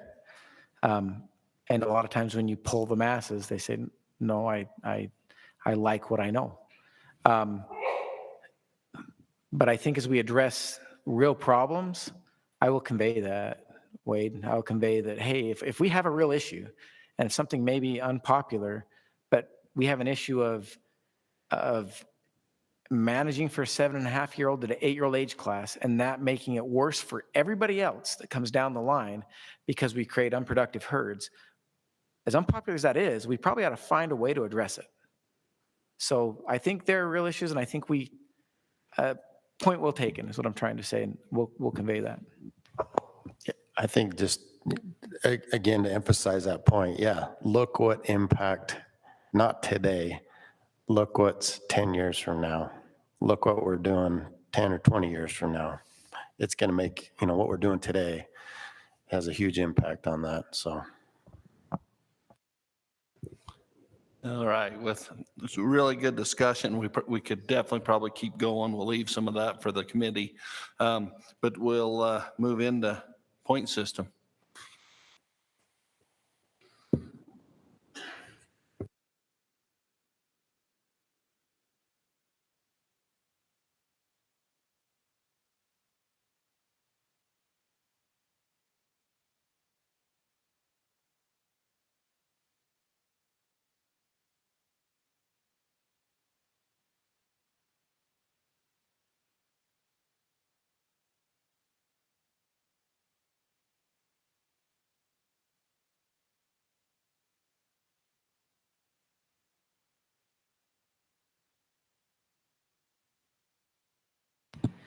All right, the one that we've all been waiting for, right? How do I switch the slides? Right there. There you go. So today I'm going to be kind of going over, first I want to go over the overview of the point system. I know most of you understand how it works, so this is going to be very brief. This one. I just want to point out that we do have two types of points. We have our bonus points, and those are for our limited entry and once in a lifetime species. And a quick definition of those is bonus points seek to provide a fair opportunity to draw a very limited number of permits, typically with a longer time commitment. So it takes longer to get these permits versus our general season. Half of these permits are awarded to those with maximum number of points, and the remaining of the permits go to all of our other applicants. And applicants that draw these permits are placed on a waiting period. Then we have our preference points, and these for our general season species. Preference points seek to provide a fair opportunity to draw permits every few years for a preferred area and weapon type. Some general season units do take more preference points than others, and there is no waiting period for general season deer permits. So we're getting into the crux of it, point creep. So what is point creep? We've all heard the term, we all use it. We say it's a phrase that describes the imbalance of applicants versus permits. So if permit numbers do not increase at the same rate of applicants, the amount of points that's needed to draw a permit increases. In Utah, the number of applicants have greatly outpaced the number of permits. We've all seen that. You guys have seen my graphs. So in much simpler terms, point creep is demand far outweighing supply. And this applies to all of our species, not just big game. Okay, so what I want to do on the next several slides is to show you our big game application and permit data. I want to point out this is just for our Utah residents. I did not put in our non-resident applicants and applications into this data, so we can just see what our Utah residents are doing. Okay, the first slide. This is our big game applications versus permits. So I did from 2015 to current. I did not put in the permit numbers for 2022, just for the mere fact that their proposals, they haven't been approved yet. But I did put in applications. So in 2015, we had a little over 295,000 applications. And this includes our limited entry, once in a lifetime, and general season, so everything. And in 2015, we offered a little over 83,000 permits to our residents. And then, as you can see, the line for permits, that's the blue one, stays pretty steady until about 2020. And that's when you start seeing the decline. But if you look at the orange line, that represents our applications. And that's when we see that COVID spike. And it continues to keep going. So our applications increased. So 2020 was our highest year. No, 2021, sorry. And that was 374,000 applications. So it's definitely jumped over almost 100,000 apps in the last 6 years. This next slide, this is just our general season deer applications versus permits. Same thing, orange line represents our applications, the blue line represents permits. And in 2015, oh, sorry. I have to switch mine over here so I can see numbers. I can't see that far away. In 2014, we almost had 116,000 applications. And we offered a little over 73,000 general season deer permits. Just remember that 10% of the permits that are approved go to non-residents, so that's why it's a little bit lower than what you guys are normally approving. But as you can see that our applications keep increasing each year. And again, the permit line stayed pretty steady until about 2020.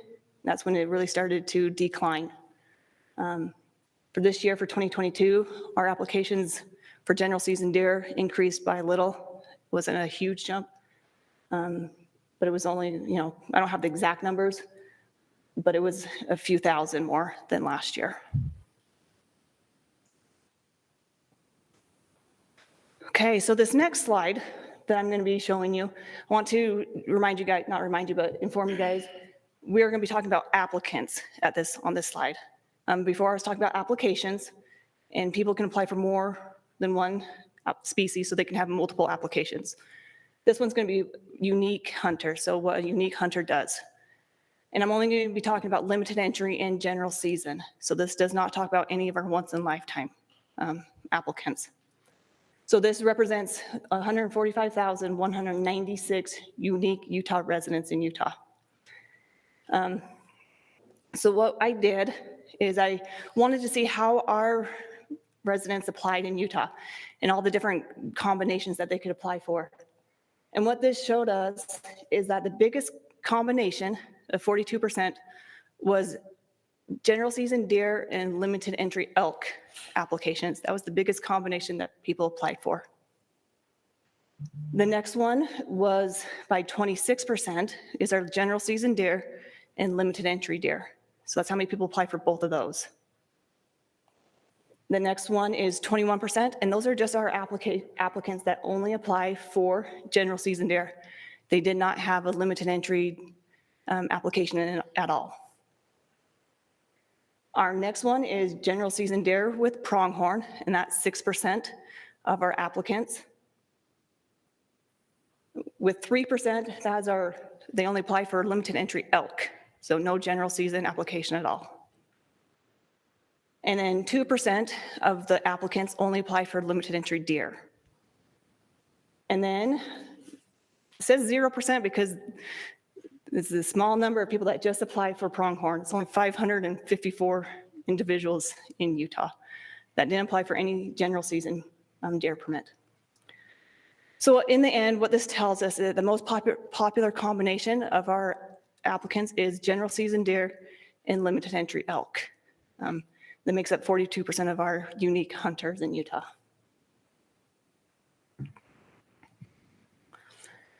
Now moving on, I'm jumping back to applications. So what I wanted to show you in this one is how many applications we have by our limited entry species and how many permits we issued for that species for 2021. So I've broken out by limited entry deer, elk, and pronghorn. So as you can see, the first one is our limited entry deer. The orange represents how many people actually apply for a hunt. The cream represents how many people just bought a bonus point, and that little black line towards the very bottom is how many permits were issued for that species. So as you can see, limited entry deer, we had a total of 45,545 people apply for a hunt or a bonus point, and we only approved 1,365 permits for limited entry deer.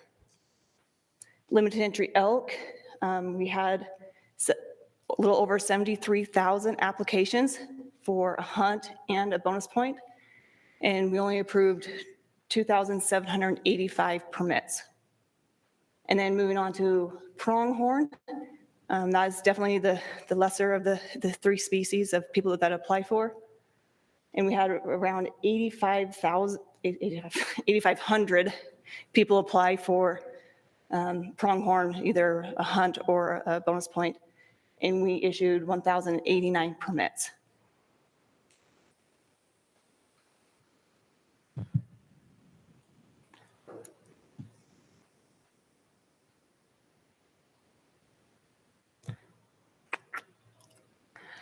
Okay, so now on this slide, I'm moving back to applicants. So getting away from applications, going back to our unique applicants. I wanted to show you guys how many unique people out there, unique hunters out there have a bonus or preference point for which species. So when you're looking at it, this is for 2021 when I pulled this data. So when you went into the draw, this shows how many people went into the draw with this many points. Limited entry deer, you can see that we had around 45,000 applicants that have some type of bonus point for limited entry deer, 1 through 28. Limited entry elk, we have over 70,000 hunters that have a bonus point. And then pronghorn, there's over 8,600 hunters that have a pronghorn bonus point. And then our biggest point holders are our general season deer hunters. There's over 80,000 of them that have a preference point. And then we do offer preference points for the dedicated hunter program. And there's about 5,700 of those out there that have some type of preference point. So then what I did is I broke it out even further to show you what cohort those hunters are in the point range. So looking at the first pie graph, 47% of our limited entry deer hunters have 1 through 5 bonus points. Now this is as 2021, okay? So after the draw happened, we took out who drew, points gone, so going into this year's drawing. 28% have 6 through 10 bonus points, 17% have 11 through 15, 7% have 6 through 20, and only 1% of our limited entry deer bonus point holders have 21 through 28 bonus points. On elk, it's a little bit different. 55% of our bonus point elk hunters have 1 through 5 bonus points. 24% have 6 through 10, 12% have 11 through 15, 6% have 16 through 20, and then 3% of our elk hunters that have bonus points have 21 through 28. If I did it in the 5, it was really small, so I lumped those last 8 points into a category. Except for pronghorn, 86% of our pronghorn bonus point holders only have 1 through 5, and then 14% have 6 through 25. If I did it any other way, you wouldn't be able to see it on the pie chart.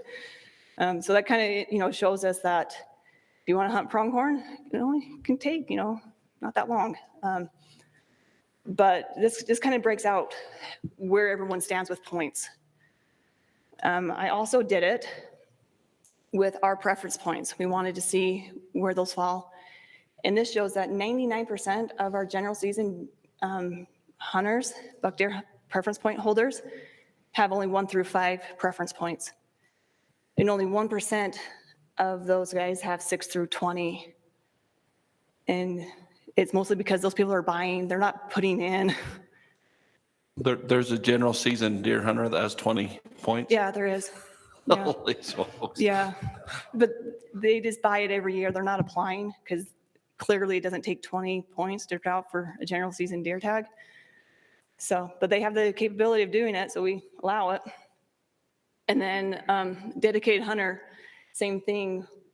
It says 100% because the 0% is only 23 people have above 5 points for the dedicated hunter program. So in summary, because I know that's a lot of data, a lot to go through. So in summary, I want to put we do have extremely high number of applications and the trend is continuing to increase. We have a limited number of permits and that trend is decreasing. The highest number of applications are those who want to apply for general season deer and limited entry elk. We have over 86,000 resident hunters with general season preference points. And we have over 44,000 resident hunters with limited entry buck deer bonus points.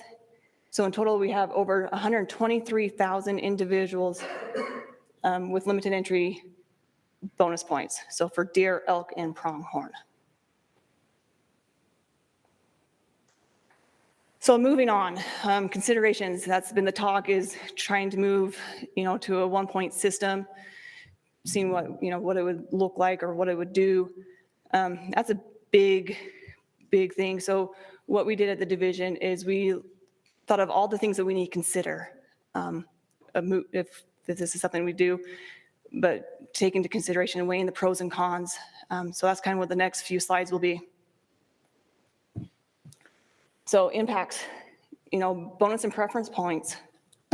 Do we phase out preference points? Do we convert bonus and preference points?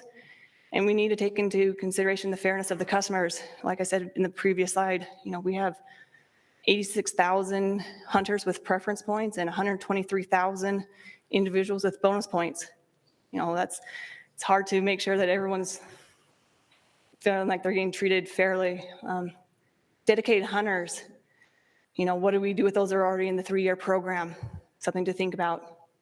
Lifetime license holders. If you're not one, you hate them. If you are one, you love it. But by state statute, lifetime license holders are entitled to receive general season deer permit each year. That's not just by rule.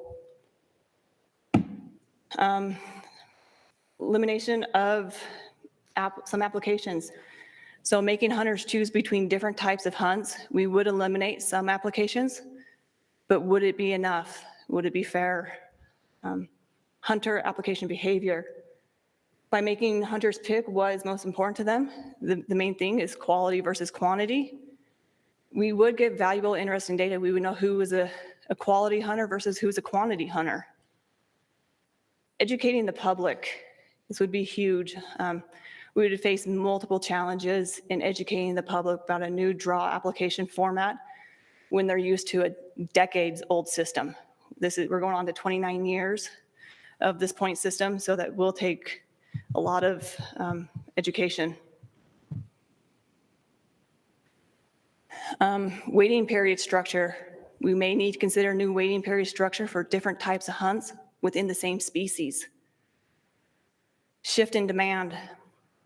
We may shift demand to other limited entry species, creating worse point creep for those species.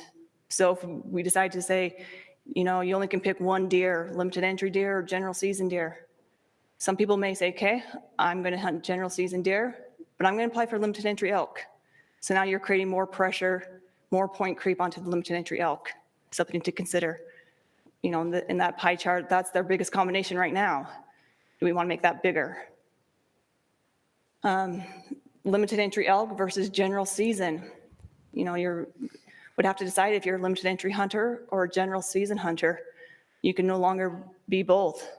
And we know limited entry elk, you don't hunt very often. So we may have people applying that may not hunt for 10, 15, 20 years. General season deer versus dedicated hunter. You would have to decide if you're a general season deer hunter or a dedicated hunter.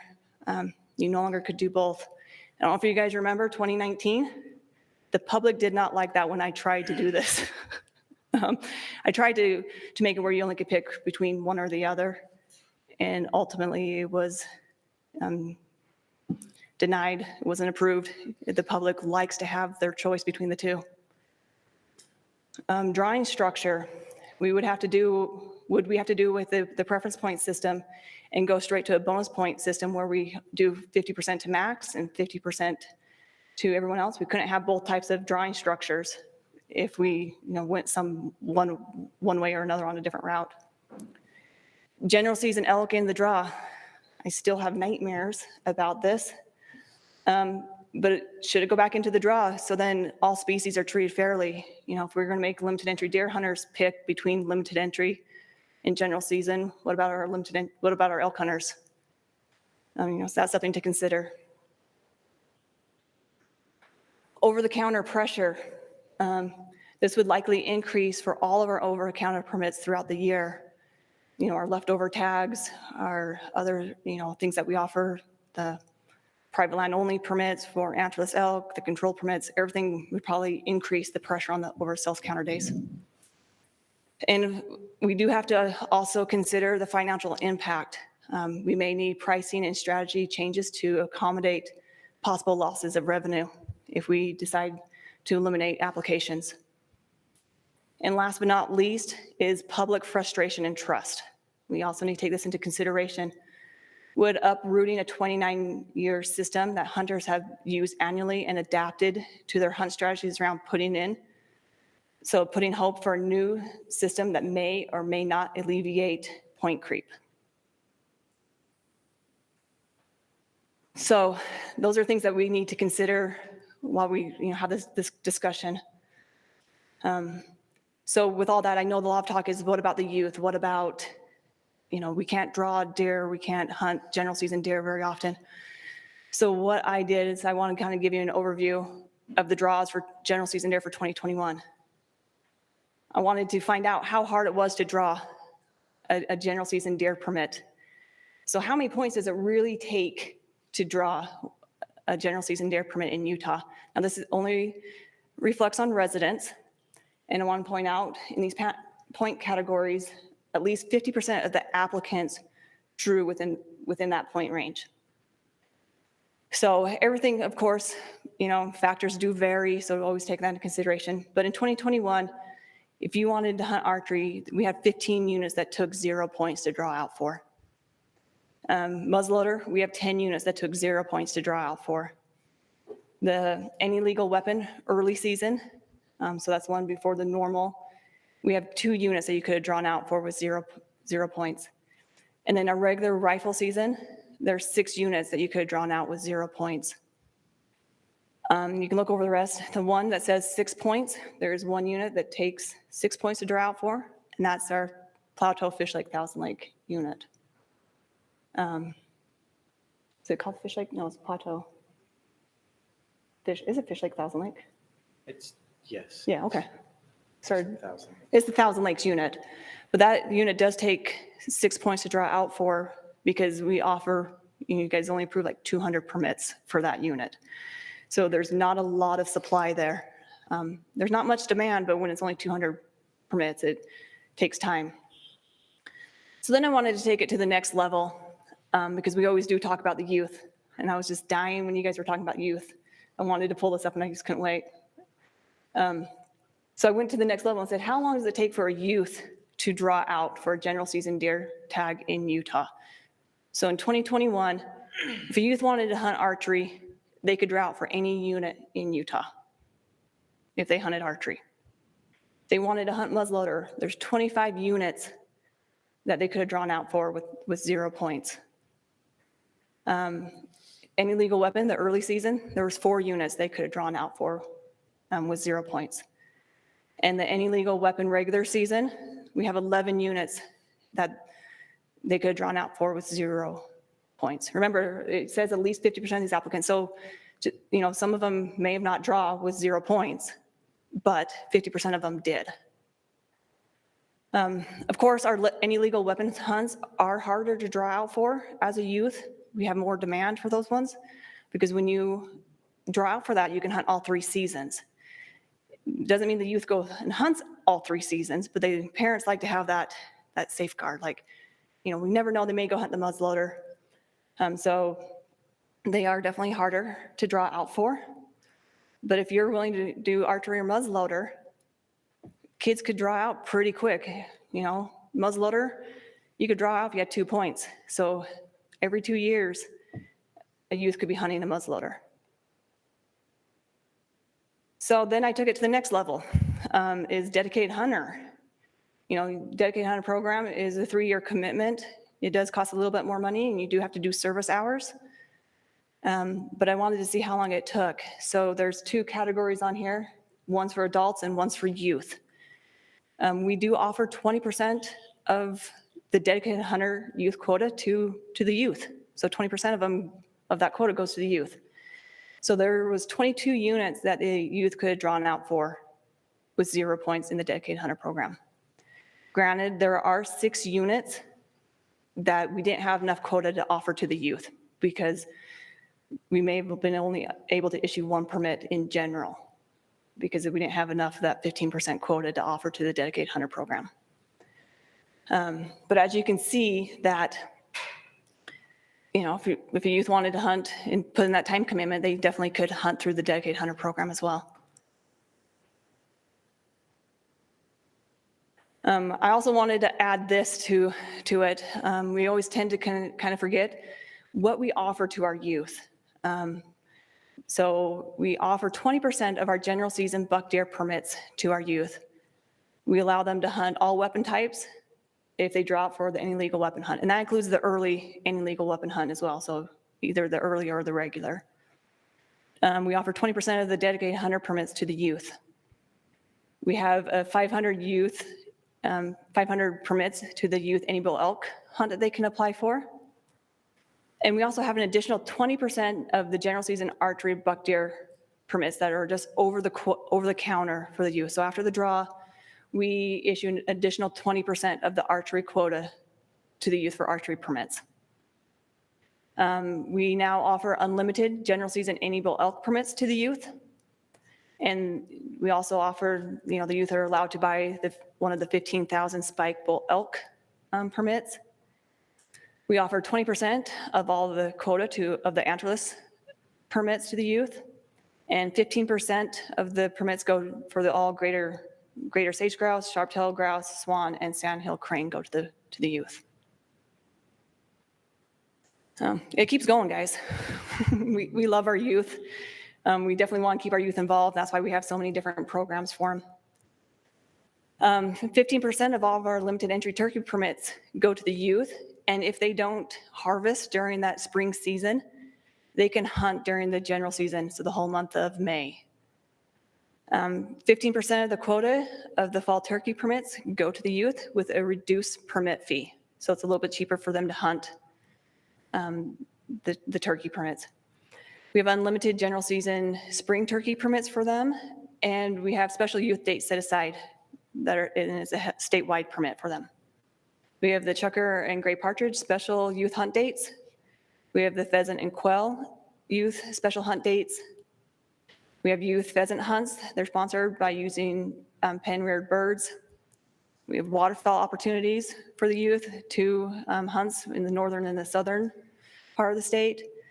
We have the hunter mentoring program for the youth, and we have the trial hunting program offered to the youth, and we have a reduced combination hunting license for them, so they can, if you've got 5 kids, it costs a lot to get them out there, so we give them a reduced fee. And I just want to point out one more thing about the youth. This is just kind of a tidbit. Before 1988, youth had to be 16 and older to hunt big game in Utah. So 1988 was the first year that we allowed 14-year-olds to apply in the big game for big game species. And then in 2008, we implemented the age of 12 years old or as a minimum age that they can apply for general season deer permits only. But they still had to be 14 to apply for limited entry or once in a lifetime species. And then in 2017 is when we lowered the minimum application age to 12 for all big game species. So that's when 2017 is when we said, you know what, we'll allow the 12-year-olds to apply for everything. So I just wanted to remind everyone that we do a lot for the youth. We're always looking for opportunities. But I wanted to just bring this up during this presentation as well. So in conclusion, I know there's a lot of slides. Trust me, I have 50 slides, but I cut it down to like 30. I was told it was way too long. A one-point system involves significant changes that will take a lot of time of restructuring, public input, surveys, time analysis, rule change, statewide plan changes, et cetera. Like, it's just not something that we can implement this fall. It's going to take a lot of time. There's a lot of opinions out there of what we should do. There's a lot of different options. So going to a one-point system would decrease the number of applications. That's a given, but it might not be enough of an impact point creep to be noticeable or significant increase in drawing success. So we may decrease some applications, but it's not going to significantly increase the rate you can draw out for a permit. Just remember, major changes to a current 30-year points structure could alienate tens of thousands of residents. Youth have plenty of opportunities to hunt general season deer and other species while they're waiting for a chance to draw for their limited entry species. Like I showed before, if a youth wants to get out there and hunt general season deer, there's units out there that they can hunt every year or every 2 years. And this would only be a temporary fix. We need to think of ways to grow the pie as far as how many permits we offer through the drawing too. So what are our options? Increase permit numbers to meet the demand. And I'm going to turn this part over to Covey since I'm not over this portion. So Lindy, Lindy gave her presentation internally, and it spurred a lot of discussion. And what it reminded me of is something, Wade, you said just a little bit ago, and that is that we're all comfortable with what we do. And in Utah, we're pretty comfortable with about the number of hunters we have on the landscape. We're pretty comfortable with this 15 to 20 bucks per 100 does, but it hasn't always been that way. It's also really hard for us to go against that. There's public sentiment that says that we want this type of quality, we want this number of bucks in the landscape. And what we're hearing more and more is we want that, and we're tired of waiting. And so it's this insane thing to balance. If it's okay with the board, Derek has an interesting anecdote. I'd like to bring him up and have him share it really quickly. Mr. Yule. I'm glad he came today. He doesn't interface enough with everyone. So he was looking through some old data on the current creek. Derek, you want to go ahead and share that? All right. So for those of you that don't know, Kent could answer this for you, but I'm a hardcore mule deer guy. I love them. That's my passion. So I'm way into like how we hunt them and all that. So anyway, I started looking into some stuff for this committee, the technology committee. Started looking at success rates on all kinds of different things. But on the Wasatch East unit, so before it was the Wasatch East, it was just the subunits as part of the region wide. And I looked at permit numbers and success rates. And before we went to unit by unit on the current creek unit, we were issuing, a lot of hunters were hunting that unit, way more than we have now. And we were harvesting around 700 bucks. I looked at the data from 2021 and with about half the hunters, and we're harvesting 700 bucks. And so I got looking at it, and the range over the last, since 2008 is about 600 to 800 bucks on the unit any given year. And permit numbers for the last several years have been pretty steady, but previous to the unit by unit, we had a lot of people hunting that unit. And as I've listened, I'm going to add just one more thing, if that's okay, Colby.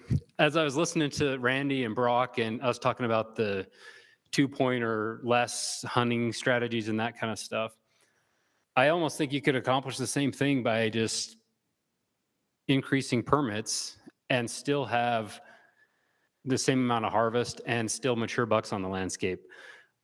Because I'm a hardcore mule deer guy, when I classify deer, I take a lot of pictures of deer, and I try to find the biggest bucks all the time, every year. And over the years, I don't know that I've seen a major increase in mature bucks. Even though our Buck-to-Doe ratio is higher on the unit now than it was in 2008, it seems to be pretty steady as to what is out there on the landscape. And at the check stations we do every year giant bucks are coming through on that unit, and I don't see a spike in it or a decrease in it. It's pretty level. So I think we are maybe losing opportunity out there that would be available. So just to summarize a little bit of what Derek just said, pre-2008, we hunt that site about 4,000 permits, and you're closer to 8,000 before? Yeah, it was pretty high. Closer to 8,000 hunters on the unit. You're still harvesting about 700 deer. You're coming in with a little bit lower Buck-to-Doe ratio, but you were doubling opportunity. There are so many bucks that are just susceptible to harvest, right? They're just going to be in places where they're susceptible to harvest. There are other animals that are not susceptible to harvest.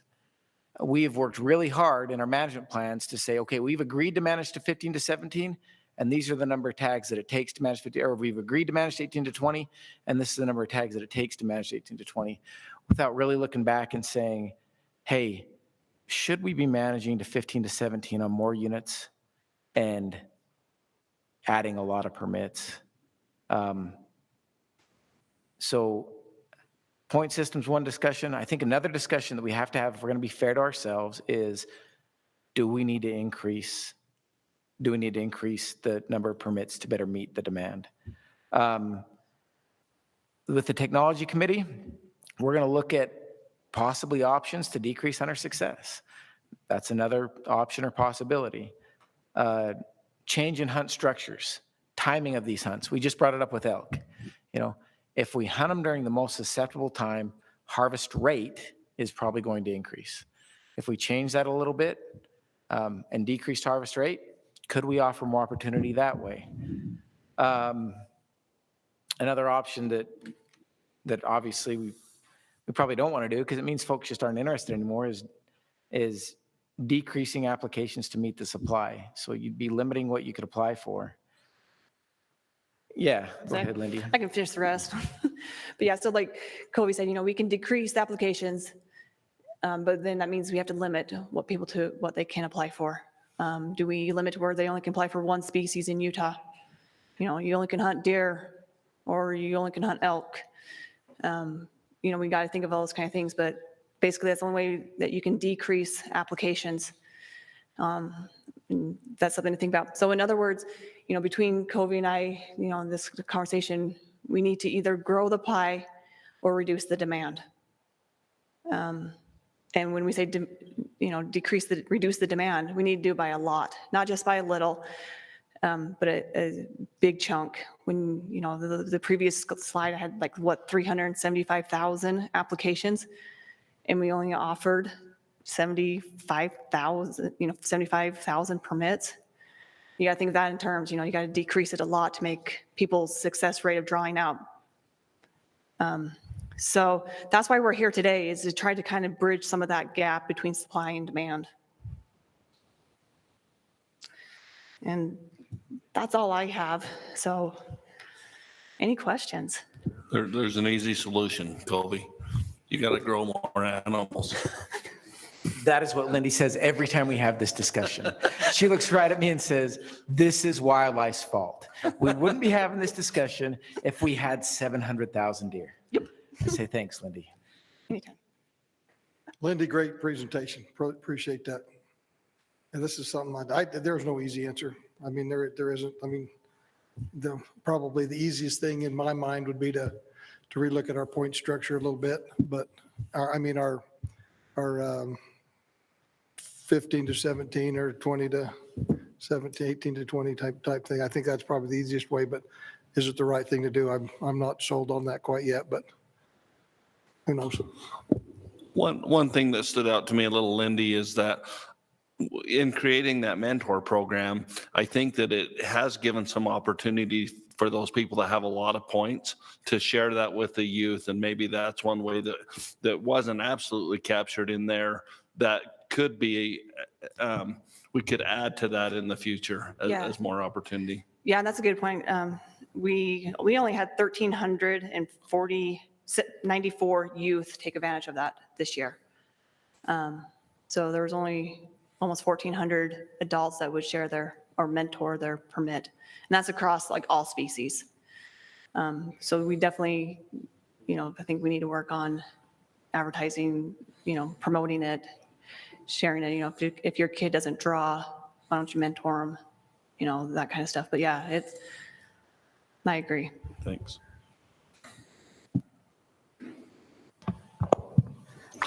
So to go back to the opportunity for the youth, I mean, there's not too many kids that have bows and muzzleloaders. So, I kind of think we got to throw that out. I mean, that 12 to 17-year-old class, I would say, are mainly rifle hunters. So, really, what's their chance of getting a rifle tag? Because most of them aren't archery, and muzzleloaders hunters.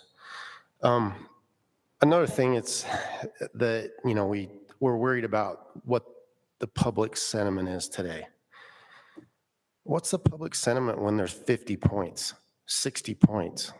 I mean, how long does this, I think the system is going to get out of control. That, it's, if somebody was born today, by the time they turn 12, it's a 40-point game.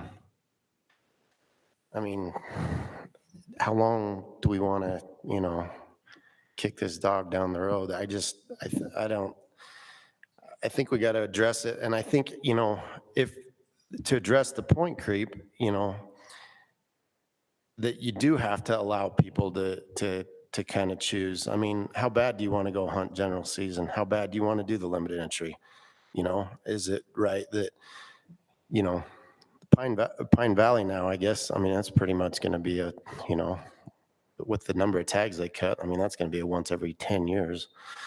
But I mean, I'd say it's wouldn't be too out of line that you pick the Pine Valley or you pick the Ponsagon, you know. A lot of the other states around us, I mean, you get a chance to apply for one deer, you know, and I think our deer point, and elk, obviously, according to the slides, is just going to get out of control.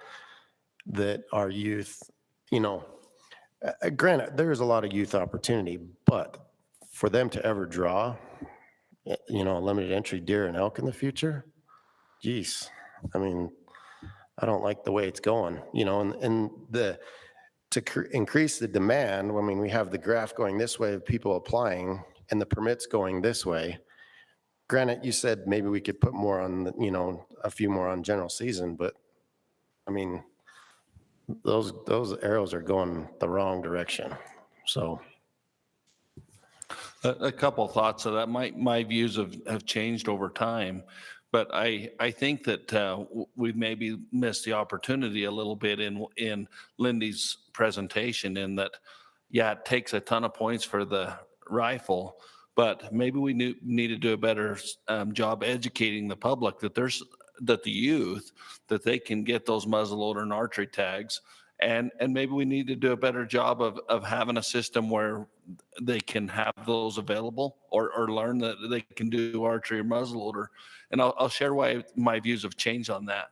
A few years ago, when the presentation come for once in a lifetime to include archery, I was very against that, because I felt like there was people that had 25 points, and we were taking opportunity from them and saying, you're not valued as much as someone that has less points that's going to do archery. But what's come out of that is those same people have 25 points, they couldn't draw, but now they could go hunt that with archery. And with as much pressure there is to get these tags, we might have to start looking that way, at pushing it towards some of those other tags to be able to do it with some of those other weapon types. I agree, but that seems like that naturally happens maybe when somebody's 18, 20 years old, you know. They go buy that $1,200, $1,500 bow. They go buy that $1,200, $1,500 muzzleloader. But a family trying to buy, you know, all of $10,000 worth of archery gear for their 12, 14, 16-year-old kid, it's just not viable. So it's got to gear them more towards getting a rifle tag when they're in the youth. And I like what the director said, you know, of maybe the program for the kids to, you know, get that almost a dedicated hunter for the youth. But I just think, you know, we got to, but just overall, you know, in the future, our system, it's not set up for long-term viability. Kevin, if I could jump in. Lindy, I've seen you give this presentation half a dozen times. You did a better job of illustrating the magnitude of the problem today. I mean, this was great, and I really appreciate it. And I think we've all known that, but it's great to see it black and white and exactly how big it's gotten. We've been talking a lot about the youth, and I know that's not really the agenda item, but yes, there are a lot of youth opportunities out there. And I agree with Bryce. Those people that are involved, interested, and educated on our system and our process, their kids are hunting. To me, I'm not ready to throw out Carl's proposal, because that is a different segment to me. It's the group that they don't archery hunt, they don't muzzleloader hunt, they only think about hunting 2 days a year, and that's the night before the rifle hunt starts. Their family doesn't hunt. There is still some help for that group, and I think Carl might be on the right track there. But to the point creep, this, you know, we've done things over the years. You know, we've all been involved in it. We've poked this and twisted it and looked at it, and we've made some small tweaks, some little 1-2% tweaks over the years, but we really have not even put a dent in it, obviously. And so I guess to me, we've got to ask ourselves two questions. Number one is it really broken? I mean, Can we sustain? Is 40 points okay? Can we continue down the path we're on? And if the answer is no, the second question is, are we brave enough to do the thing that is going to make some significant changes? We thought the trail cam thing was controversial. That'll be nothing compared to this discussion. So I'm not opposed to it. I think we all, need to prepare ourselves because it's going to be significant. One thing that, and Wade just said it, when I was a teenager a long time ago, then, we got out of school early to go hunt deer on Saturday. That opening weekend was it. Everybody went deer hunting, and you guys can all remember that. They shut the school off for deer hunt. And then after Saturday night, except for a few diehards, it was over. They didn't go back. The second weekend was always better than the first one because there was nobody out there that second weekend. Remember that? What if the hunts were 3 days long or 4 days long and we had more than one general season deer hunt that was only 4 days long? Just a thought. We're trying to think outside the box, but that all of a sudden would double your hunts and your opportunities. I'm just thinking outside the box. Thank you. I'll keep it open for a sec, but after this, we're going to take a 5-minute break. So. Well, none of these are going to be easy. The emails I've got have said, don't mess with it, throw it out, go back to a straight draw, put a cap on it. We decide whatever year that is, and that's the max cap, and you just climb into that max over time. That's not going to be fun either. 30 years ago when we started this, I thought it was a really great thing, but I'm not sure it was the right decision.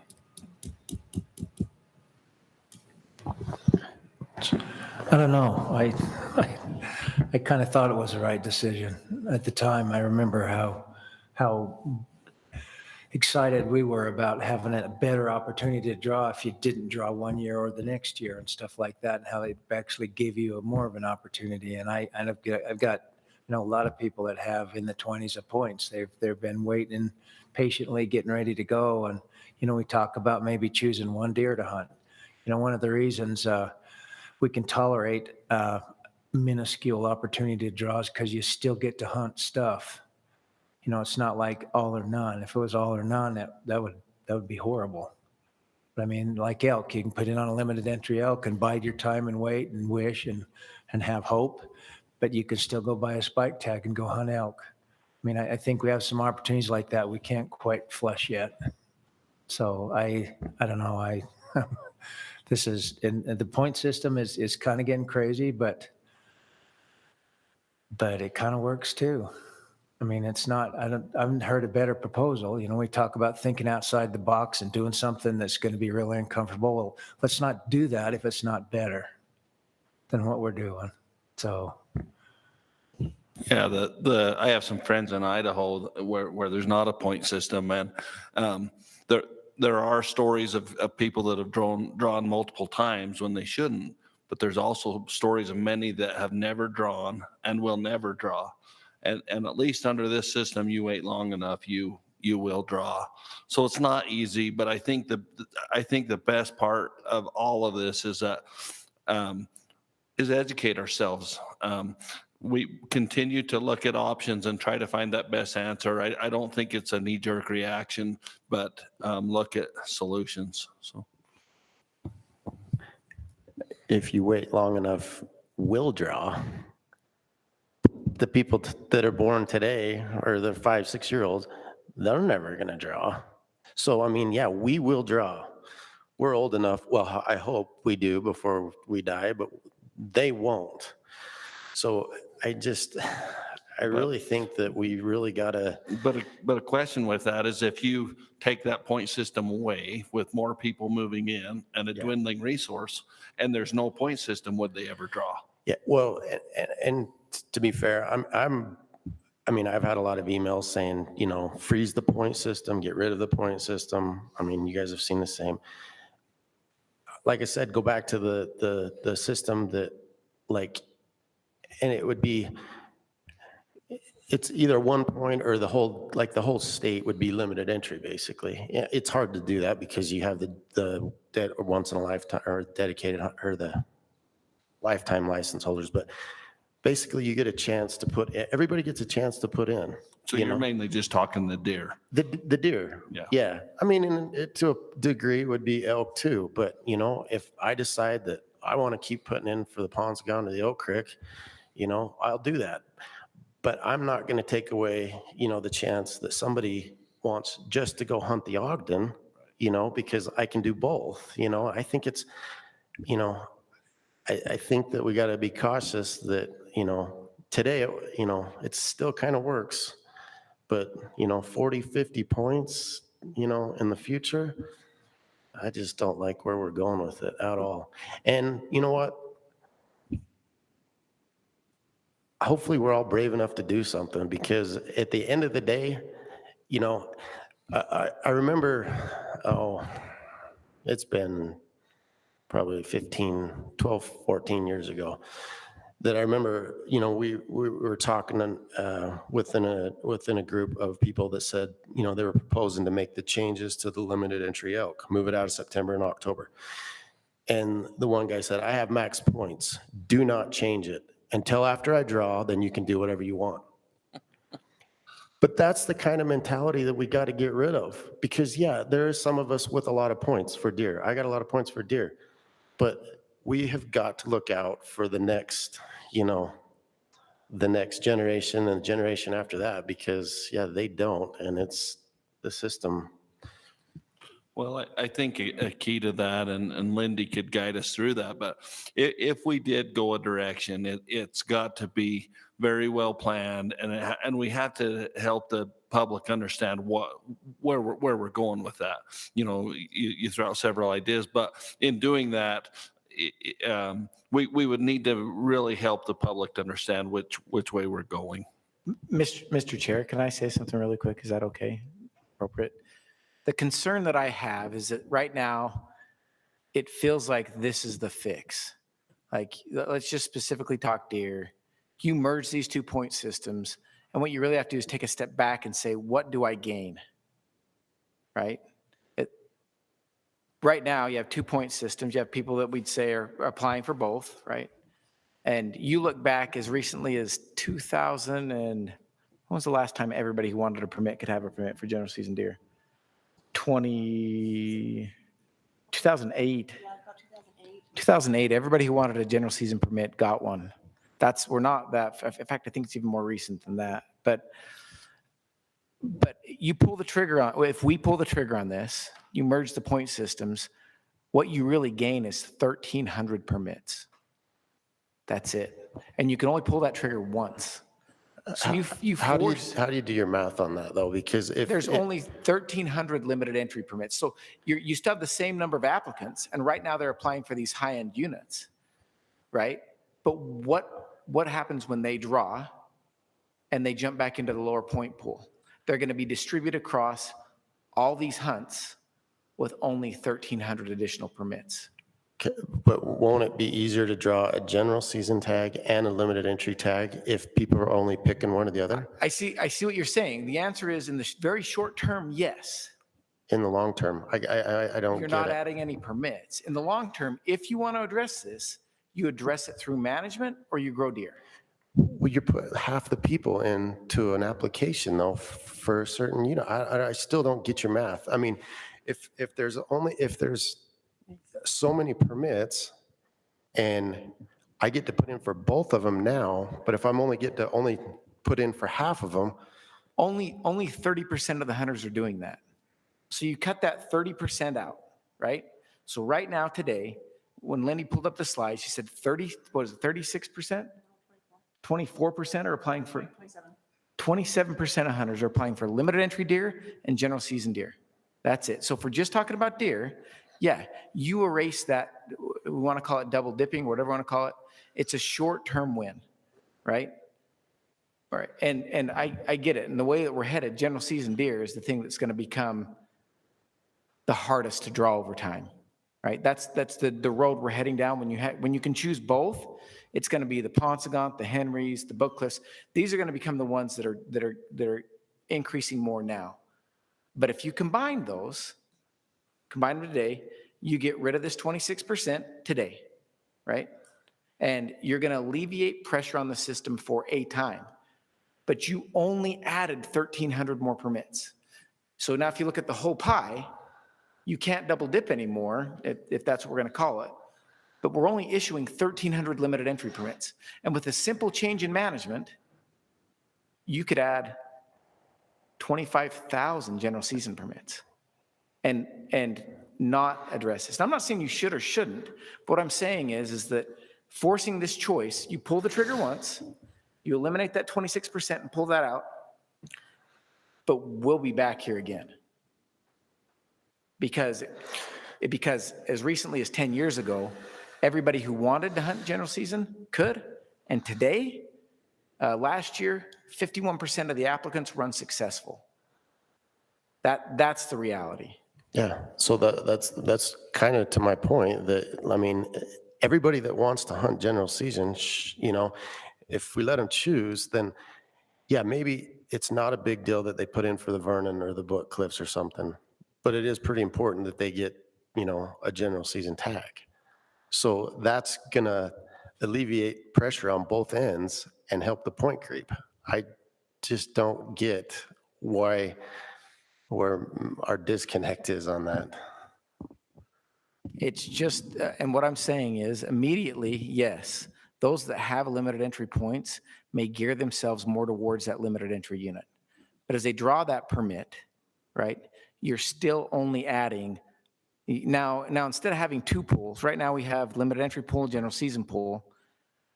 We merge those together, and if we stay under current management, we only add 1,300 permits to this pool.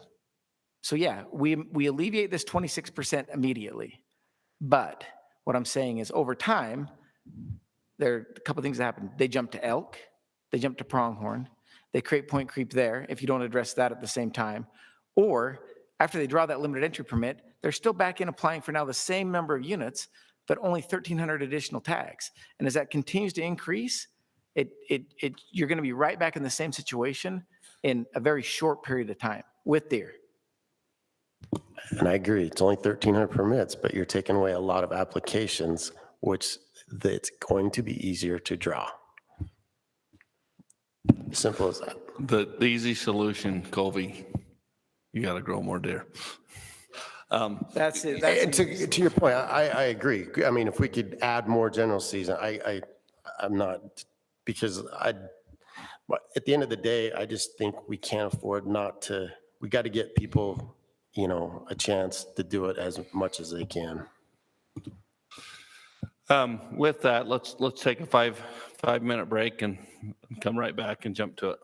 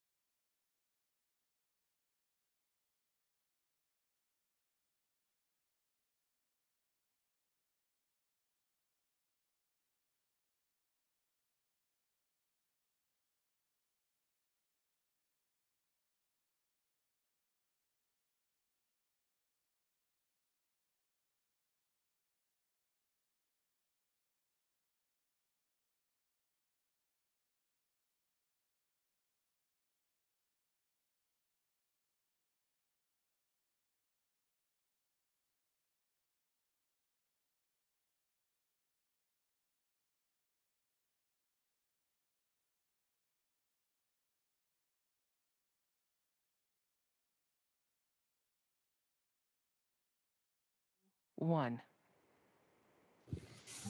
All right, welcome back. We've had some really good conversation. I'd like to turn some time over to Lindy to kind of give us a wrap up and some of the highlights, and then after that we'll turn the time over to Kenny Johnson. Okay, thanks, Mr. Chairman. So, the division does recognize that we do have, a high application rate and a low permit rate. And we're always willing to look at what we can do to make a difference. But we need to realize that, if we make changes to the point system, if it's going to be significant enough, is it worth uprooting a 29-year system? I want to point out, I've done some math real quick. Currently right now on the Henry Mountains, well, in 2021, there was 4,332 applications. If everything stayed the same as is, no one applied for that unit, no one went away, it would take 188 years to clear out those point holders. Now, if we said, okay, we got to cut half of those applications, and that brings it down to 2,166 applicants. So we're saying, you know what, you guys have to pick, so we lose half of them. It's still going to take 94 years to clear out those applicants. So as we continue these discussions about the point system and point creep, we need to think about what we do. Is it going to be significant enough to make a difference in this, the rate that people draw out for their permits? And it is going to be a timely process. There's got to be a lot of input from experts, the public, of what we want to do. And, there's management changes that we need to work with wildlife and statewide plans. So if we do move forward, it's going to take time. It's not something we can just do immediately. Well, I'd like to just highlight, I think there's been really good discussion, and there's no right answer. Everyone has brought up some good points, but I think one of the best tools that we have in our toolkit is using Lindy to help us understand, just like she ran those numbers on the Henrys real quick. If we have an idea, we can get with Lindy and see what that buys us and where it gets us down the road. And so I think we need to continue the conversation, but by doing that, we can see where it'll take us and what the end road is. Yeah, thank you. Yeah, that's a great point. If you have ideas, definitely let's work together and see what it would play out. And like I said, it's something we see the problem as well at the division. This isn't a hidden thing, and so we're looking into it all as well. I get emails every day about this, and every single person has a different way they want to do the point system. So we have to see what's the best interest for everyone. Someone that's applying for the first time to someone that has 28 points. We need to figure out what's best for everyone. Just the final comment. I appreciate Lindy sharing that last bit with us, because to me, the answer is, if we really want to impact this, it's all of it. It's combining, it's what Covey says, it's expanding permits, it's choosing a species, it's all of it if we want to even make a dent. So I agree. I don't know that it's let's pick which one. It's let's find 5 more things we can throw on this and do all 10 of them. That's what it's going to take. One thing I'll ask Lindy of you is, don't back down with Colby, because he's got to pull his weight more. If he just gives more animals, we'll be there. Oh, I tell him every single day. Good. So, okay. Well, thank you for those presentations so much. So, no, thank you. All right. With that, let's go to price increase. Thank you, Mr. Chairman. Kenny Johnson, and yeah, Lindy does a nice job. She's lived with that data for the last 3 weeks. I know she's glad to have this meeting past us today, but yeah, some good challenges. So her slide with the 20+ point bonus point holders being in the 1% club, for all of you financiers, that's the only list I'll ever show up on as a 1%er. So got that going for me. Mine will be really quick. I know Covey said his would be shorter than any today, but this one will be really fast. So we are just at the point in the year where we kind of look at our expenses and we look at our costs. And It's no secret that there's been quite a jump in inflation and just the cost of day-to-day doing business, fuel, and just all the things that we do to process credit cards and applications. And so we're in the middle of kind of analyzing all of that and considering, whether we need to look at a fee increase at some point in the future. And so this is really just a reminder of kind of how that process works. And it's pretty straightforward. I didn't put any slides together for this one. But the way the fee process works, just for those who aren't familiar, I think most in this room probably are, we would come up with a proposal and take it through the public process, through the racks, and then obviously to the board, where we would discuss the fee structure and how the change might look. Once that goes through the rack and board process and gets approved, we then would take it and work with the governor's office on trying to get some support up on the Hill for that. After that, at some point, the fees would then go to the legislative fiscal analyst's office. They would kind of synthesize the whole thing, and then we would present it to our natural resources appropriations subcommittee at next legislative session. So that's kind of the timing. At the session, obviously anything can happen. They'd either approve it, modify it, or reject our proposal, or bits and pieces of it. You just never know up there. But that's kind of the stepping stones to discuss doing any kind of fee structure or fee change. Once the committee kind of does their thing and approves it, those all roll into the annual appropriations bill that all legislators vote on, and then that typically becomes active the next fiscal year, so July 1st. So if we do something this summer, it's kind of that time frame of racks. I think kind of June, July time frame. It would then go to the session in 2023, and nothing would really be implemented until a year from this July. So it does take a while. It's a long, kind of drawn out process, and we're just, like I say, we're in the very early stages of looking at kind of some of the increasing costs and the challenges we have of taking care of the mission on the ground. And so I just wanted to remind the people here and those listening at home that that's kind of how the process works. And I'd like to turn a little time over to Bryce, but this actually was a request from the board to have you address that as well. And I'd like Bryce to maybe highlight some of that or his thoughts on that.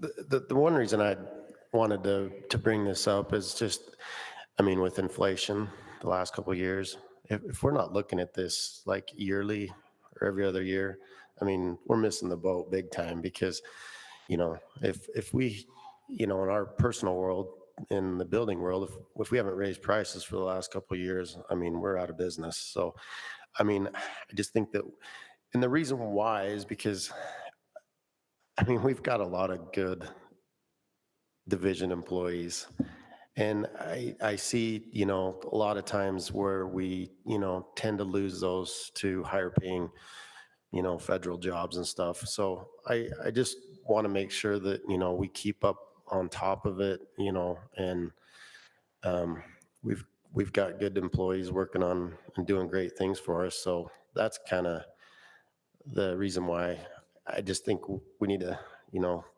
I'm not micromanaging you guys, but I just think if we don't look at this more often, in these last couple of years, that we might be kind of digging ourselves in a hole. Yep. No, appreciate that, Bryce. I think agree 100%. We look at it every year, kind of big picture, and when we're in balance and we can cover our costs, we're in good shape. But obviously, with the recent developments in some of the economics out there, we're taking a good long look at it. We did the most recent change was in 2019 session for most of the non-resident fees across the board. And so we are definitely very cognizant of that and try to plan for it in our budgeting process for sure. Just a question, Kenny, are you considering fee increase on applications or permits or both?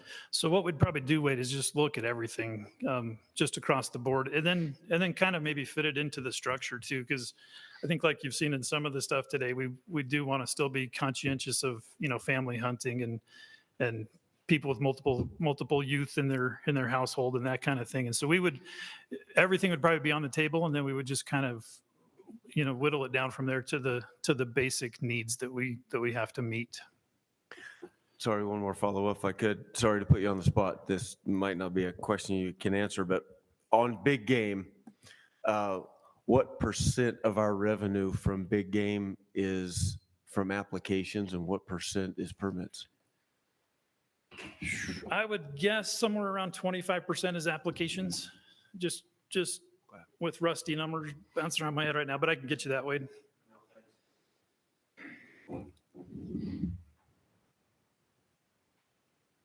One thing that we're on a down year with drought and with populations, and I'm sure there may be those at home that are saying, why is the Wildlife Board and the division talking about a fee increase when our herds are where they are?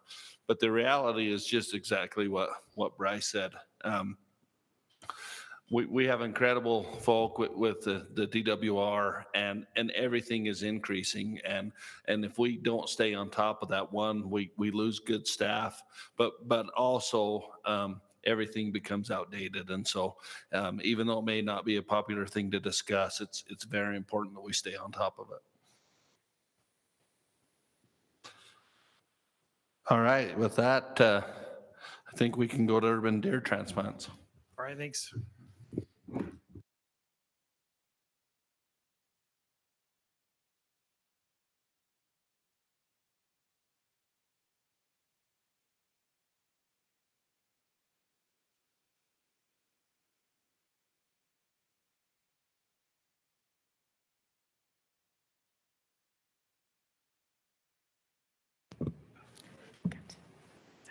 All right, hey, I'm Ginger Stout. I'm the wildlife veterinarian for DWR, and I was tasked with presenting on urban deer transplants, what concerns we have with moving deer across the landscape.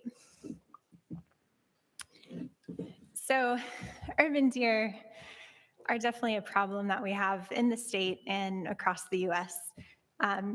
There's a lot of controversy and debate on what the best way to deal with this issue is. Urban deer populations usually have a lot of things in common no matter where you are across the country. So they usually live in greater densities, they survive a longer period of time, they can easily become overpopulated in the city or town that they live in. They also tend to have reduced home ranges, and this is all due to a greater food availability. Typically, there's a lack of predators within those towns and cities. And then you also have reduced hunting pressure because hunters obviously can't usually hunt in an urban setting. They also, with the greater food availability, they have greater nutrition that is available to them and usually have increased recruitment due to that. So there's been committees and things discussing urban deer throughout the North American organizations. And they say a cost-benefit analysis should be conducted prior to translocation efforts, and disease histories and risks should be factored into decision-making processes. So that's from WAFWA 2014, when they had a urban deer committee. And then wildlife agencies in general should do all they can to prevent the spread of disease, particularly CWD, within the state. So translocating deer do involve a great amount of risk, especially with urban deer, and it could have negative biological impacts on the deer populations, especially if diseases like CWD is spread from one population to another. So we need to have a cost analysis and look at our risk factors. So obviously the biggest risk factor that is on our minds for concern is disease. Chronic wasting disease being the biggest one of those. In Utah, we've done a pretty good job at keeping those levels low. So across the state, we're below 5% of the population, and there's only 3 main areas where CWD has impacted those herds. So moving deer can transmit the diseases to naive populations and actually make that problem worse when we work so hard to prevent it from spreading. Another thing that we need to think about is survival after translocation. So about 50%, and in some places even less, survive after the first year of translocation. So I'll show you a slide later, but the percentage gets pretty low. And then you also have increased movement of those translocated deer. So there's no guarantee that when you take them to another area, they'll stay there and thrive. They usually have problems, getting used to their home range, figuring out where the best resources are. So they move around quite a bit before they settle down and are able to either incorporate with the herd in that place or just find their own range for themselves. And then, of course, translocating deer can be expensive and inefficient. It does take a lot of resources and people effort to do this. So compared to other solutions, it tends to be more expensive. So as I said, the greatest risk is for disease. And there's a known higher prevalence in disease risk in urban areas, and that's due to people feeding deer. So they often have increased supplemental feed, and that groups them together. They have reduced hunting pressure, as I said before. The predator populations aren't able to get to them. They have a longer survival. And then all of those things mean that they have more opportunity to shed those organisms and spread it among each other. And especially when they're grouped up together in a highly dense area. I think COVID has taught us all about this, the 6 feet apart thing, where if you have big groups of people really close together, it's a lot easier to spread disease. And then another consideration is the carcasses tend to last a lot longer in that environment. And with diseases like CWD, the carcass can actually transmit it to the environment and stay there for an extended amount of time. These are some of the diseases that could be spread by translocating deer. I've said chronic wasting disease many times, and you're all familiar with that.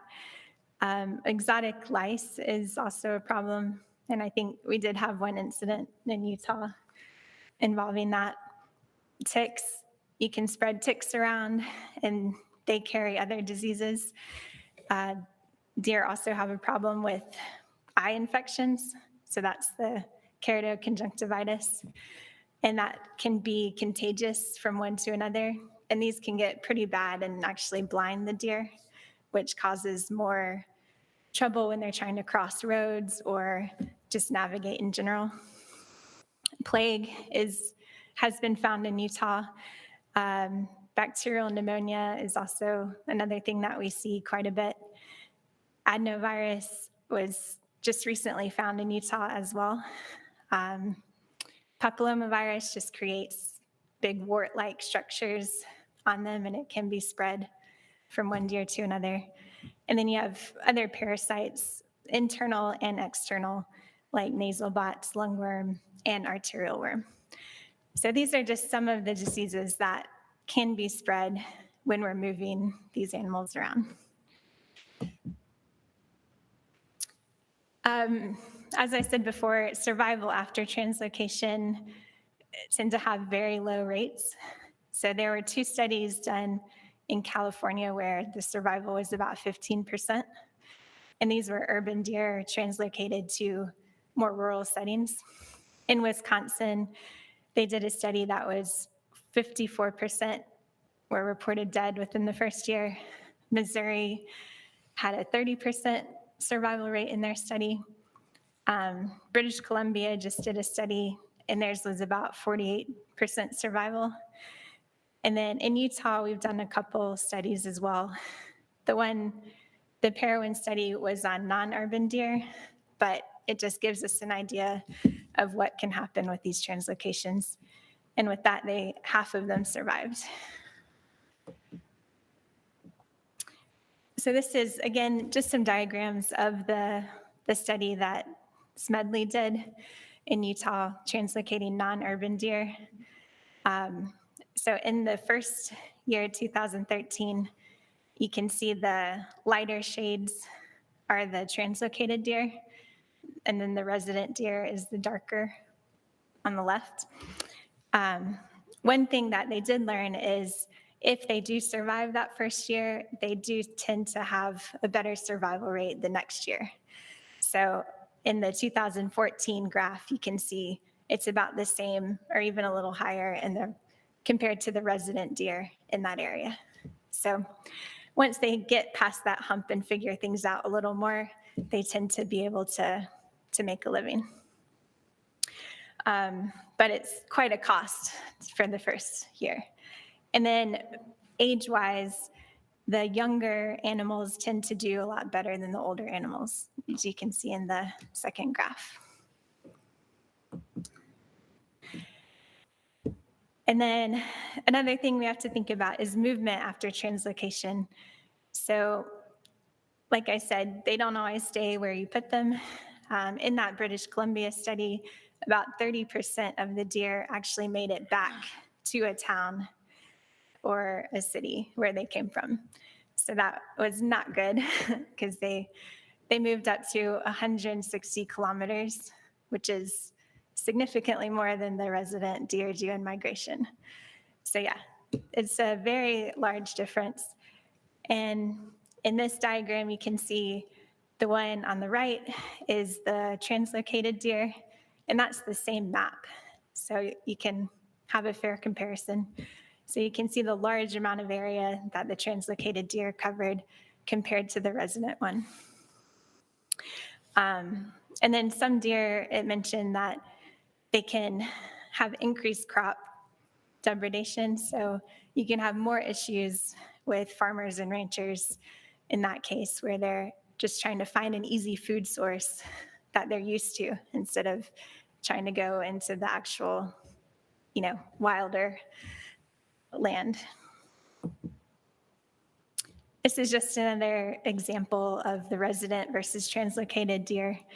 You can see the resident groups are clustered very small. This is also from Smedley's study.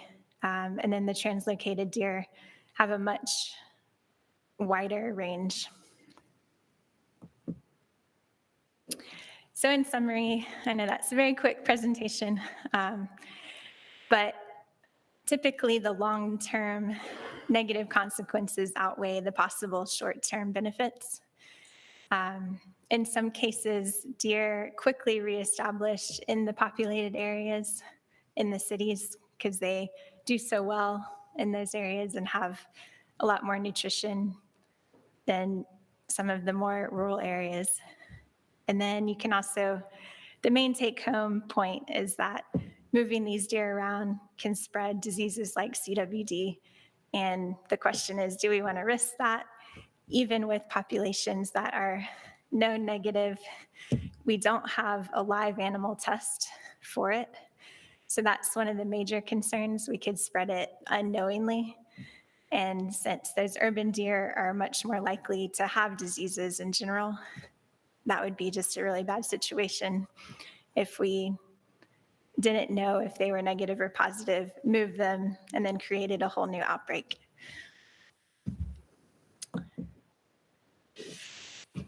That's all I had today. Did you need to add anything? We had an interesting conversation on this a couple weeks, I guess it was about a week ago on Monday. And nobody likes to be accused of managing out of fear, and somebody accused us of managing out of fear. And I started to defend it, and Justin looked at me and he said, stop just a second. He said, on this one, we probably are managing out of fear, honestly, frankly, we probably are. And the reason why is because you look back at, in history, had a lot of good intentions, and you say, why did they do that? You know, and we've had a lot of talks today about how the decisions we make today are going to impact our kids and our grandkids. And I don't want one of those to look back and say, why would they have spread CWD around the state of Utah? You know, I look at, there's an example, everybody knows what tamarisk is, Tamarisk chinesensis. It's a plant that was brought in. It was brought in on purpose. It was the savior. They brought this plant in, some agencies brought this plant in because it was awesome. It would establish along highly eroded stream banks. It wasn't palatable. It would restabilize those stream banks and stop soil from going down the rivers. And it was going to fix everything. You could still have the amount of livestock you wanted there. You didn't have to worry anymore. It stabilized the stream banks. And pretty soon, tamarisk is along every riverbank. It's a huge water suck, a big salt pump. It changes soil chemistry. And getting rid of it is nearly impossible.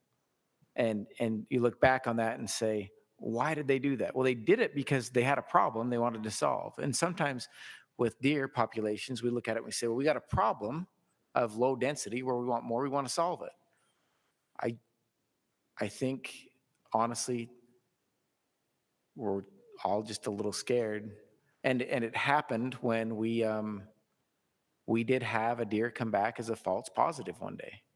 And we got it retested. We felt comfortable. It wasn't a positive, but it happened. And you know, it was that day, sat down and had some pretty good conversations and said, okay, what happens when it comes back and it's really positive? Then what? And it just made us all a little sick, knowing that the live tests aren't very reliable anyways. Ginger, what percent accuracy is there in a live test on deer? It's pretty low. It's in the 60-some percent. We just have a lot of concerns. And that's just being completely honest. We're not saying we would never transplant deer or that the risk's never worth it. That's not what we're saying. What we're saying is, on average, it's probably not the first management action we want to go to. I'd open it up for discussion. Do we still have communities that are transplanting, or are most of them just killing if they're doing an urban deer? Every urban deer program in the state now is removing lethally. No one is transplanting anymore.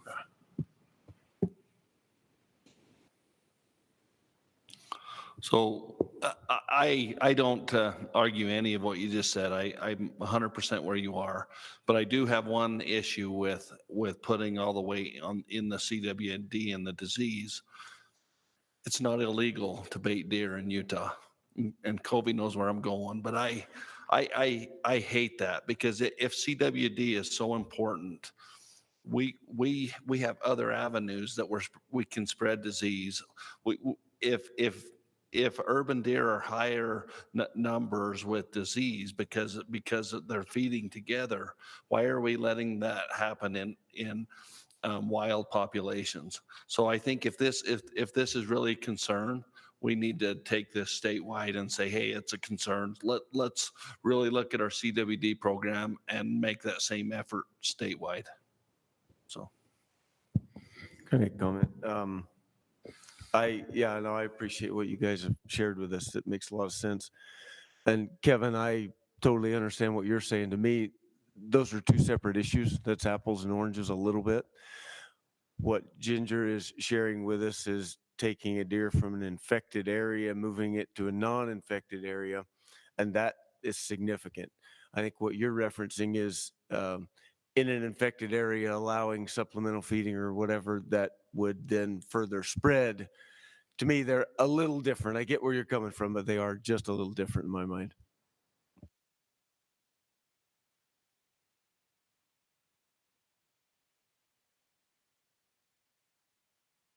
I think that's it. Thank you. With that, hunter safety discussion.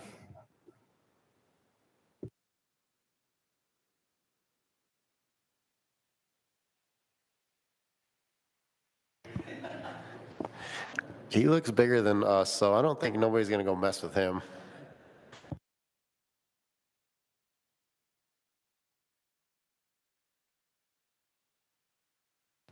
There we go. There's the green light. I'm Gary Cook. I'm the Hunter Education Coordinator, and I know I'm the last thing between you guys and the door today, so I'll try to be quick about this. I put together just a few slides here just to kind of have a foundation for some discussion and questions today on the Hunter Education program. So first of all, just want to be sure everybody understands hunter education requirements. By state statute, any individual born after December 31st, 1965 must complete an approved division hunter education course before they can obtain a license or permit. That approved course, the curriculum that we currently have, follows the International Hunter Education Association's minimum standards. So we try to be sure that we teach to a minimum content. We changed that rule a few years back to where we used to have some minimum time requirements with hunter education. We teach to a minimum standard of curriculum and content.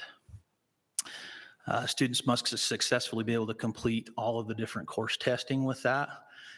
And I'll cover that in a little bit more detail here in a moment, but also just want to clarify that the pre-COVID requirements versus the post-COVID are exactly the same.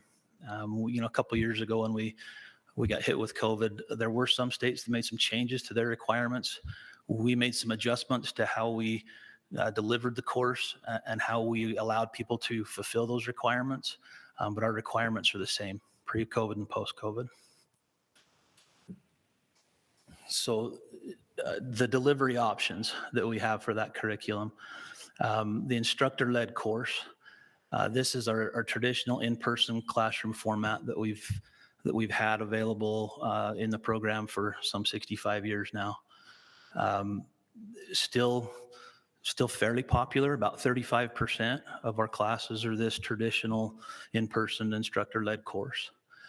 Online class with a field day is our other option. This is a self-paced, web-based online course for the curriculum, and that's followed by a required in-person field day. We've had these options since the early 2000s, I think it was, when we started doing online courses, and about 65% of our courses now are this online with a field day option.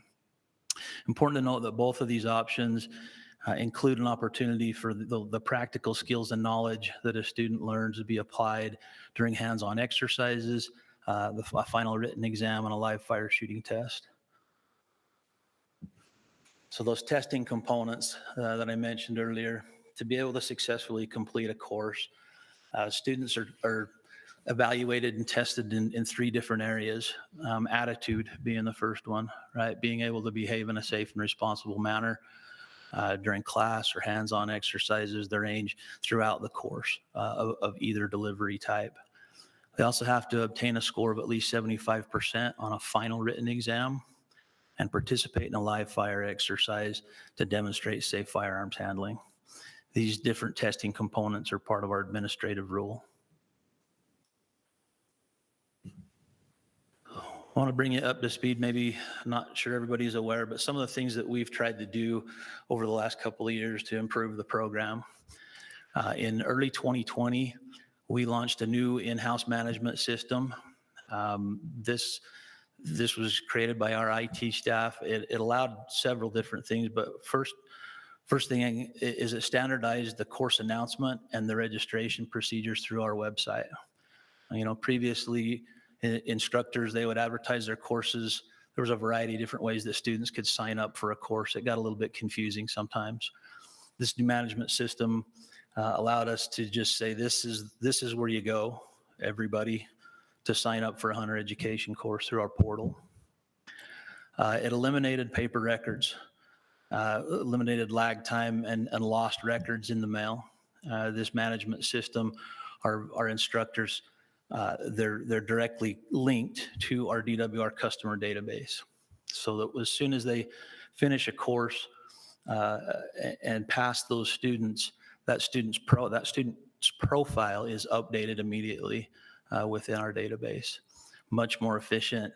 Some learning curve with our users. We changed the system that had been in place for a lot of years, but it's been really great. We've been very happy with the results of this, even though we rolled it out right in the middle of a pandemic, right when things hit and it got a little crazy. But that's been a great bonus to our program and improvement to the program. December of this last year, with our online course, we moved to a single course option. When we first started online with field day courses in the early 2000s, there were several different companies that came online with different hunter education courses. Prior to this change, we had 3 different courses. They were developed independently, but ultimately were purchased and managed by one outside vendor. We looked at what, I swear I didn't do that. We looked at what our students were selecting out of those 3 different options. Over 50% of our students selected one course option. That's the one that we went with when we moved to this single online course. It's also the one that exactly matches our written materials, our hard copy student manuals. So the students, that no matter which delivery option that they select for the curriculum, they're getting the exact same material in those 2 courses.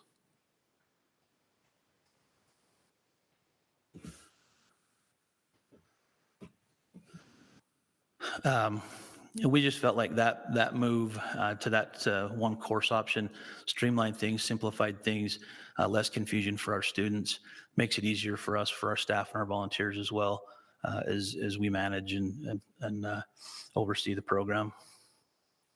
Some of the current efforts that we're working on to improve the program is just updating some of the web pages on the division website with the program. We're using a lot of customer feedback and instructor feedback to try to revise the layout, the format of the information that we provide to our public, just to help them better understand the course options and requirements up front. We had gotten a lot of, we get a lot of questions. People tend not to read everything on a web page, right? They get to the part that they need to, and they click on it, and they don't quite get all the details that maybe come with that.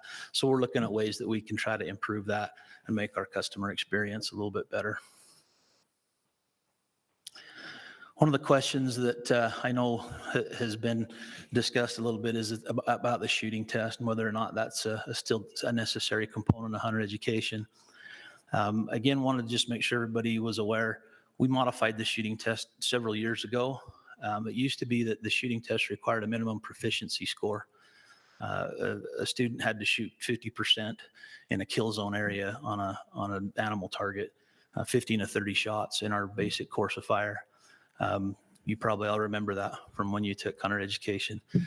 We changed that, and the current live fire exercise is an evaluation of safety. This is one of those opportunities where a student has the ability, an opportunity to demonstrate the skills and knowledge that they've gained either in class or from that online course.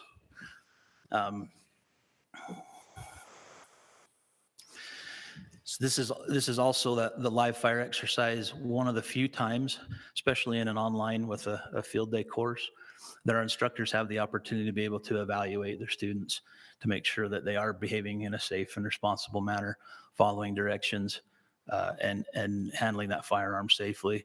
So we do believe that the shooting test is still a much needed and critical component of our testing requirements.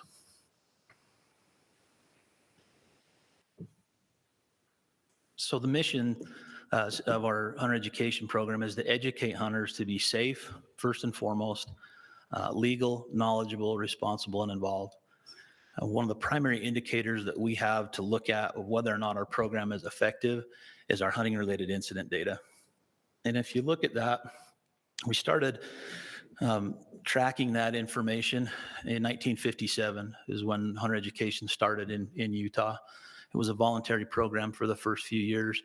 At that time, we had one of the worst incident rates in the country, 126 accidents, and 22 of those were fatalities.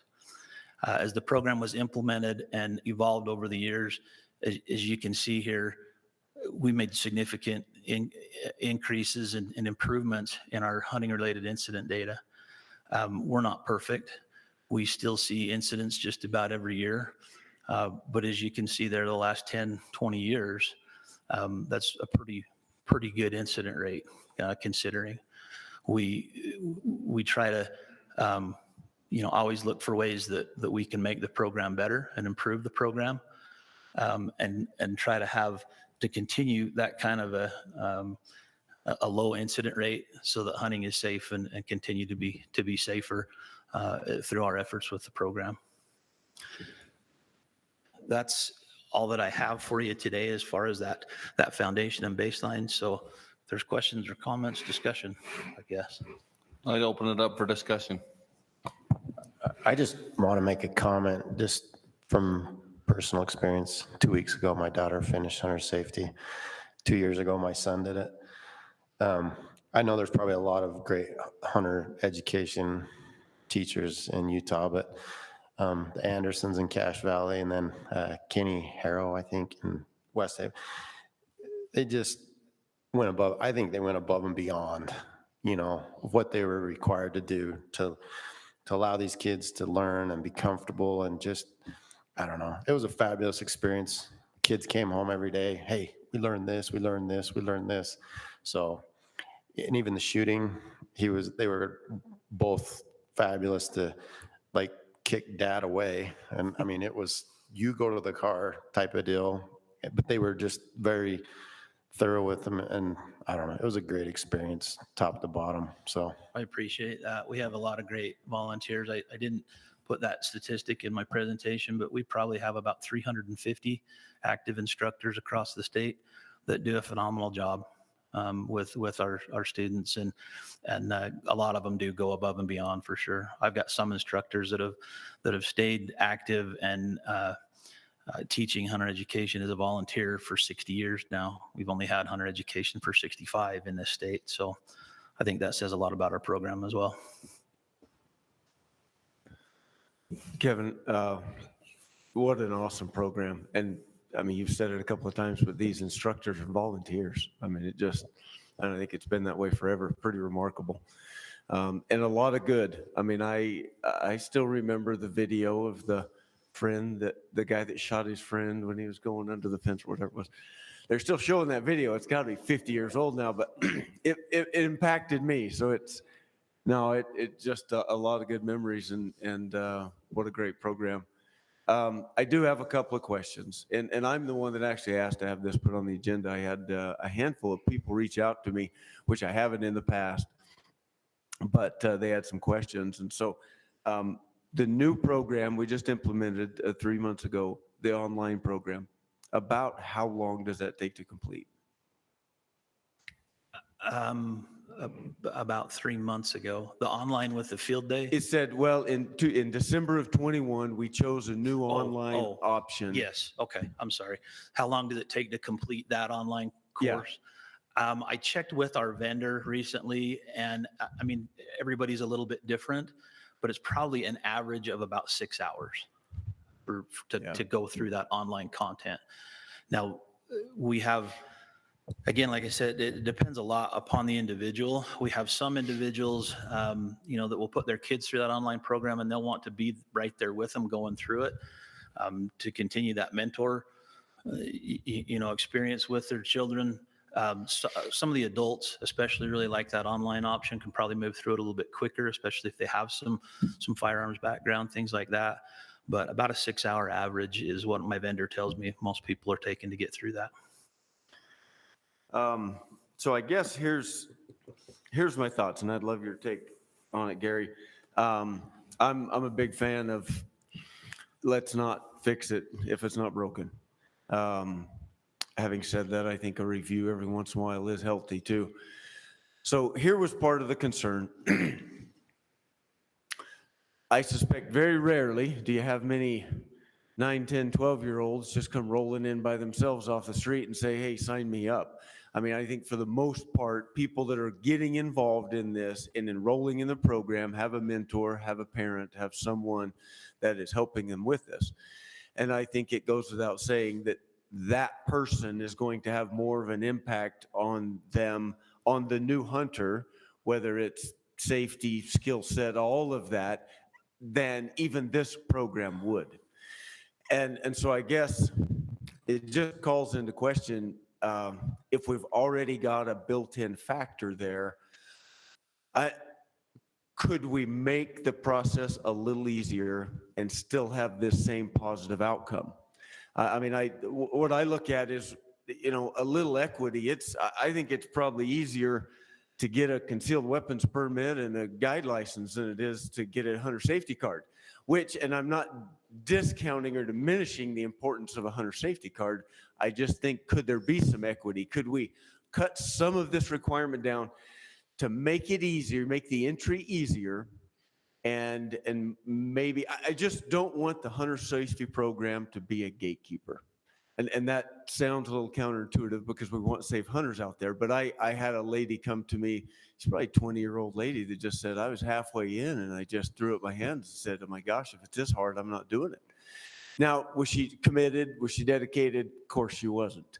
But I don't want our program to be just a little too difficult to be that gatekeeper.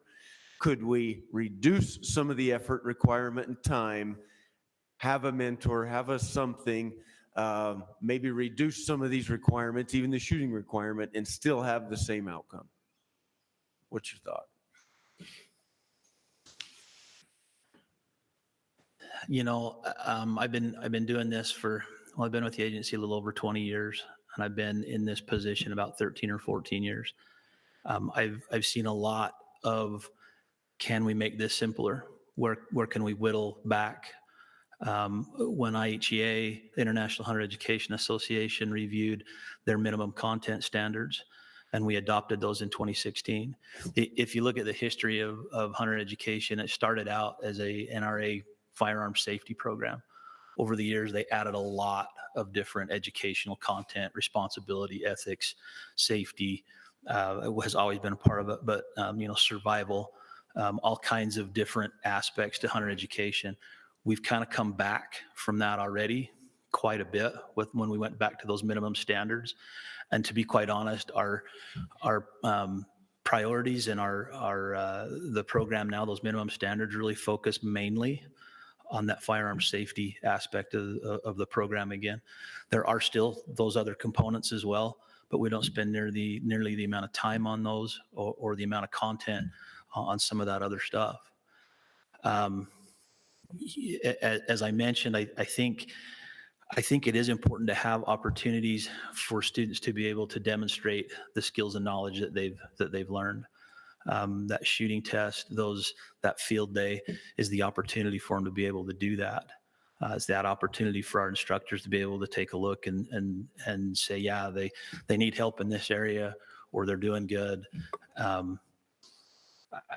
If you look across the country, there's a lot of variety, right, of hunter education programs and what those requirements look like from state to state.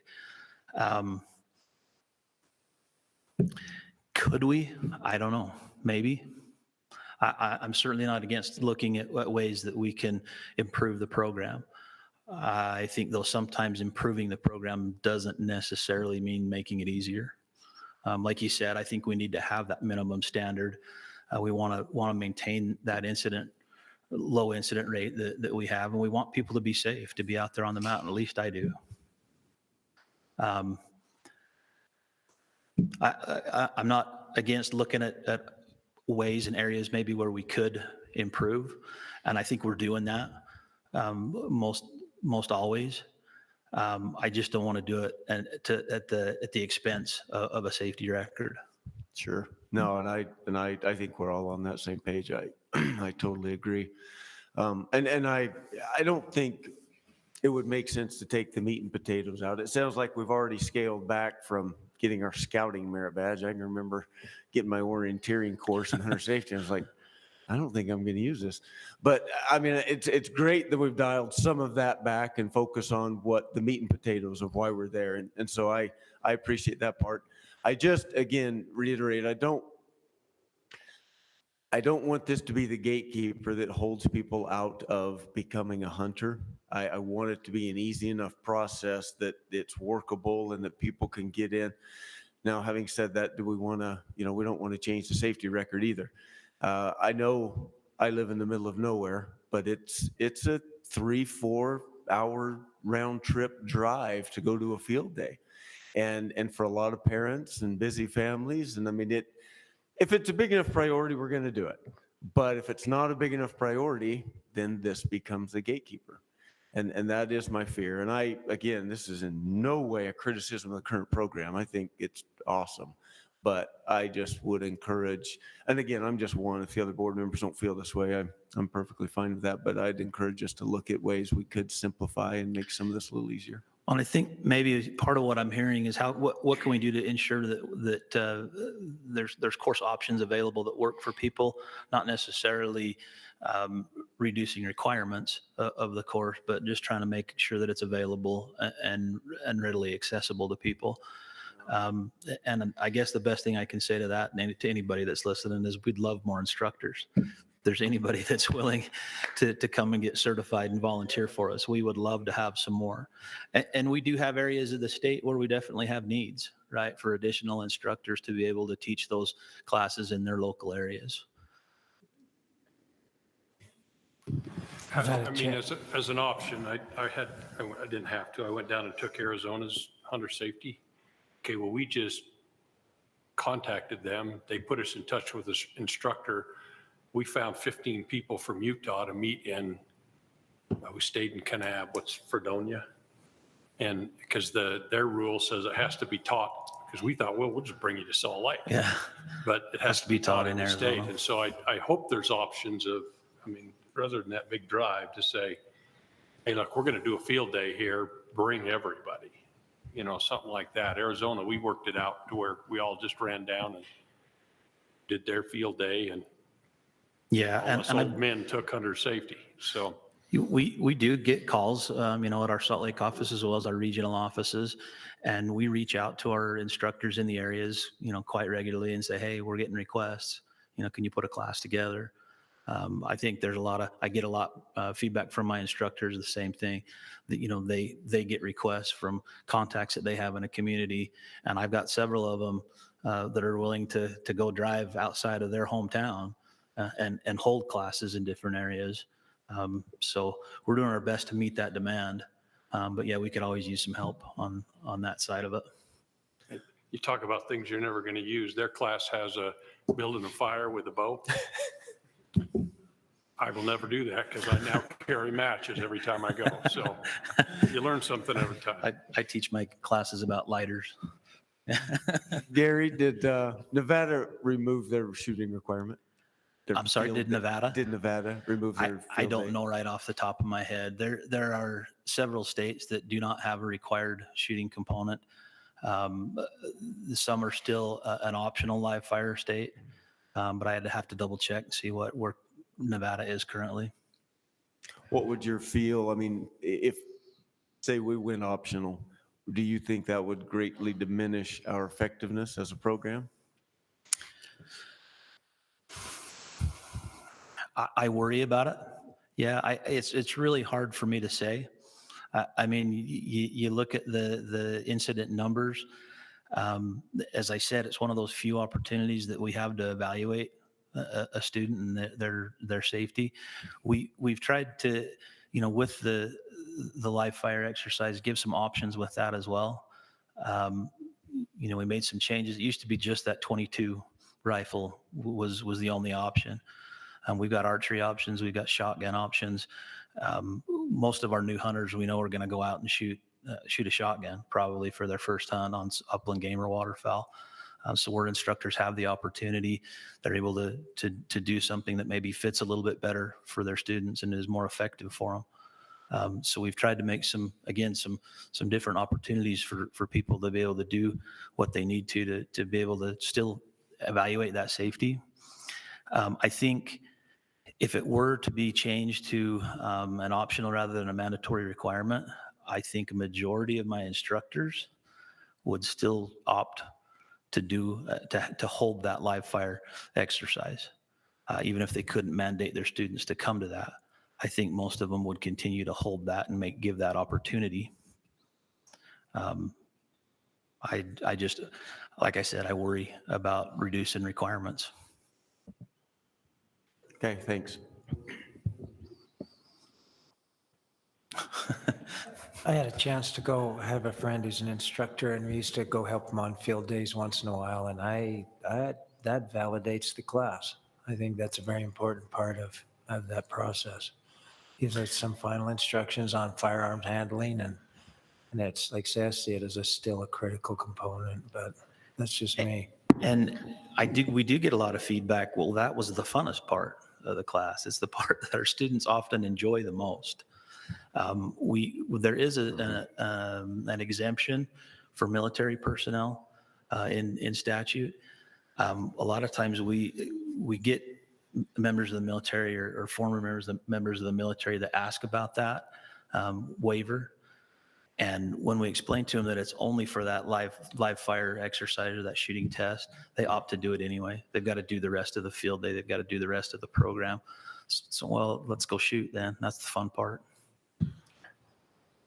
And not only did the kids look forward to it, but it was a good idea for probably half of them, Wade. I promise. Honestly, it was probably a first experience for a lot of them. I mean, there was probably 25 or more kids in the class. Granted, I've got to be sympathetic because you guys live so far out of the way, where us along the Wasatch Front. It's a pretty crucial part of in my opinion. Well, and I agree, and I appreciate those points. I really do. I guess it's for sure the funnest part. I mean, that's where we get to show up and show our stuff. But I think I won.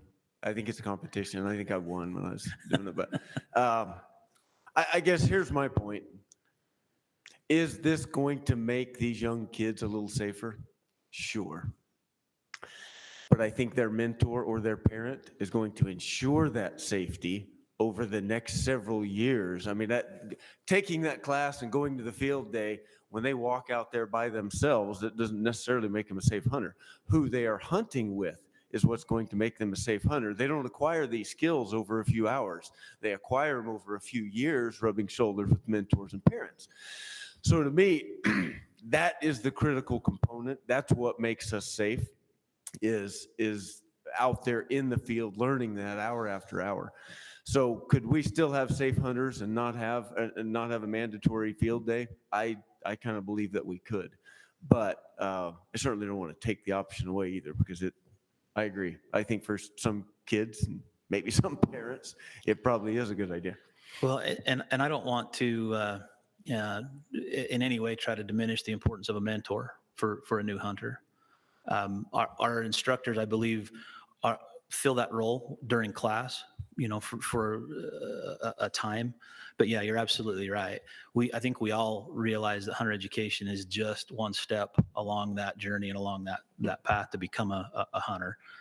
And interestingly enough, that's one of the reasons when we decided to remove that proficiency test component of the live fire, was that proficiency is not a one-time thing, right? It's something that we continue to work at for a lifetime. So yeah, mentors are absolutely an important part of it. I think that final written test, those field day activities, that live fire, is just those opportunities that we have to make sure that student hits those minimums. It's not the end of the journey by any means, but we have to have some way to be able to say, yeah, you've hit these minimums to complete the course requirements. So I think there's been some really good discussion. I've definitely been educated.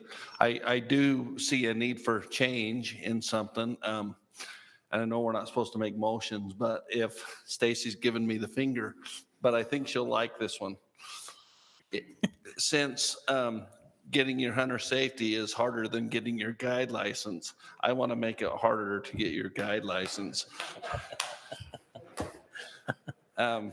But I think overall, our discussion, I think overarching, if there's ways to simplify to get kids in, we've learned all day that there's, it's already hard enough. So you do a great job. But I think, if anything the board can say is continue to look at those new ways and new opportunities. How do we help you get more volunteers to make it easier to find a Saturday, to get them out in the field? Maybe we can help in that also, but I think you do a wonderful job. Anything else on this one? All right, then I will ask, how about other business?